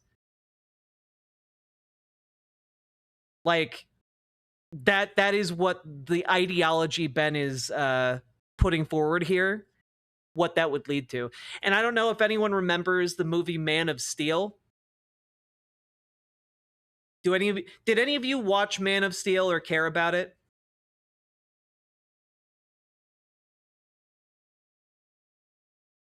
Because the concept of Man of Steel literally deals with this choice. Man of Steel, a Superman movie that came out relatively recently, involves Superman needing to make a choice as to whether or not he's going to side with his fellow Kryptonians and terraform Earth into a planet like Krypton, a process that will kill all human beings but resurrect Kryptonian society. Or if he's going to stand alongside humanity. And he ultimately chooses to stand alongside humanity because Superman isn't a fucking settler colonial. This movement, as Mandani is suggesting here, is morally better than other settler colonialist movements because not all people have the same culture and values. You know who should know this? Mahmoud Mamdani, who's a beneficiary of those Anglo-American values, sitting at a prestigious American university, able to say what he wants, as opposed to, being back in Uganda, which is where he came from with his family. Here he is bragging on the United States. A Christian nation state decides to cleanse it of all religious. And notice how he's not saying Christians decided to cleanse. Now, a nation state, because that is a component of settler colonialism. Minorities, Jews and Muslims in particular, and at the same time launches a colonization experiment. the discovery of the Americas. America is the genesis of what we call settler colonialism. And the American model was exported all around the world. Yep. I mean, again, he is correct. After the Reconquista, that's when you get Christopher Columbus being sent to the Americas.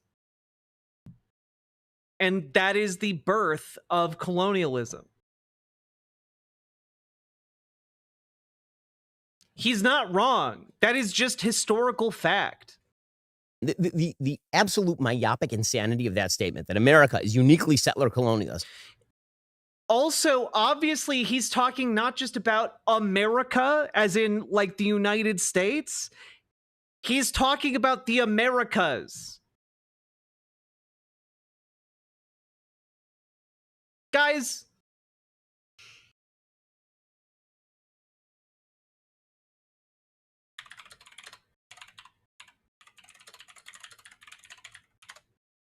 can we just like, here.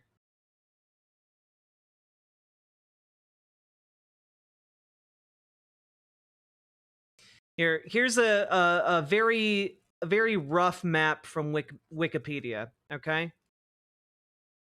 Very rough map from Wikipedia. So notice how there's actually a bunch of different colonies in the Americas. There's the Spanish territory, the Portuguese territory, the French territory, the British territory, the Russian territory, and the Dutch territory.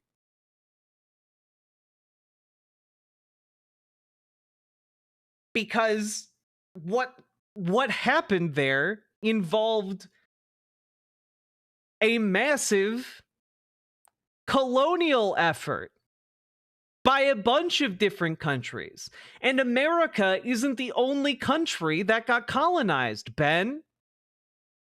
It's North and South America. As opposed to the Muslim countries that he is lauding as some sort of victims in all of this. He's not. He was talking about the Spanish Reconquista, Ben.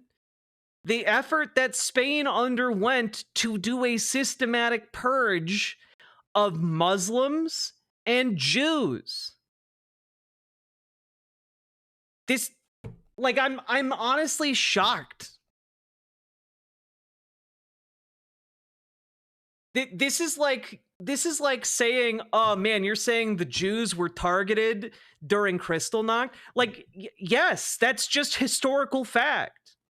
Yes, the Spanish crown targeted Jewish people and Muslim people and terrorized them and fought them and killed them to get them to leave the country.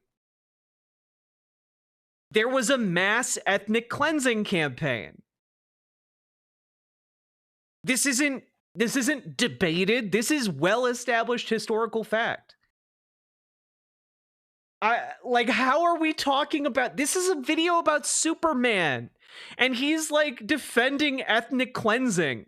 I've genuinely never seen something this unhinged, and I thought we were going into a video where I got to make fun of Ben Shapiro not understanding Superman. I didn't think that his level of not understanding Superman was to think that like Superman would have been in favor of ethnic cleansing. I didn't think we'd reach this. This was not in any of my wildest expectations would I have thought that this is where this would go, even though I've been covering Ben Shapiro for a long time now.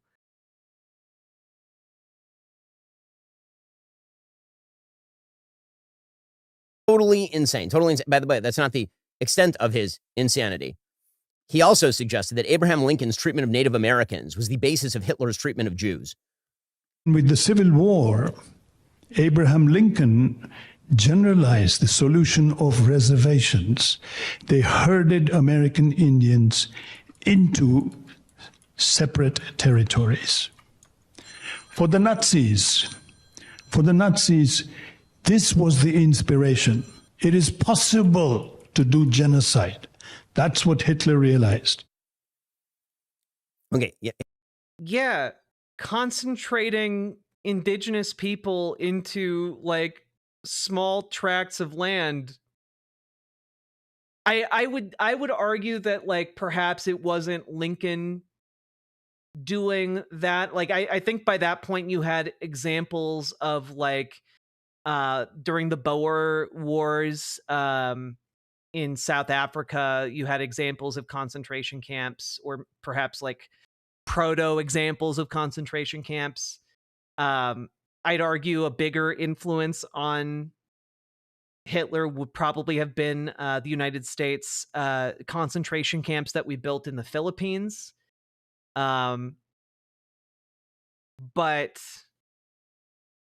I don't think that the reservation system is an unfair point to bring out as like, this is something that America was doing and likely emboldened Hitler's policy proposals, you know?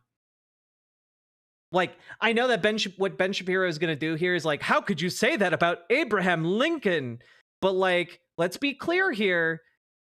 No US president has been a genuine and good friend to indigenous people here in America.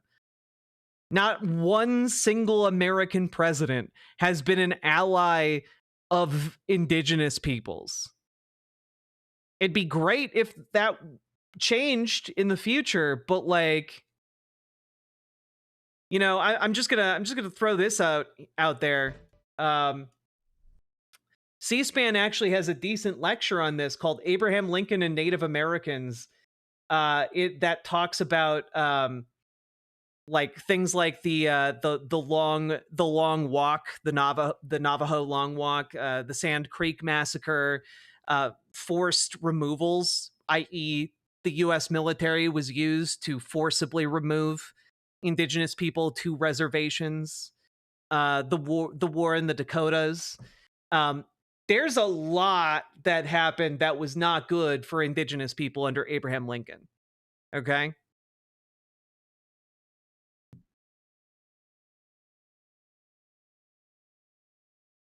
Hitler never would have come up with the idea of going after the Jews if it were not for Abraham Lincoln's treatment.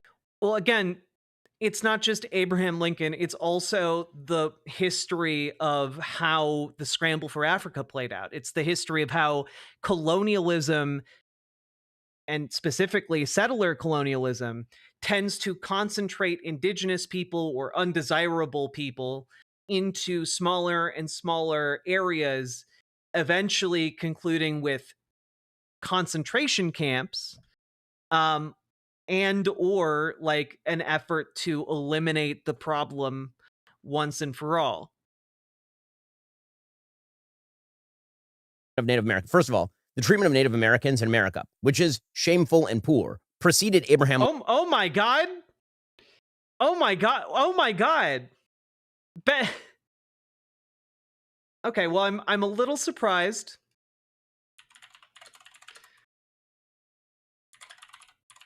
I'm a little surprised that Ben Shapiro would write that. Just like a little bit. Can I find this real quick?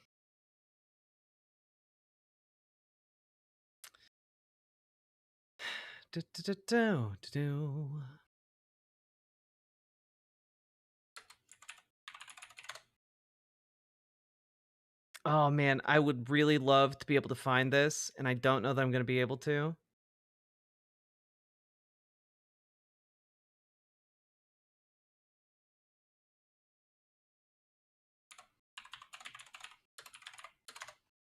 Yeah, here we go.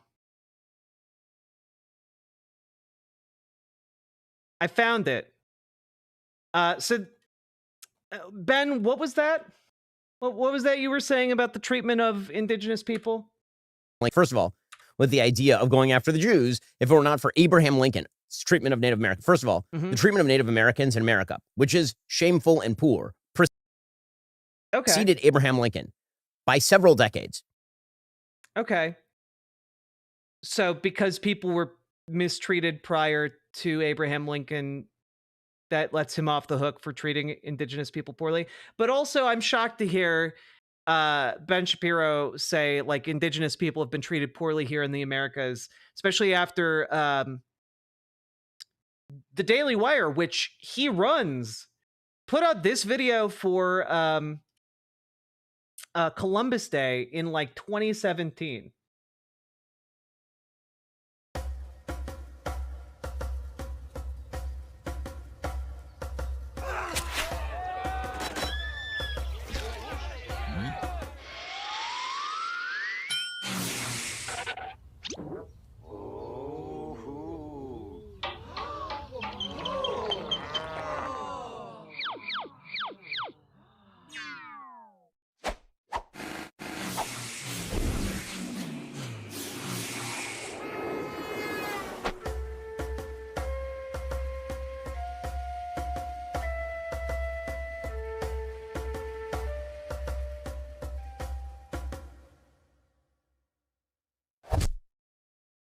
Yeah, so that was an actual Daily Wire cartoon. They actually took it down, and he did apologize for it, but I don't know. I don't know that anyone at the Daily Wire actually took responsibility for that going up. I don't think this guy really really cares about the mistreatment of indigenous people. I'm just throwing that out there. And there is a video of me going over it in detail, but like it's genuinely one of the like a white supremacist website tier cartoon. It's like something you'd find on the Daily Stormer or like on 4chan/poll or Twitter under Elon Musk. Just to point that out, like the Trail of Tears was many, many years before Abraham Lincoln. Yeah. I mean, if your argument is that Abraham Lincoln wasn't responsible for the Trail of Tears, that's true. But he was responsible for a lot of other very similar things that he allowed to take place while he was president. 2, the idea that Hitler required the help of Abraham Lincoln in order. He didn't require the help of Abraham Lincoln, Ben, but like things that happen in one part of the world impact things in another part of the world.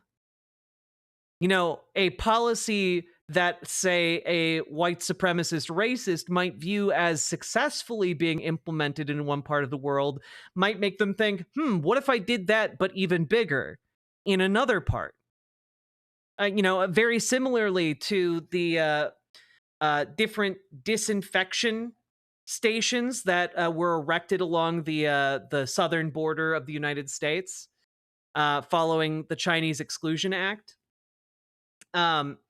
There was a panic about germs and like the people coming into the country spreading pests, and so different border towns in the United States began implementing policies where if you came across the border into the United States, you had to go through a delousing chamber, which involved you getting sprayed down with toxic chemicals if you wanted to come into America to do work and then cross back to your side of the border, right?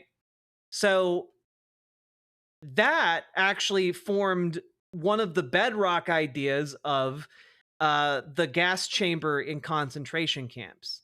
It even used a lot of the same chemicals at obviously much higher doses.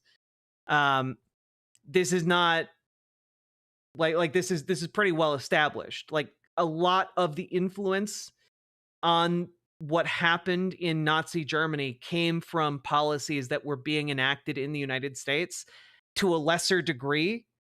But Hitler took those policies and amped them up to 11. To come up with his hatred of Jews is totally insane, actually. There are linkages between American policy with regards. Could you link us to that video you were talking about where you go over the horribly racist Daily Wire video about Native Americans? It is somewhere. I have literally thousands of videos on my YouTube channel. I don't remember the name of it. And it might have been something I talked about like 2 years ago. So I don't have it handy. I'm sorry. eugenics, which is a progressive left-wing movement in the United States in the 1920s, and Nazi policies of the same period and slightly thereafter. Yeah, hey, Ben, is eugenics considered a left-wing policy today? Just out of curiosity, is eugenics considered left-wing or right-wing? Is it considered a particularly conservative stance today to be a eugenicist? Just out of curiosity, because as a left-winger here, resident left-winger, hello, eugenics is not considered leftist. It's actually considered incredibly conservative. And that's where you get a lot of these people who talk about race realism these days. But that actually has more to do with the Woodrow Wilson progressives than it has to do with Abraham Lincoln. The reason he's attacking Abraham Lincoln is because he's trying to tear down icons of America. No, it's because that's genuinely a through line. Like the colonial implication of Native Americans and indigenous people in the Americas directly correlates to how Hitler conducted his purges.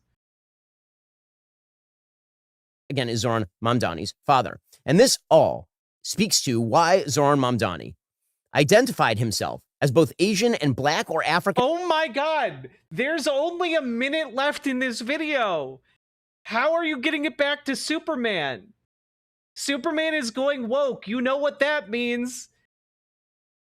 I guess it means that if Superman's woke, Zoran Mandani checked both Asian and African American on a form to get into a college that he wasn't accepted at. So, oh my God, clearly that makes sense. Superman's woke now, so that means forms or something. An American as a high school senior applying to college. You understand that those are extra points for the left. Right? The racial diversity is, so if you lie about your race, this guy is just as much lying about his race as Elizabeth Warren lied about her race. I genuinely don't think he's lying about his race.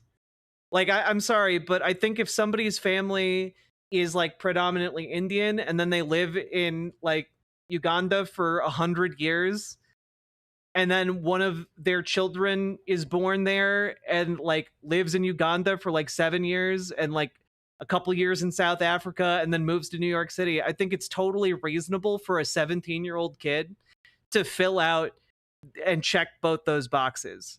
I don't think that's a lie. I think that is just a reflection of what it means to like grow up with that kind of a diverse background.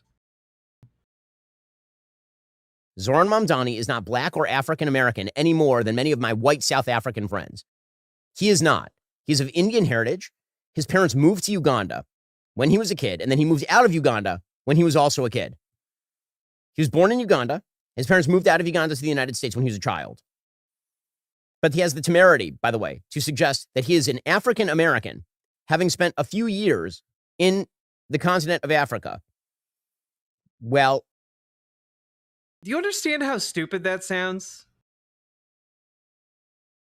Like, dude, like if you're a conservative, do you understand how stupid that sounds on its face? Like you're seriously like agonizing, not over any of his policies, not over anything he's like done, but like you found a form in a bunch of data hacked by a white supremacist who believes in the racial connection between a connection between race and IQ, and writes extensively about the problem of Jewish IQ. And the real story here is about Zoran Mandani checking a form that, like, I think a 17-year-old would absolutely see as a valid box to check. God. Did he really hack into a database to get that? Yeah, one of or a white supremacist hacked Columbia to check that they weren't doing any more DEI policies, and then released that data to like the public, and that it was obtained by this race realist eugenicist who then shared it with a guy at the New York Times who's also a bigot. And somehow the story isn't the New York Times relied as their for a story, like relied on a white supremacist race realist for information about a story while using illegally stolen data. That's not the story. The story is a 17-year-old filled out 2 boxes when he's Indian and he came from Africa. The horror. Jews who have spent generations going like back 3,000 years in Israel are settler colonialists, or Americans who spent hundreds of years in the United States are settler colonialists. Well, wait, but like the state of Israel hasn't existed for thousands of years. We're talking about not Jews, we're talking about the policies of the state of Israel, not the policies of all Jews. That's the way this idiotic logic works.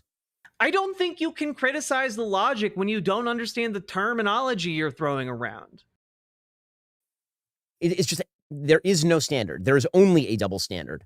If you are of the left, you get to claim. I don't think you understand what even saying there's a double standard here means, when on the one hand you have a guy checking a box on a form to say that he's Indian and African, or sorry, that he's Asian and African American because he literally is Asian and grew up in Africa. I don't think that's equivalent to a state engaging in settler colonial policy to achieve ethnic cleansing or genocide.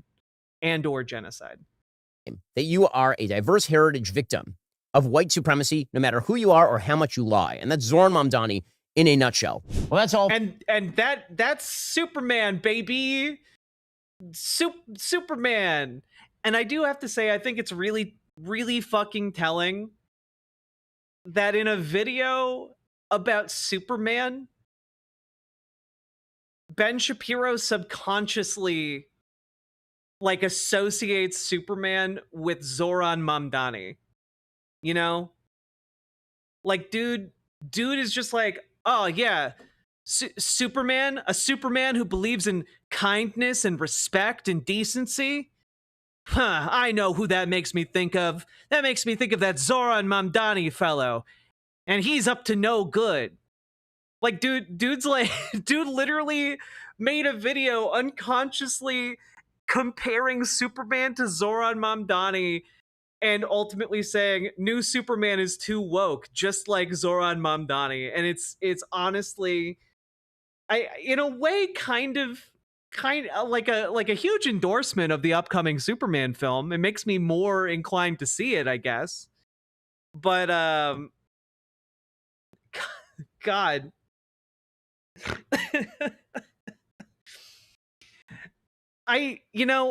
The Daily Wire must truly be well and cooked because, frankly, this video was nonsense, and like even more so than usual. You know.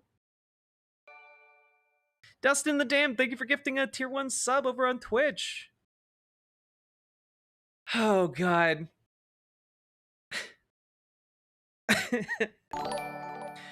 Kazooie1, thank you for being a member for the last 5 months. Superheroes do be Ben's kryptonite. First Aquaman and now Superman. It's true.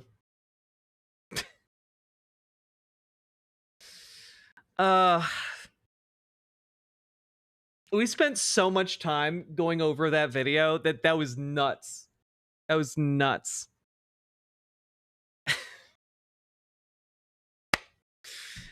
That's Ben for you. Just nuts.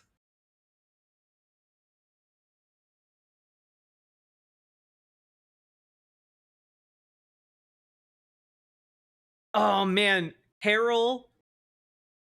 I don't know if that would be like great or not, but like Zoran Mandani with like his stylized Z logo on his chest would be so good.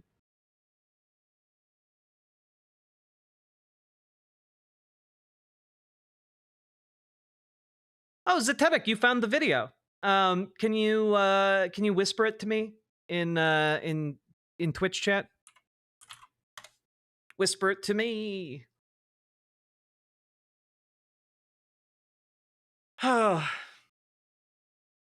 What the fuck is wrong with Ben? Well, I think what's wrong with Ben is that he can't really argue on the merits. He just doesn't like people pointing out settler colonialism because it puts him in a very uncomfortable position. And so rather than actually engage with the arguments, he has to, like, I don't know, cast aspersions without any actual understanding. Oh, if you just click on my name in the chat, there should be an option to whisper me.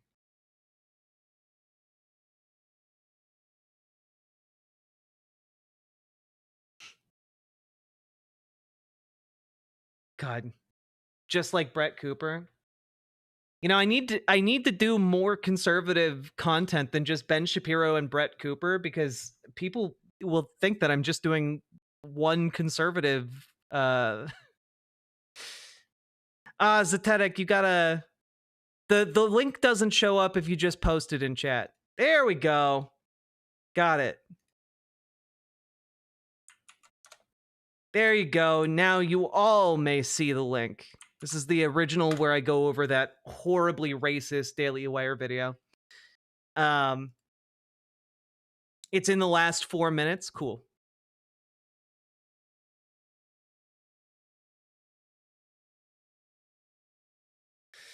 Ooh, baby. Well, folks, we've been going for about 4 and almost 5 hours. If you've been enjoying the show today, hit that follow button, hit that subscribe button. Keep doing the things. I covered 2 of the 3 topics. We'll try and get to that third one tomorrow, I think. But hit the goddamn button.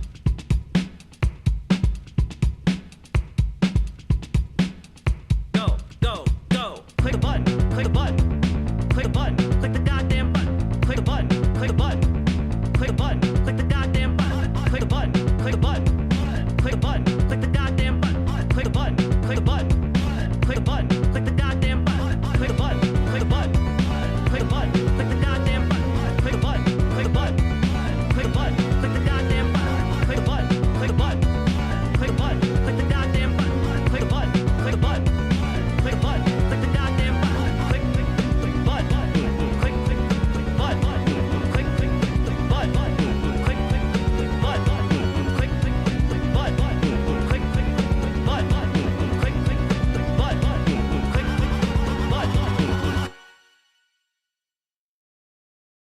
Always fun. Oh, fuck. That was one of the worst pieces of Ben Shapiro content I've seen in a long time, and that is genuinely saying something. Also, folks, we are 7 likes away from 200. I think you guys can hit that. I think 7 of you can hit the like button. Is that your voice? Is that your voice over that track? It is indeed. I went off and was just like, click the button, click the goddamn button. Like I got into a nice groove, and Jazz Dog sampled that and turned it into a song. There was barely any Superman. Yeah, approximately less than 10% of that video was about Superman. Chat, we need 2 more likes. Come on. I believe in you guys. Also, remember to subscribe if you haven't. Yeah, guys, we are at 13,725. We're kind of popping off a little bit. So keep liking, commenting, subscribing, doing the thing. Let's go, folks. My favorite version of Superman.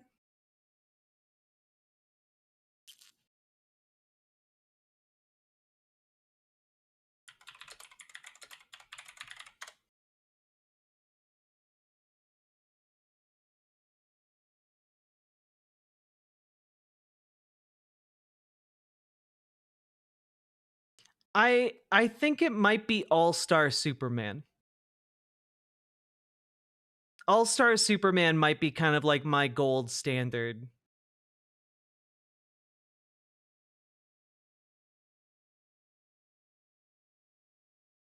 It's I think it's good.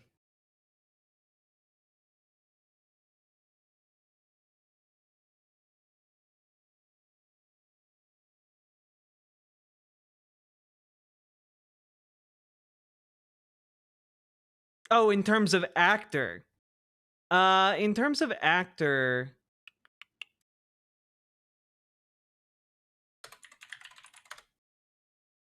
actor, I mean, Christopher Reeve is like the gold standard, right?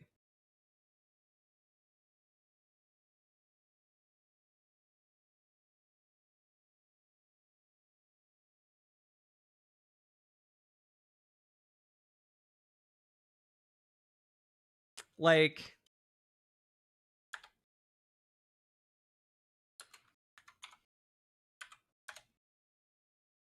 here, let's take a look at this.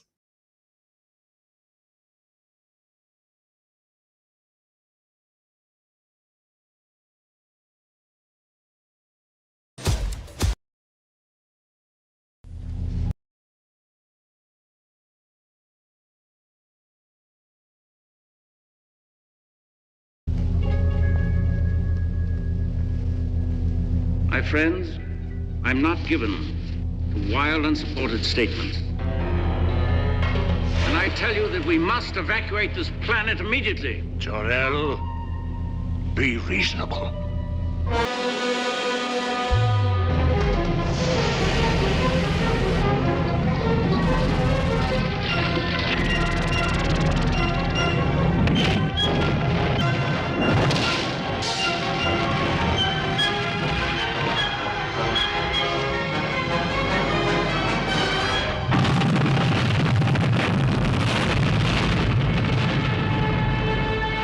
In one tragic moment, that world was destroyed. But there was one survivor.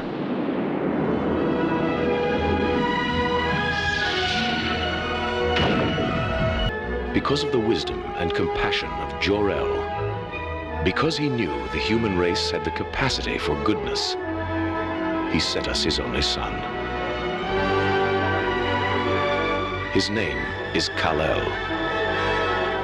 He will call himself Clark Kent.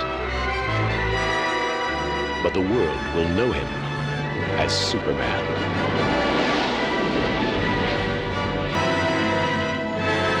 Superman, the movie.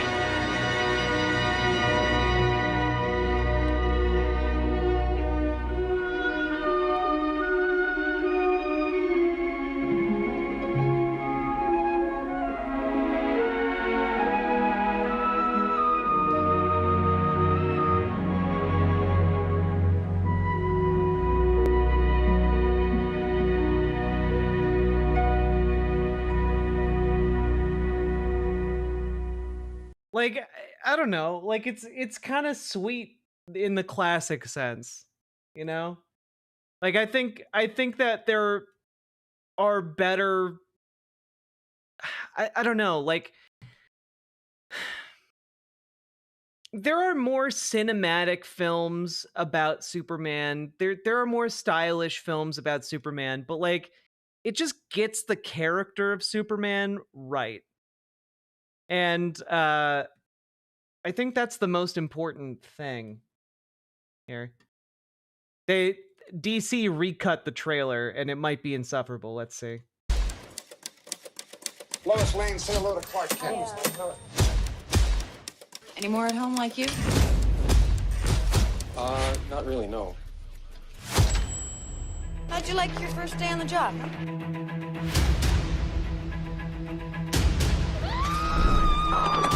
Easy, miss. I've got you.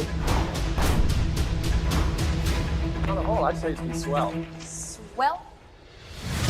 To commit the crime of the century, a man will just naturally want to face the challenge of the century. Take the gentleman's cape. I don't think he wants me to, Mr. Luthor. Is that how a warped brain like yours gets its kicks? By planning the death of innocent people? No. By causing the death of innocent people. Bye-bye, California.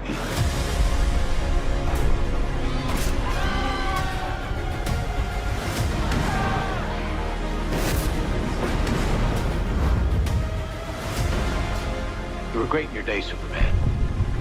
But it just stands to reason. When it came time to cash in your chips, Zoltan, the diseased maniac, would be your banker. The problem with Men of Steel, there's never one around when you want one. I'm sorry about that, Lois. But I've been kind of busy for a while.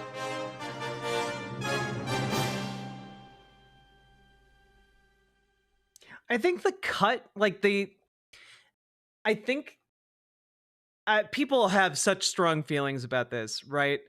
I think that I think the way they edited it was really good. I would have liked different music choices because they kind of like tried to put like a modern, the modern Inception dun dun dun dun, like kind of like heavy hitting percussive elements in there, and I just don't think that really works with the original music. I think if you did this trailer but with like the original music, it would hit a lot better. Yeah, the modern ticking clock score. Exactly. I do really love Gene Hackman as as Lex Luthor. Dude's literally just like, no, I'm bad because I kill people. I don't threaten innocent people. I kill innocent people, and I love it. Like there's something just so genuine about Hackman's performance that is lovely.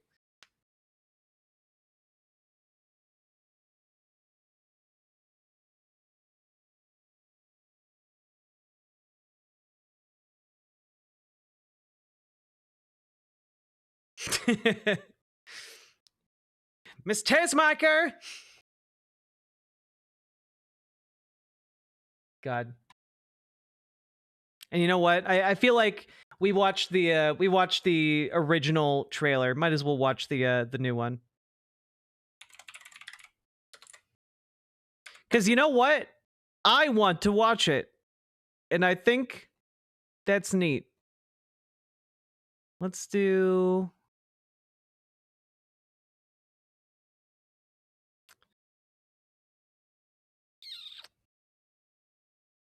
All right. Let's do this one. Oop.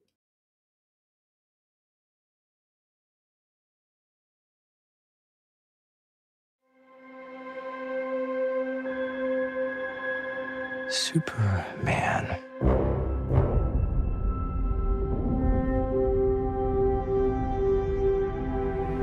The most powerful being on planet Earth. We finally meet. Now, as planned,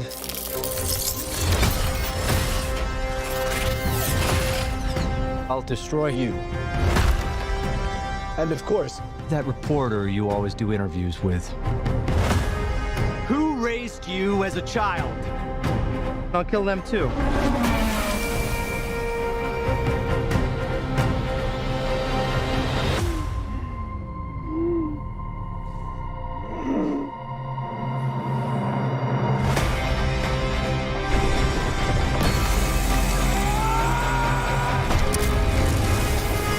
No matter what you do to me, Luther,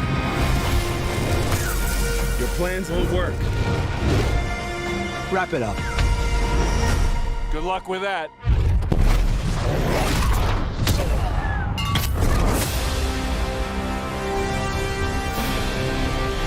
Make a move, Big Blue.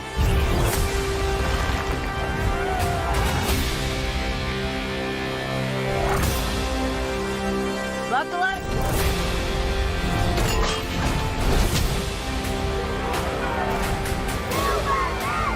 They chose him. Let them die.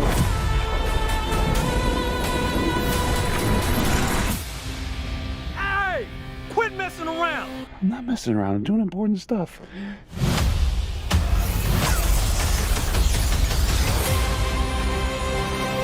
Hey, buddy. Eyes up here.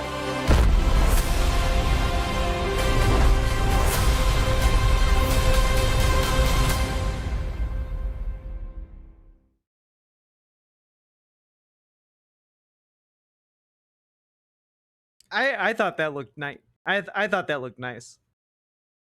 Just saw Kaiser Neko post on Blue Sky saying this movie was awesome. Hell yeah. Let's all go to the movies. I think the dog thing is stupid, but it's James Gunn, so of course he did that. Right? Like, I don't know, but like, there are a lot of elements of Superman's like built up lore that are stupid, right? Like, I think it's kind of stupid that he has a bunch of robot butlers canonically in a lot of the Superman stories. I think that's stupid, but you know what? I also think it's fun. It's fun and silly, you know? And like, I'm okay with something being fun and silly. Is it kind of stupid that like that city's being attacked by a giant fire breathing space dragon? Absolutely. But is it fun? Yes. Is it kind of stupid and silly to have like a superpowered dog? Absolutely. But I'm probably going to cry at some point because that dog is probably going to play my heartstrings like a fiddle.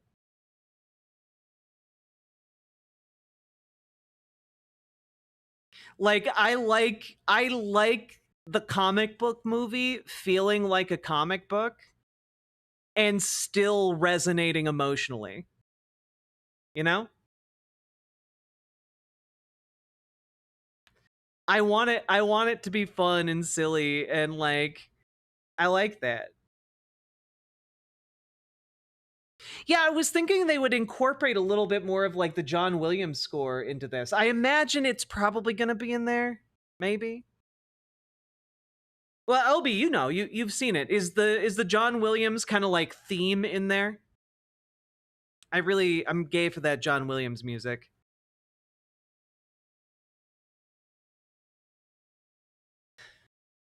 It does and it's good? Hell yeah. Good movie.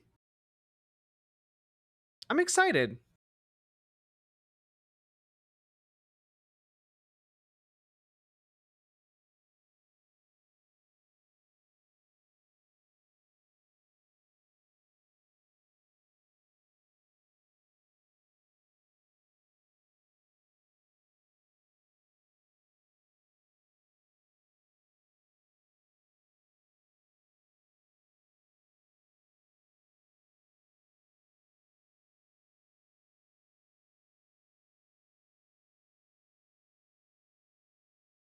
All right. July 11th. Yeah, it comes out today. It literally, like, theaters, you can go see it right now. I mean, probably not right now. When they open.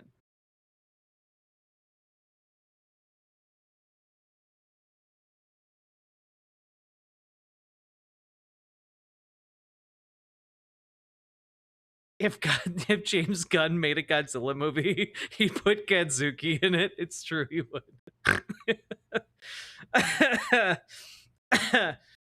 Oh man, James Gunn would put Jet Jaguar in a Godzilla film, and Jet Jaguar would be like the most emotionally resonant character in it and make everyone cry.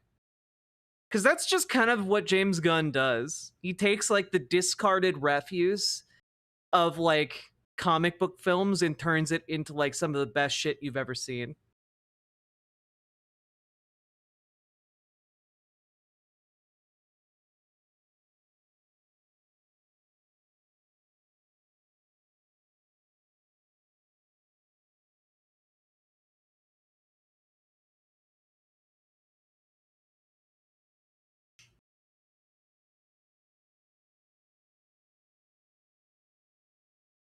That would be perfect. I want Toho to give James Gunn a chance as next director they have doing a movie.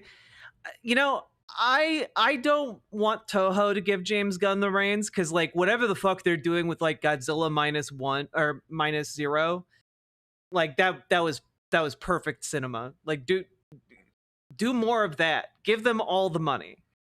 But as far as like American Godzilla, like now in like the American cinematic Godzilla universe, we have magic portals that teleport monsters into Hollow Earth, and there's a society led by King Kong of like just giant apes, and like Who gives a fuck at that point? Yeah, give that to James Gunn. He'll make it cool.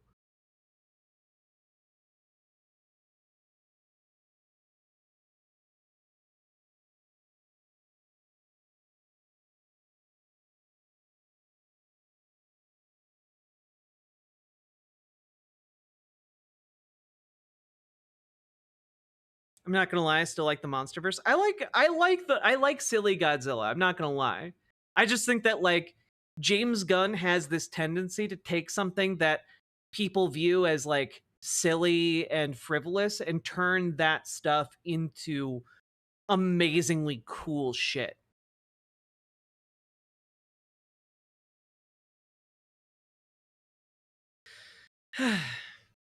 All right, folks. I am gonna go sleep, but maybe tomorrow we'll do a movie in the Discord. Maybe we'll watch the original Superman in the Discord. That could be fun.